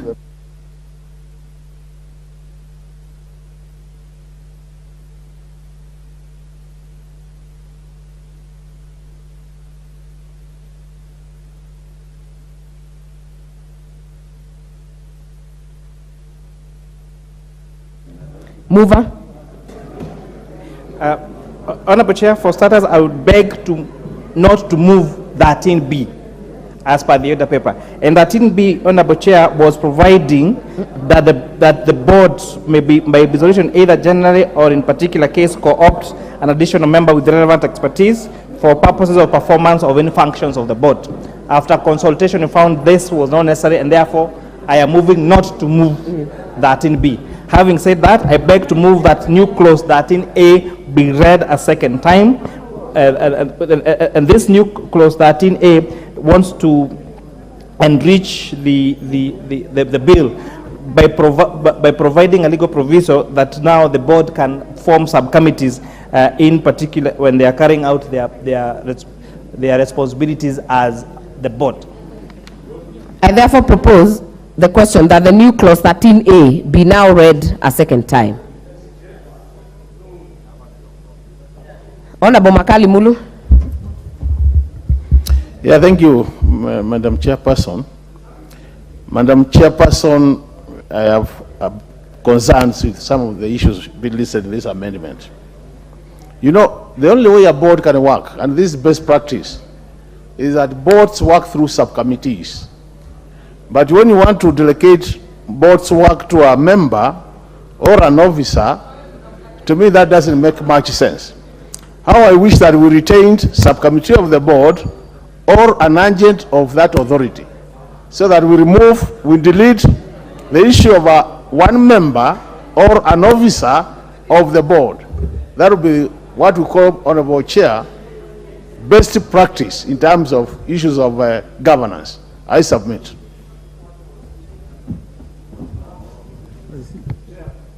Majority Leader. Chair, I feel what the Honorable Makali Mulu is saying. However, if you read the import of the amendment, it says that the board may, by resolution, either generally or in a particular case, delegate to a subcommittee of the board or to a member, officer or employee or agent of the authority the exercise of any powers or performance of any of the functions of the board. Honorable Speaker, is normal in normal governance that probably a board is sitting and by resolution you resolve that we will delegate now a certain task or a certain function to either a subcommittee of the board or maybe to the CEO to carry out a certain function. It doesn't mean, because it will be done by a resolution which will be minted. Therefore, whatever is being done by the entire board by resolution, and therefore it's not that you are giving a blank check to an officer or an employee of the authority to do things. It is a specific task which must be reported back to that board, because you are doing it as a subcommittee or as an appendage of the board. And therefore, Honorable Speaker, I beg that we pass it as it is, as proposed by the committee.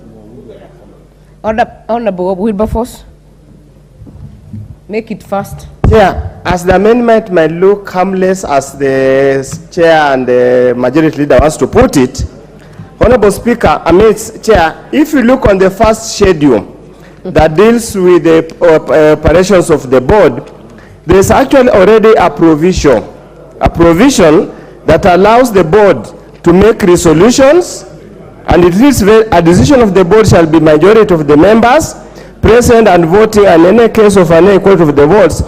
There is already a provision for resolutions. Chair, and I wanted to go on record, that particular amendment is a mischievous amendment. It is for deal making.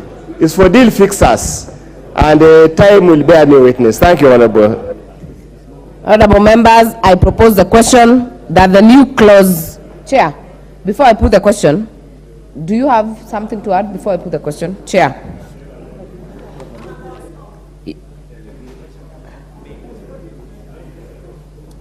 So, Honorable Chair, in as much as I share with the interpretation by my honorable colleagues, the wordings though on this particular proposal ties it, because for that decision to be made by an officer or a member of the board, there has to be a board resolution. And therefore, that responsibility is still bestowed on the board of preposition authority. In that case, then the board would have had to have not just approved, but through a board resolution, this particular instance. And therefore, I would urge members, there's no harm in having this. There's no mischief here, because it safeguards the authority of the board, because they would have to have a board resolution. Thank you, honorable members. I now put the question that the new clause 13A be now read a second time. As many as are of that opinion say aye. As many as are of a contrary opinion say nay. The ayes have it. I propose the question that the new clause 13A be part of the bill. I now put the question that the new clause 13A be part of the bill. As many as are of that opinion say aye. As many as are of a contrary opinion say nay. The ayes have it. First schedule. I propose the question that the first schedule be part of the bill. And I now put the question that the first schedule be part of the bill. As many as are of that opinion say aye. As many as are of a contrary opinion say nay. The ayes have it. Second schedule. I propose the question that the second schedule be part of the bill. Mover. Honorable Chair, I beg that the second schedule be amended as per the order paper. Honorable Chair, the second schedule, I move that the second schedule be amended in paragraph 2A, that in paragraph 4, by inserting the words technical immediately after the words shall constitute are. So, Honorable Chair, this proposed amendment in this section on the second schedule is providing for the methods of privatization and seeking to provide clarity on the paragraphs. Most importantly, provide timelines to ensure timely submission of various documents, ensure that this bill is in line with the Public Procurement and Asset Disposal Act. Just for example, to give an example, that on evaluation of expression of interest, so where there is a privatization program, and now there is an advertisement in the local areas as per the Public Procurement and Asset Disposal Act, the completion of the evaluation is required to be within 7 days, so that this makes sure that the people making these decisions have to make them timely. If again talk about clause 9, upon closure of the period for submission of the request for proposals, the committee constituted under paragraph 8 shall, we are adding within 30 days, evaluate the successfully submitted request for proposals in accordance with the set out criteria. If you look at 11, that upon completion of the evaluation, the managing director shall, again within 21 days, submit to the board a detailed report containing a summary of the evaluation. 12, that the recommendation of the board under paragraph 12 together with a draft agreement shall, again within 7 days, be submitted to the cabinet for approval. 13, that upon approval by the cabinet secretary, the managing director shall notify the successful tenderer and concurrently notify the unsuccessful tenderers and the outcome of the tender, indicating the reasons therefore, again giving a timeline of 7 days. So this ties, Honorable Chair, where some decisions, important decisions of this republic take years to accomplish, so that by the time that board is making a decision, even the purpose for which that particular decision was supposed to be made, circumstances have changed, costs have changed, externalities have changed. So they make sure that this privatization program is on time by making sure that all those involved are given proper timelines in which they need to accomplish all the tasks that is bestowed on them as per the provisions of this act. And that I beg to move, Honorable Chair. I therefore propose the question that the second schedule be amended as proposed by the chair. I now put the question that the second schedule be amended as proposed.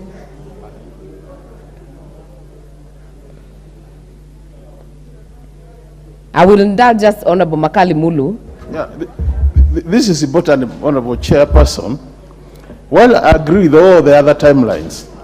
I think the timeline we are providing under 7A is quite restrictive, where we are allowing successful or shortlisted person only 14 days to come up with comprehensive technical proposals.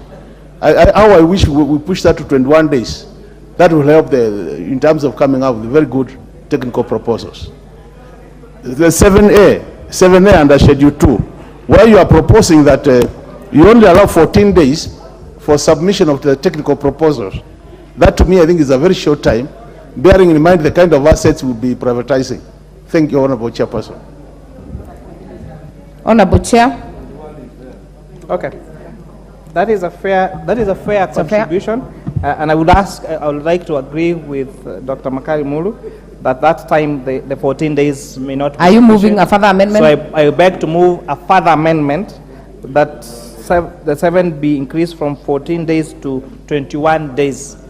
All right, I now put the question that the second schedule be amended as proposed. As many as are of that opinion say aye.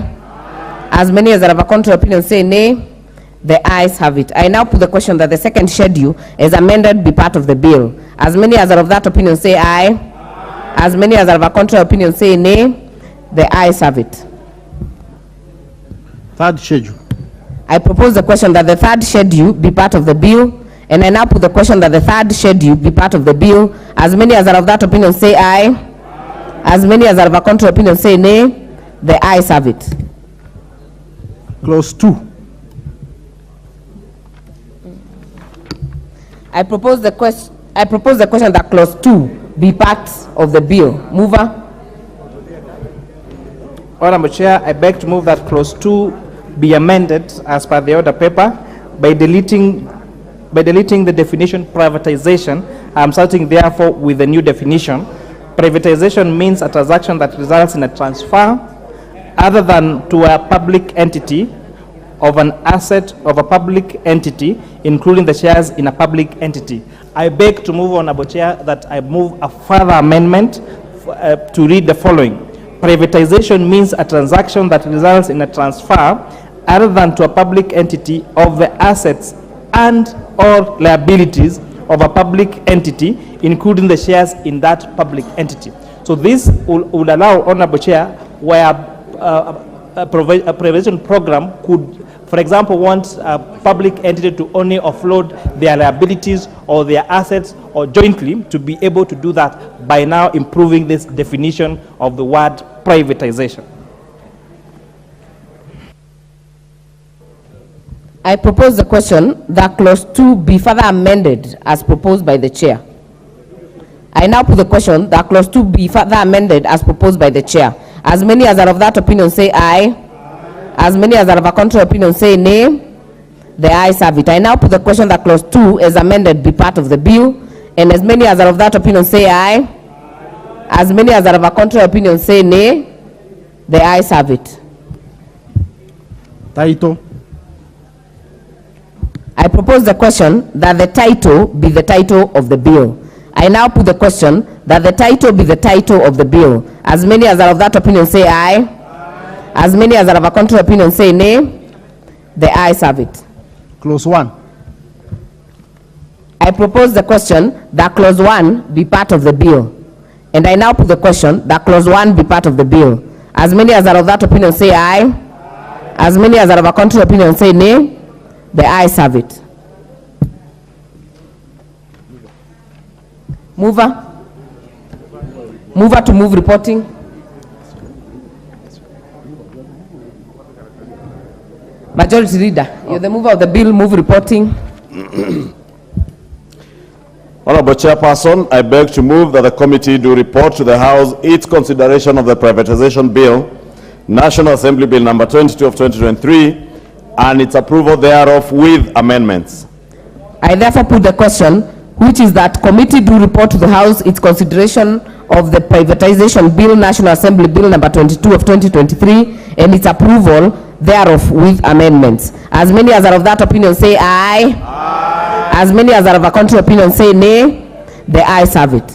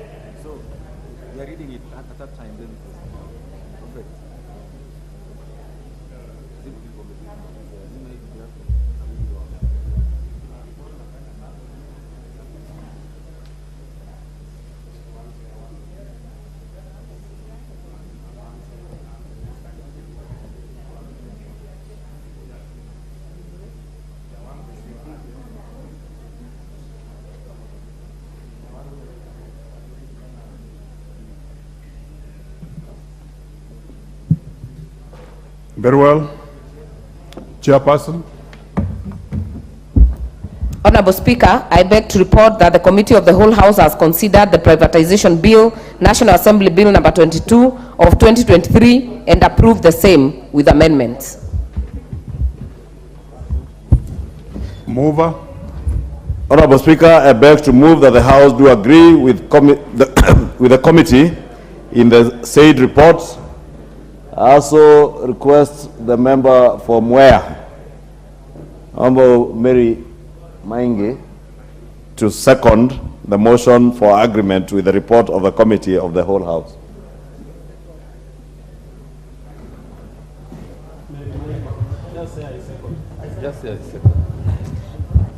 Honorable Speaker, I second.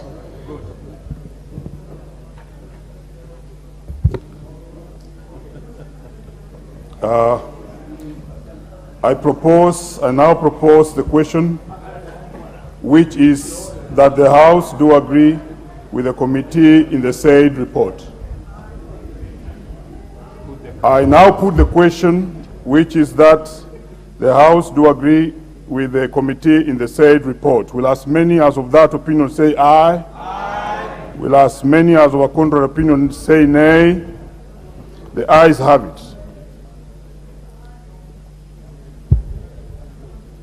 Mover.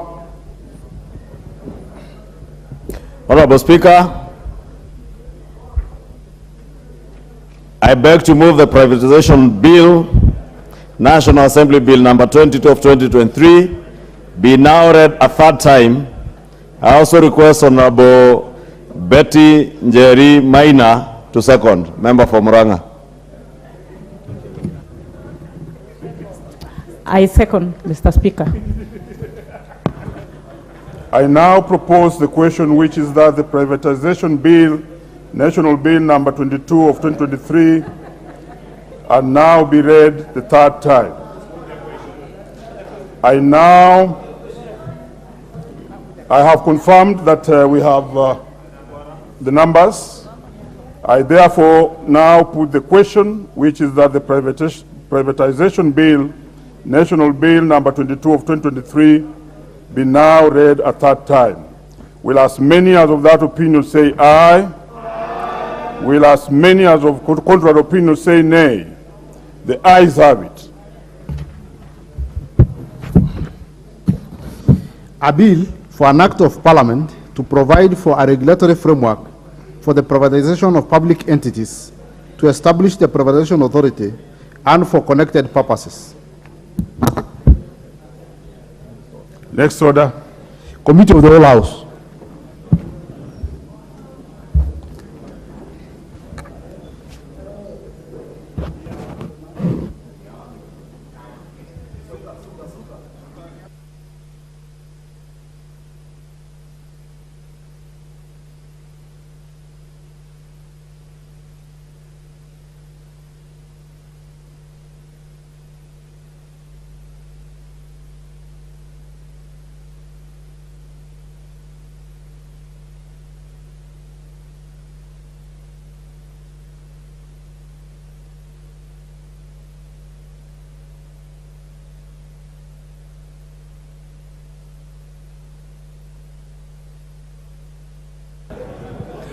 Members, resume your seats.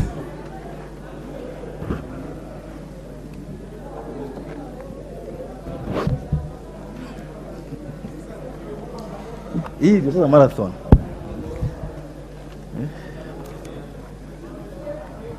Kama jamata leta ingine.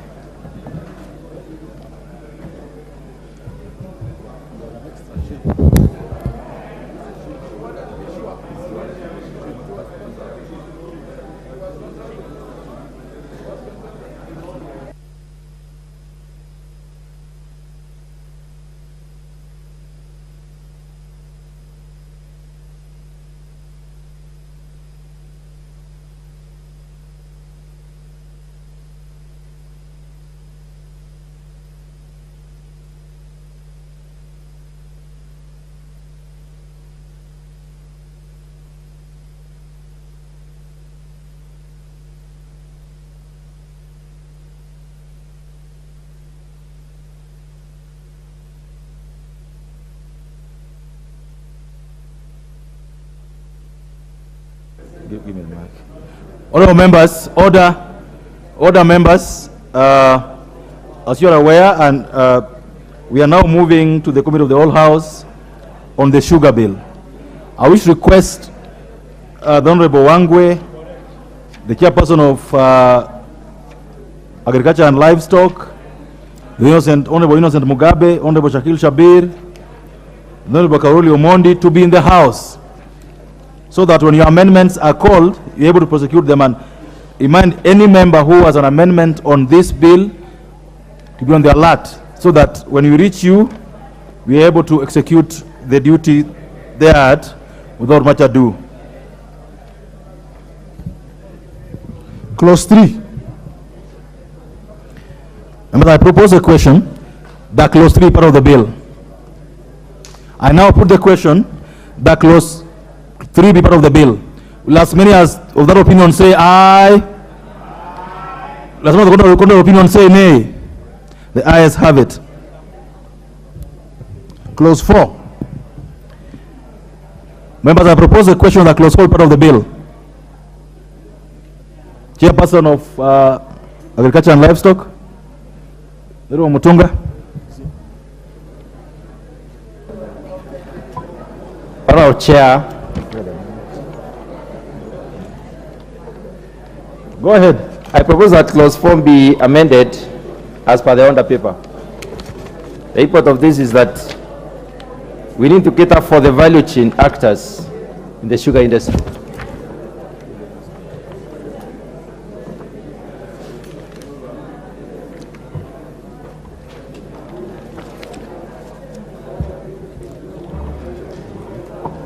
Honorable Chair, I've seen that. Just proceed, I'm with you. Proceed. Okay. I've seen clause 4 in subclause 1 needs to be amended by deleting the paragraph B and substituting, therefore, for the following the following new paragraph. That is B, coordinate the activities for value chain actors within the industry. And in this case, Chair, we are trying to cater for all the value chain actors within the sugar industry. And B, in subclause 2, by deleting paragraph C and substituting, therefore, the following new paragraph. That is paragraph C to read, establish linkages with other government agencies and research institutions. Honorable Mutunga, just move the amendment as in the order paper and do a 1 minute explanation. That's all we need. Honorable Chair, I propose to amend clause clause 4 as per the under paper. The reason being that, first of all, we want to involve all the value chain actors. Secondly, we want to recognize other government bodies, including the county governments. We also intend to ensure that the board regulates the sugar market besides monitoring it. Also, we want to propose. We want to also avoid double taxation by the national and county governments. And also, we want to ensure that the sugar arbitration, the sugar arbitration does its work, the sugar arbitration tribunal does its work well. And then we also want to ensure that we facilitate the importation of sugar and sugar products. We are also proposing the amendment in order to include the county government because waste disposal is a function of the county governments. And we also intend to cause the further amendments in order to broaden the scope of the board and also to have the mandate of registering and licensing all persons and businesses in the sugar business. Honorable Mutunga, I hate to disrupt you. What you are reading is in the order paper already. Yes. Just explain in a minute and then you proceed to the next. Please. Move the amendment. Chair, I have moved the amendment that we amend clause 4 as per the order paper. Thank you. And I've given the reason. Thank you. I now propose the question that clause 4 be amended as proposed by the Honorable Mutunga. Yes, Honorable Undo. Chair, just for guidance and for the neatness and orderly conduct of this business, clause 4 has got several sub-clauses. Do we take it that what he has moved covers everything? And if you have got any comment to make, we can cherry pick or pick any particular one and deliver and make a comment on it. We need that clear guidance so that we don't seem.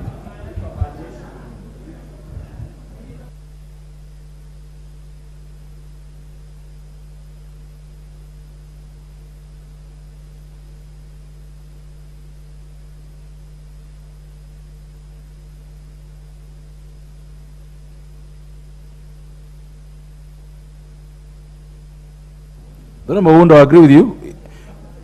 The member has moved his amendment as per the order paper, so it covers everything that he proposes to amend in clause 4. So you can comment on any.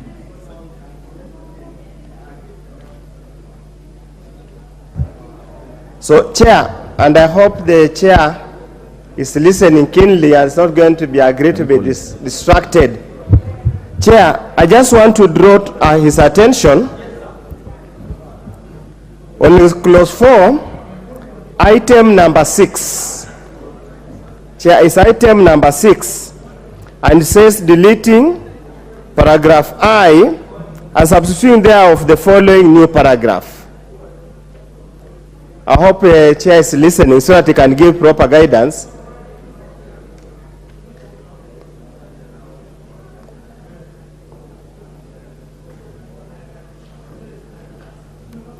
Chair is, let him consult, then I can proceed, because we need his input.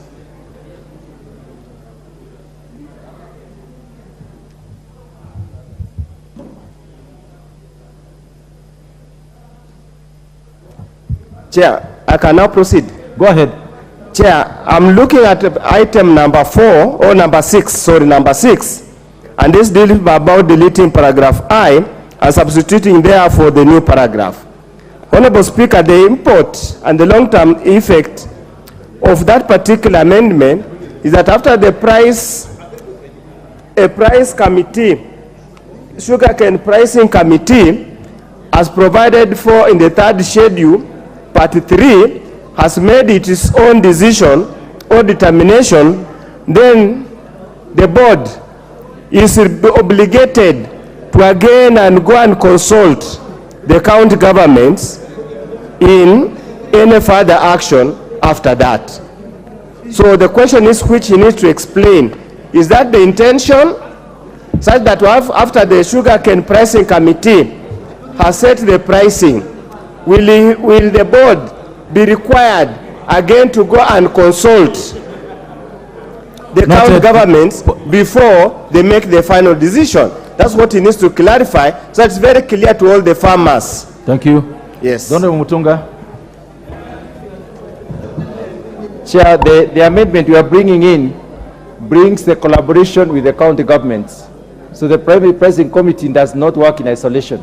No, its question is, at what point in time do you consult the county government? The pricing committee, Chair, has the participation of the county government. So we have members from some of the members of the pricing committee have county government incorporated. So it's right at the beginning. Okay. Don't I want you to clear this first? Yeah, Chair. Chair, probably here could be a case of semantics, because the pricing committee, Chair, of course, I'm preempting debate, but it's already in the bill and probably there's no amendment at the moment there. The committee comprises of several members or several persons, and one of them is one representative from the county government nominated by the Council of Governors. So the question I'm asking, and which I hope you is be able to get an answer, and it's clear that I've said, is a nominee of the Council of Governors, does it mean that amounts to collaboration, or after the nominee of the Council of Governors has participated in the setting the price, again, the board has to go again and consult the county governments? Is it collectively? Is it individual county government? Or what is it we are trying to do here? Then if that's the case, what is the role of this nominee of the county government? Thank you. Thank you, Honorable Undo. I'm sure Honorable Mutunga has gotten your point. Yes.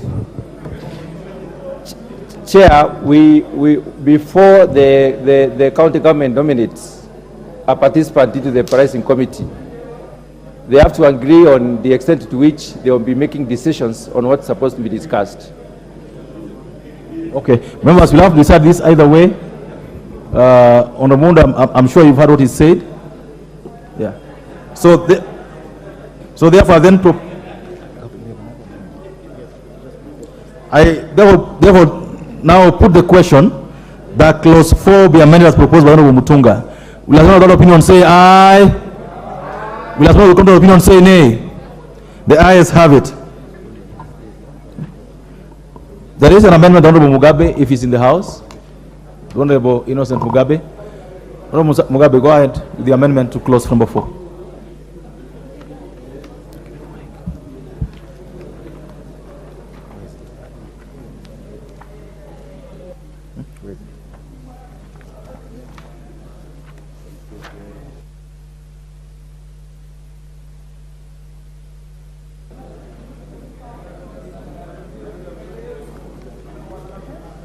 Thank you, Honorable Chair. I propose to amend clause 4 of the bill by introducing a new paragraph in F, such that to read, import sugar on behalf of the government whenever there's sugar shortage in the country.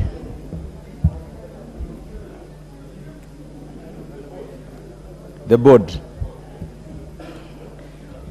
And Honorable Chair, this is because one of the ills that is facing the sector is through importation of sugar by private companies and millers. When millers, for example, are allowed to import, what happens is that they will not focus on cane development, because whenever there's a shortage, then they will always have a window to import that sugar. So if we say we leave sugar importation to millers, then we'll be killing cane development, and in this case, now the person who will suffer is the farmer. Again, if we leave it open for the private individuals to import this sugar, we've seen cartels fighting these sugar factories so that they do not produce. We have shortage for them to get window to import, and sometimes they even import over and above the shortage. Thank you much. Thank you. Thank you. And before I give anybody, you need to do the law. So I propose the question. I propose the question that clause 4 be amended as proposed by the Honorable Mugabe. I'll give it to the chairperson of the committee of the move of the bill, Honorable Wangwe. Thank you, Honorable Chair. Honorable Chair, I beg to oppose that amendment. And Honorable Chair, it's in a matter of principle, Honorable Chair, Kenya Sugar Board, as in the bill is supposed to be a regulator. And Honorable Chair, you cannot regulate and be a player.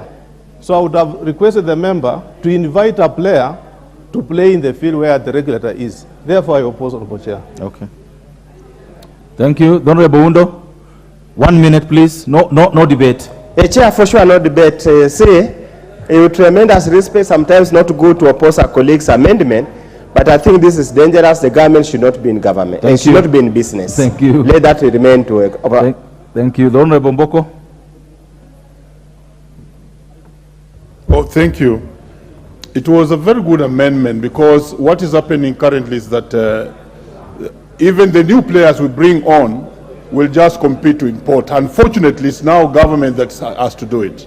So I wish the amendment would put that to some other player and not the millers. Thank you.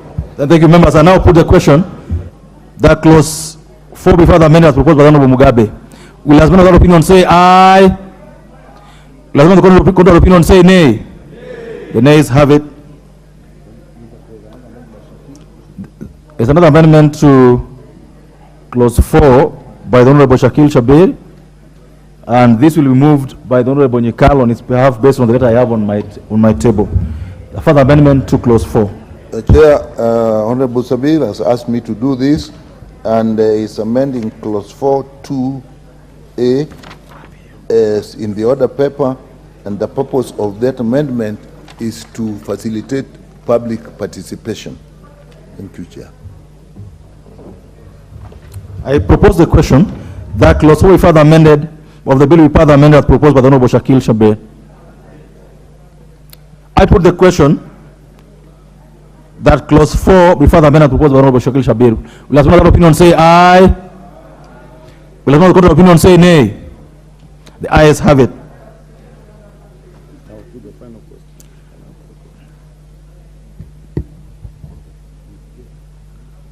I now put the question that clause 4 as amended be part of the bill. Will as many other opinions say aye? Will as many contrary opinions say nay? The ayes have it. Clause 5.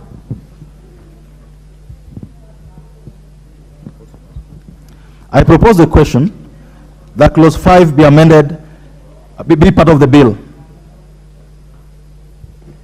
Chair Committee, Agriculture and Livestock. Honorable Chair, I wish to, I move that clause 5 be amended as per the order paper in order to basically regulate or rather moderate the issuance of inspection certificates as well as offer coordination of extension services. Members, I propose a question that clause 5 be amended as proposed by Honorable Mutunga. I now put the question that clause 5 be amended as proposed by Honorable Mutunga. Will as many of that opinion say aye? Will as many of the contrary opinion say nay? The ayes have it. I now put the question that clause 5 as amended part of the bill. Will as many of that opinion say? Will as many of a similar opinion say aye? Will as many of the contrary opinion say nay? The ayes have it. Clause 6. I propose the question that clause 6 is part of the bill. Chairperson? Honorable Chair, I move that clause 6 be amended as per the order paper. The reason being that the appointment of a chairperson by the President is in line with the Mwongozo Code.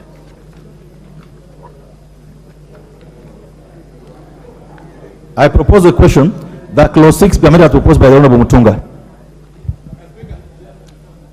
The Honorable Bondai. Mr. Speaker, Mr. Chairman, I have an issue with this continuous reference to Mwongozo. No, Mwongozo is subsidiary legislation. And this act, if you look at the context in which it is drafted, look at the spirit, not just the letter of this bill, is such that it seeks to empower farmers and key and primary stakeholders in the sugar sector. So how I wish, therefore, that even the task of appointing an executive chairperson be placed on the shoulders of the key stakeholders who are farmers, the primary stakeholders, rather than allowing a president to meddle in the affairs of the sugar board, essentially the subsector. That is my view. Thank you. And therefore, I'm opposed to this on the basis of that understanding. Honorable Kegombe. Mr. Chair, in as much as I agree with what the leader of minority is saying, the danger of that is that we've not started this structure from the grassroots. I know what you mean, like it happens in tea. But then, for them to be able to elect someone at the head, you will need to have come from the ground. And now the way the mills are right now, we do not have proper representation, so it will not go to the end. But I know what you mean ultimately. It is a desired position, but right now it is difficult to do that because we do not have proper representation of farmers in these mills all the way up. And when we tried to do in the report, we are saying that we want probably to have electoral areas. And this is what we are trying to make and have not been done. So as it is right now, it is difficult. Thank you. Members, I put the question that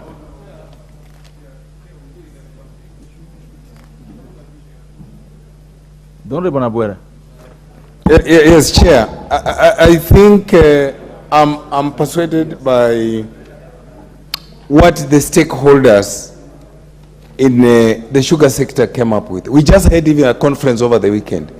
The position of the stakeholders in the sugar sector is very clear, that because the directors are elected sectorally, the directors themselves, among themselves, elect a chairman of the board. And that is critical, Chair. I'm listening to you. That is critical if we have to come out of the quagmire the sugar industry has been in.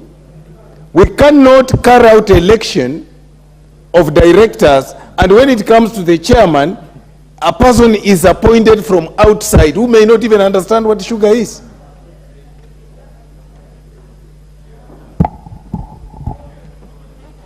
The Honorable Makali. In the sugar conference, we want to put farmers, we resolve to put farmers at the center of governance in the sugar sector. if the directors are elected by the farmers, I actually support the amendment posed by the minority leader that the chairman should actually be elected by the farmers. Thank you. Members, this must go either way. I now put the question that clause 4 be amended as proposed by Honorable Mutunga. Clause 6 be amended as proposed by Honorable Mutunga. Will as many as that opinion say aye? Will as many as contrary opinion say nay? Nay. The nays have it.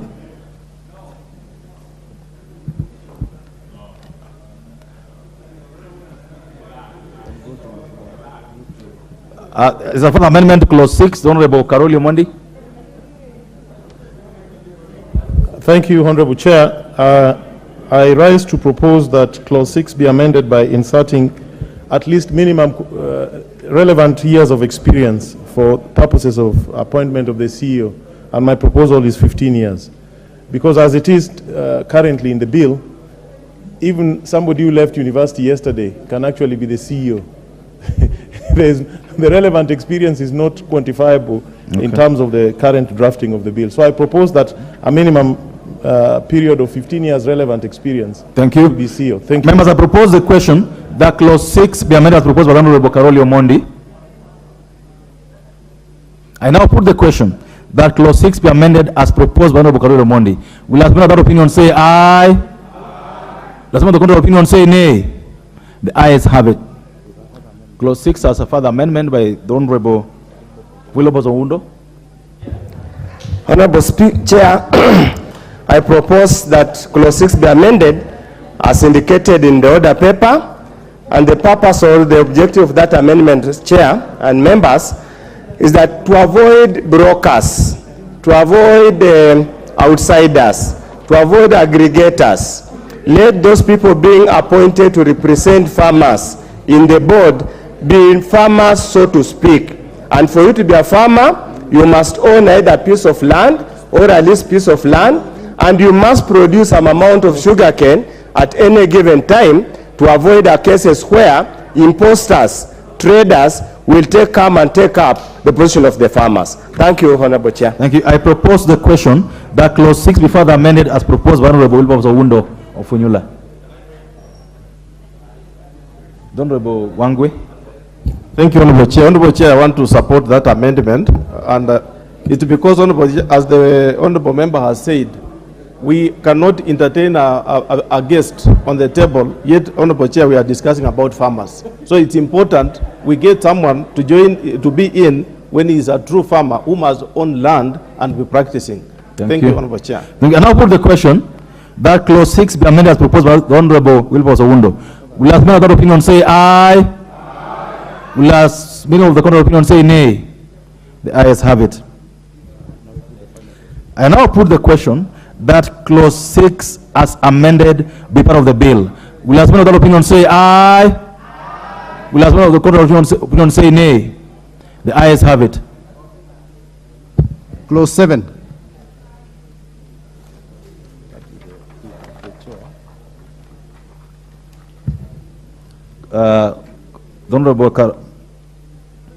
I propose the question that clause 7 be part of the bill.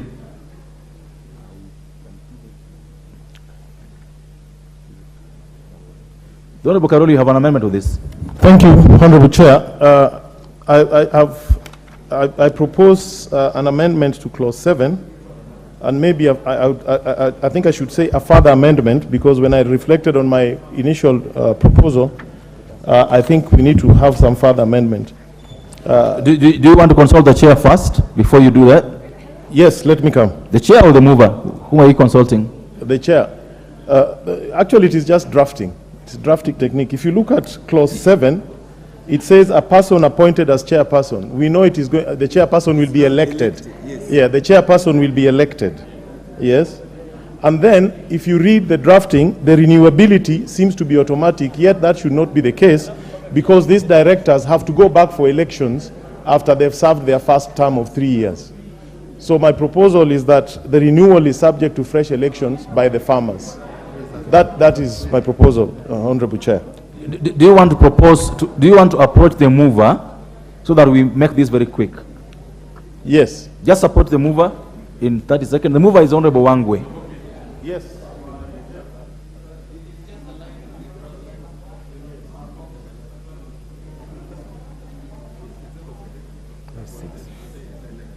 What is he amending? So I came with my bill here.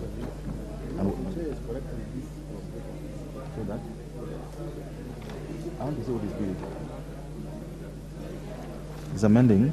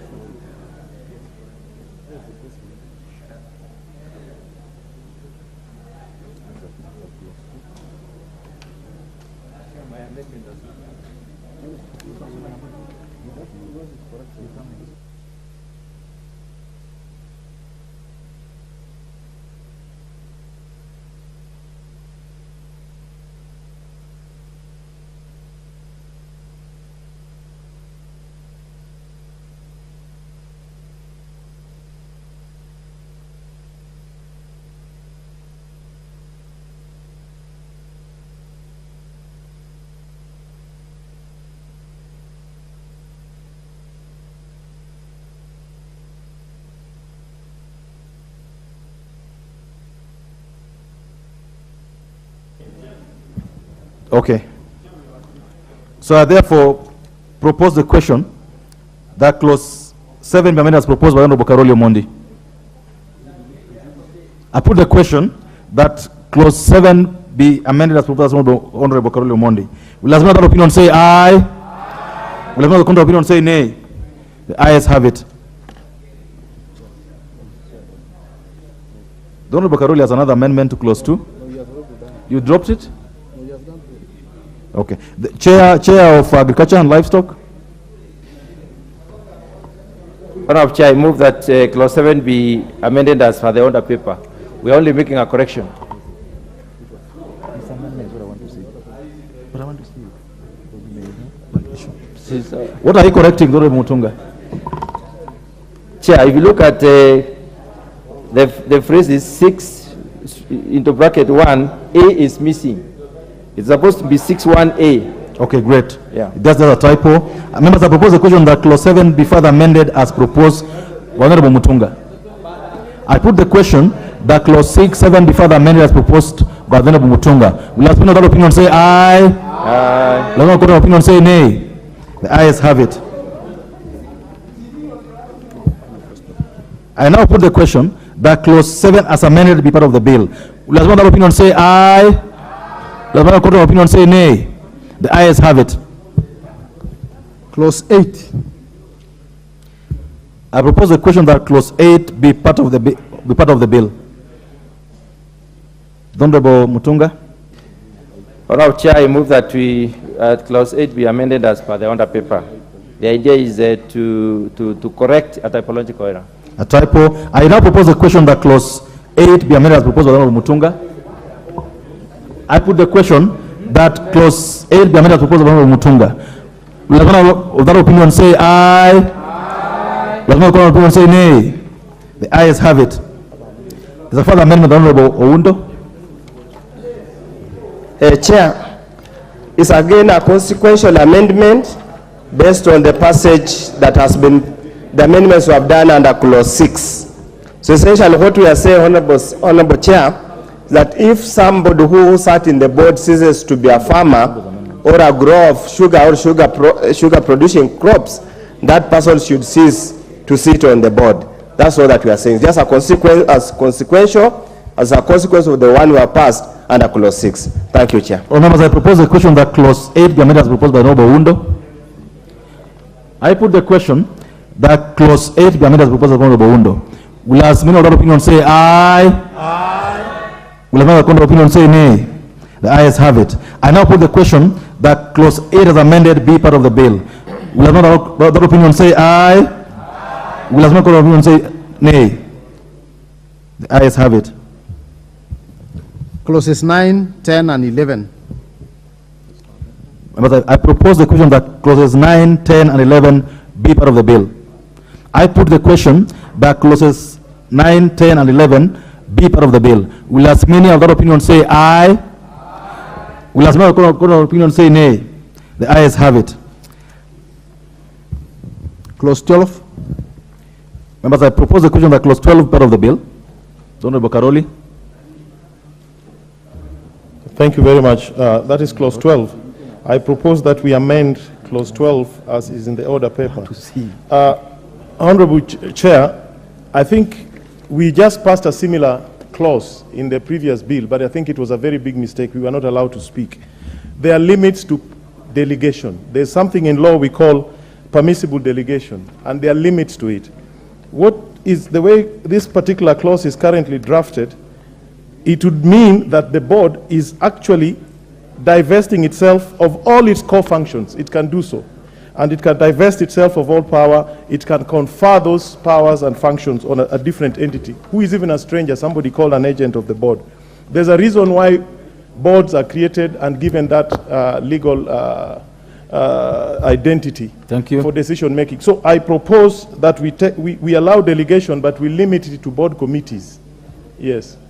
And if we have to stretch it, it can only be the chief executive, not to every stranger, agent, or whatever. It's a very risky thing. Thank you. Members, I propose a question that clause 12 be amended as proposed by the Honorable Karoli Omondi. The Honorable Wangwe. Thank you, Honorable Speaker. Honorable Speaker, I wish to oppose that proposal by Honorable Karoli, because, Honorable Speaker, when you look at the way the wording of my bill reads, it's very particular. It says, the board may, not shall, may, either generally or in any particular case. Honorable Speaker, there are particular cases. Should there be an issue to investigate a matter and is touching on a particular employee, the board can assign a particular manager to deal with that circumstance. Could there be a conflict of interest touching on the senior manager, the board can now come down and nominate or appoint any other employee to deal with the situation. Therefore, Honorable Speaker, this amendment is opposed. This has to go either way. We just had a debate about a similar amendment a few minutes ago. I now put the question that clause 12 be amended as proposed by Honorable Mondi. Will as one of that opinion say aye? Will as one of that opinion say nay? The nays have it. I now put the question that clause 12 be part of the bill. Will as one of that opinion say aye? Will as one of that opinion say nay? The ayes have it. Clause 13. I propose the question that clause 13 be part of the bill. Honorable Karoli. Thank you very much, Honorable Chair. I propose that we amend clause 13 as proposed in the order paper by deleting the word remuneration, because it implies even payment of a basic salary, which I don't think is the case with our boards. I think we should limit it to allowances and the typical payments to directors. Thank you. I propose the question that clause 13 be amended as proposed by Honorable Karoli Omondi. I put the question that clause 13 be amended as proposed by the Honorable Karoli. Will another opinion say aye? Will another opinion say nay? The ayes have it. I now put the question that clause 13 be amended as amended part of the bill. Will another opinion say aye? Will another opinion say nay? The ayes have it. Clause 14. I propose the question that clause 14 be part of the bill. The Honorable Mutunga. Honorable Chair, I move that clause 14 be amended as per the order paper. This is to provide for competitive recruitment of the CEO and the consultation with the Public Service Commission. I propose the question that clause 14 be amended as proposed by the Honorable Mutunga. I put the question that clause 14 be amended as proposed by the Honorable Mutunga. Will as many other opinion say aye? As many of the contrary opinion say nay? The ayes have it. It's a further amendment by the Honorable Wilberforce Owundo. Chair, it is a very minor amendment and probably we need further guidance. Yes, in the amendment presented, proposed by the chair, they talks about recruitment by Public Service Commission. My amendment lends to the fact that the remunerations and the terms must be done in consultation with Salaries and Remuneration Commission. So we are just adding SRC in the place because that's what the law requires, that's what the Constitution requires. So it's just a consequential amendment which we can just, if members agree, we can let it pass. Thank you. I propose a question that clause 14 be amended as proposed by the Honorable Wundo. I now put the question that clause 14 be amended as proposed by the Honorable Wundo. Will as many of that opinion say aye? Will as many of that opinion say nay? The ayes have it. I now put the question that clause 14 as amended is part of the bill. Will as many of that opinion say aye? Will as many of that opinion say nay? Ayes have it. Clauses 15, 16, and 17. I propose the question that clauses 15, 16, and 17 be part of the bill. I now put the question that clauses 15, 16, and 17 be part of the bill. Will as many of that opinion say aye? Will as many of that opinion say nay? The ayes have it. Members, I request your presence in the House. Clause 18. I propose the question that clause 18 be part of the bill. Honorable Karoli. Thank you very much, Honorable Chair. Actually, this Honorable Karoli, 1 minute. What is out of order?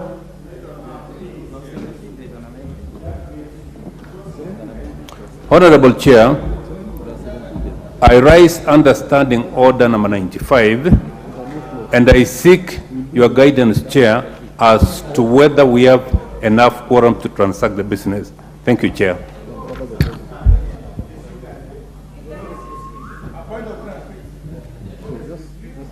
No, can we ascertain if you have quorum first before we go to the next point of order?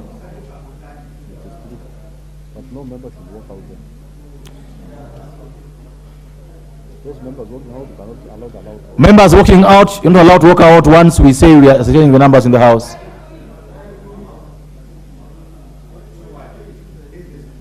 Looking at arms, can we ascertain how many we have? I order that the bell be rung for 10 minutes.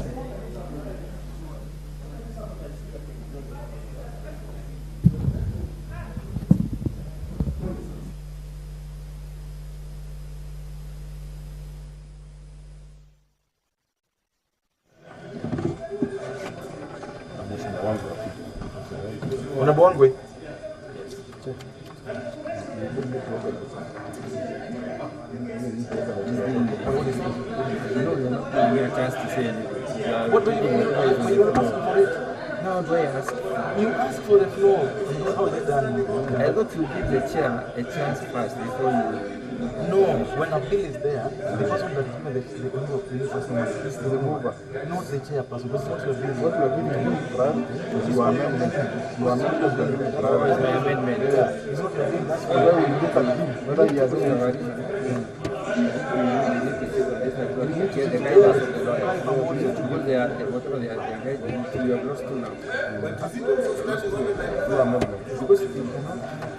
An election of the chairman when there are only 5 people in the board who are elected by the people. The rest are but why are people moving out? I don't know. Chair, bell is ringing. First of all, is it standing on the side? And the 95 is calling the movement to reply. No, you call for quorum. No more, just no more. There are no numbers. He said there are no numbers. Okay. He said there are no numbers. He pronounced no numbers. Okay. But then, under the special sitting arrangement framework, and it says clearly in the executives that until the business is complete. Yes, but this is not the transaction. It doesn't wait the. You see, the speaker, when he started, we had an issue of numbers. He rang the bell, and the numbers were able to attain the numbers. Do you want to commit any bill? Yes. So what you do, the areas where you are not satisfied, you commit and explain to the members. Exactly. That's how we start. You commit and explain. That room is there. Even that's 17. I don't think we forget about that. When I end or did I just notice the areas you want in your document. Unless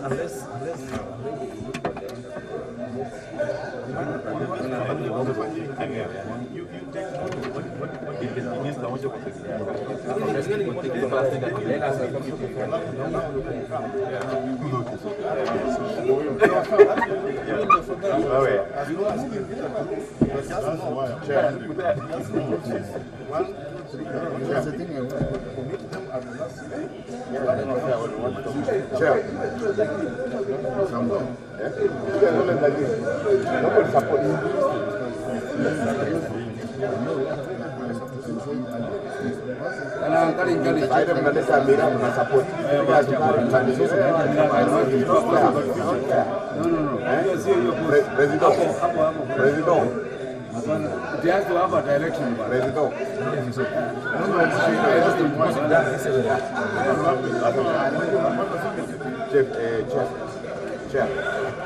Chair. This is to see. You have to mobilize.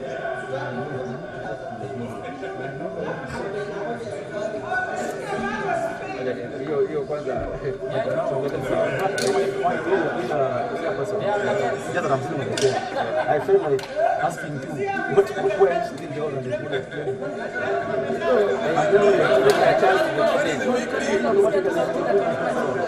Because every time, but then it's not every time I always look at your place, but every time I always look at your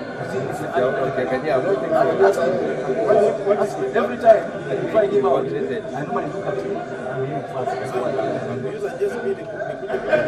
Yeah. If you can sit somewhere. If you can sit together. You can sit somewhere here. You get quorum. That's why that thing on Karoli asking and even because the bill is this, you need to keep. Yeah, talking to him. Because like Karoli brought like that we have to that election of the and even this remuneration is just salary. What do you mean? I mean, the recruitment is by Public Service Commission. Yes, I'm saying that. Come and say remuneration. What do you allow remuneration? That's what they have in all the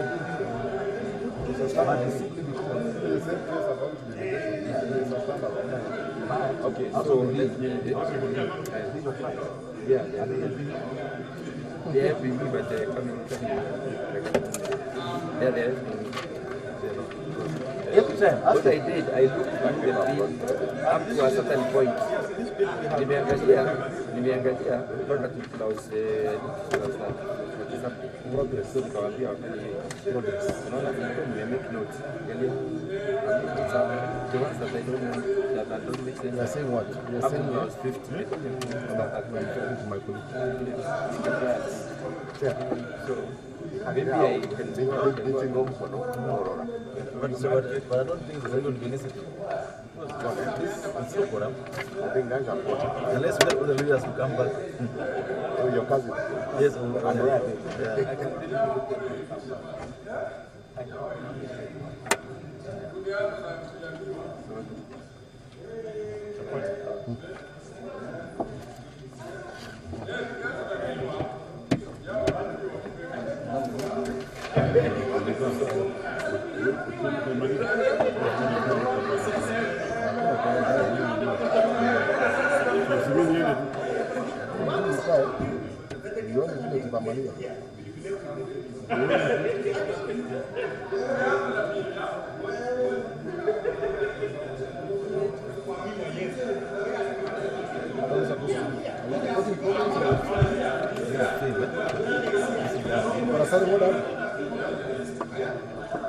if there's no quorum, just go back to the house and report the fact. My reporting, my reporting. Mama was supposed to be here.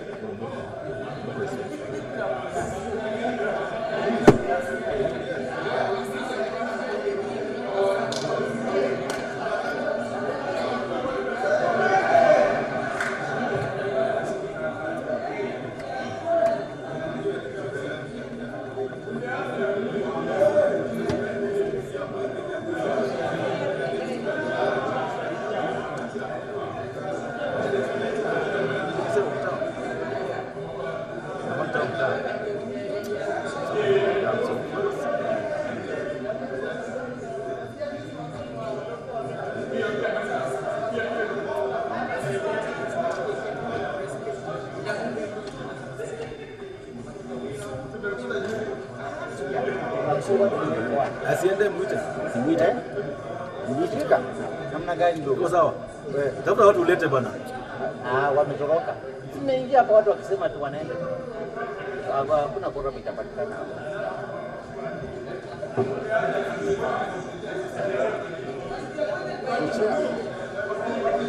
The house is in committee, the chair can leave the chair and report the public to the speaker, which shall adjourn the house until the next. We don't have to. Just say the committee has considered the bill up to this and then they to sit next time. There's there's no quorum. There's no belief in case was kind of what happened? It says, if the house is in committee, the chairperson shall leave the chair and report to the public who shall adjourn the house until the next. There's nothing like sitting lift, not again. We just report that the house has been that week up to close 18. Bad.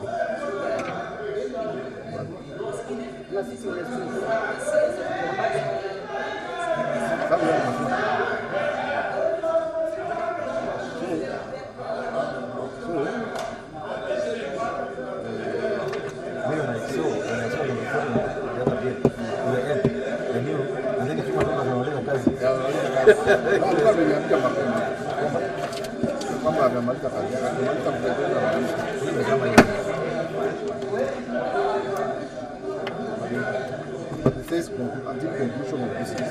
So what chair will do, we'll have to get one member to come here. Then we just report the fact that Honorable Speaker, we have considered the sugar cane up to close 18. And there was no which clause was that? It's under that.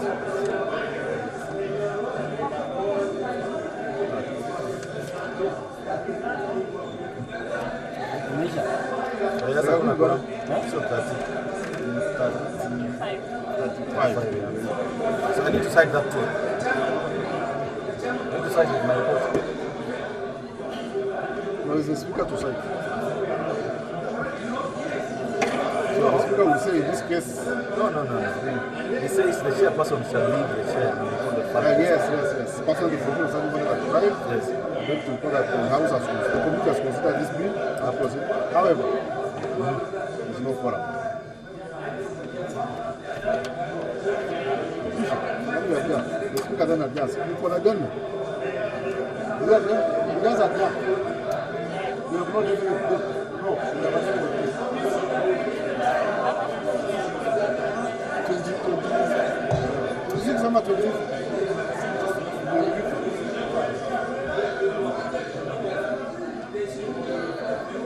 we're coming back on 26.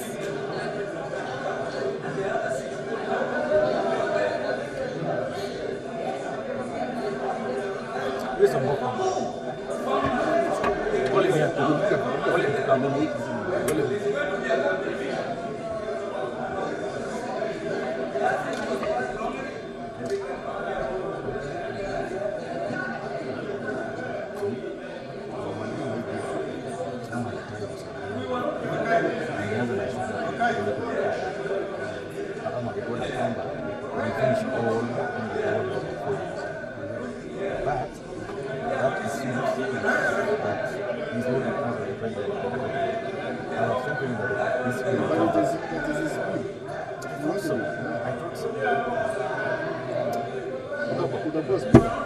what happened? I will report to you that there's no quorum, then we'll adjourn the house. So what happened? How do you adjourn the house? So in that case, just saying that in the process report of the house is adjust until this execution.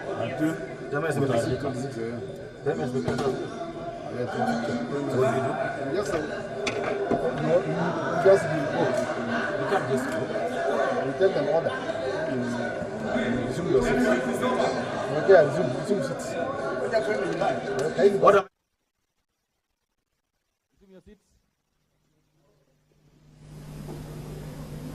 So that you stop the bell and you leave. Yeah? Stop the bell and then.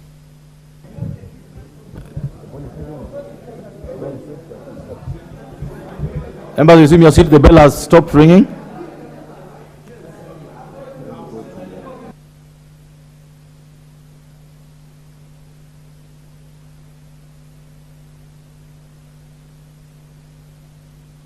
Honorable Chair, we are in unprecedented times.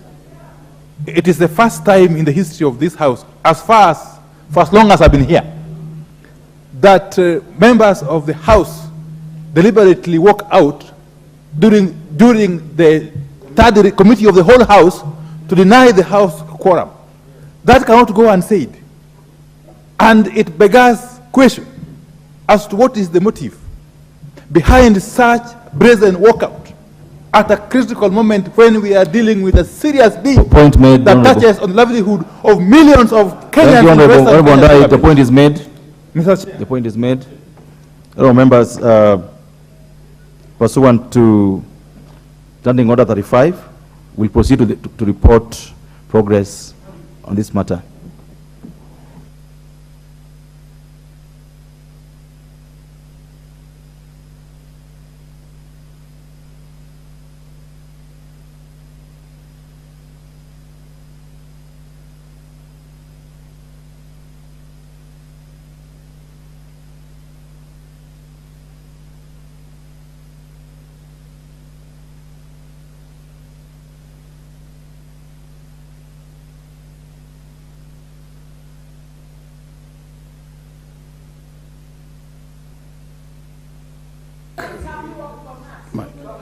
Order, members.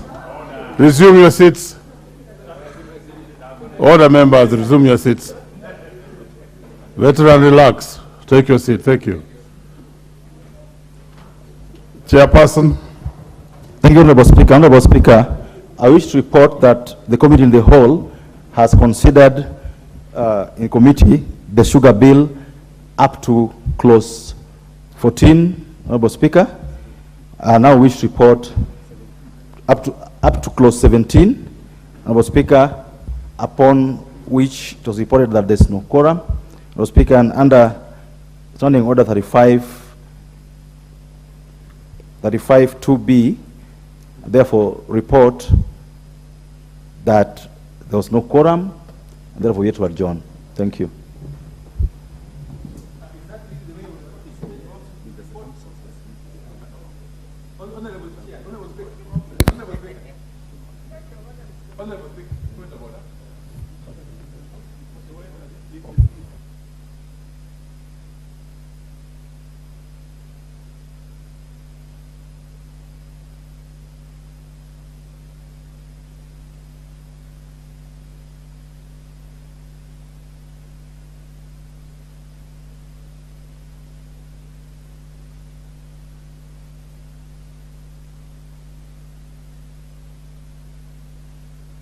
Give me a mic. Honorable members,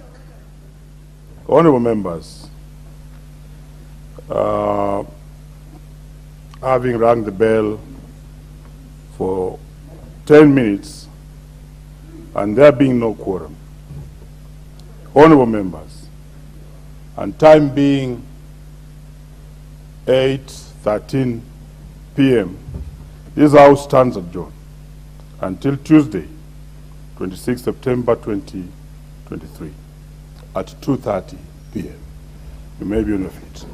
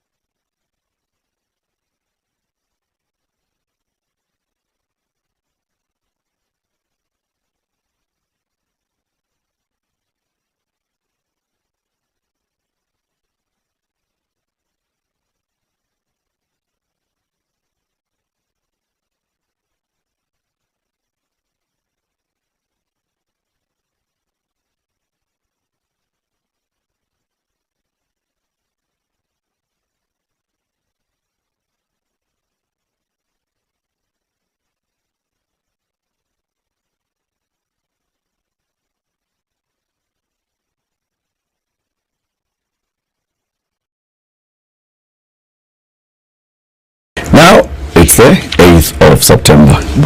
Statutories are going. KRA wants their money. How many things did the KRA want? Pay. KRA also wants housing. KRA wants meter. KRA wants what else? All those things gone. In a few days, NHIF wants. Next, NSSF wants. Who doesn't want? Your landlord wants. Children are there like chicks. Wow, university be reporting university. They're saying the university wants. Tunafanya kazi gani? Go to hospital. Universal health coverage is not yet working. If your card is not working. My God. So, how is your pay slip looking? How is your pocket looking?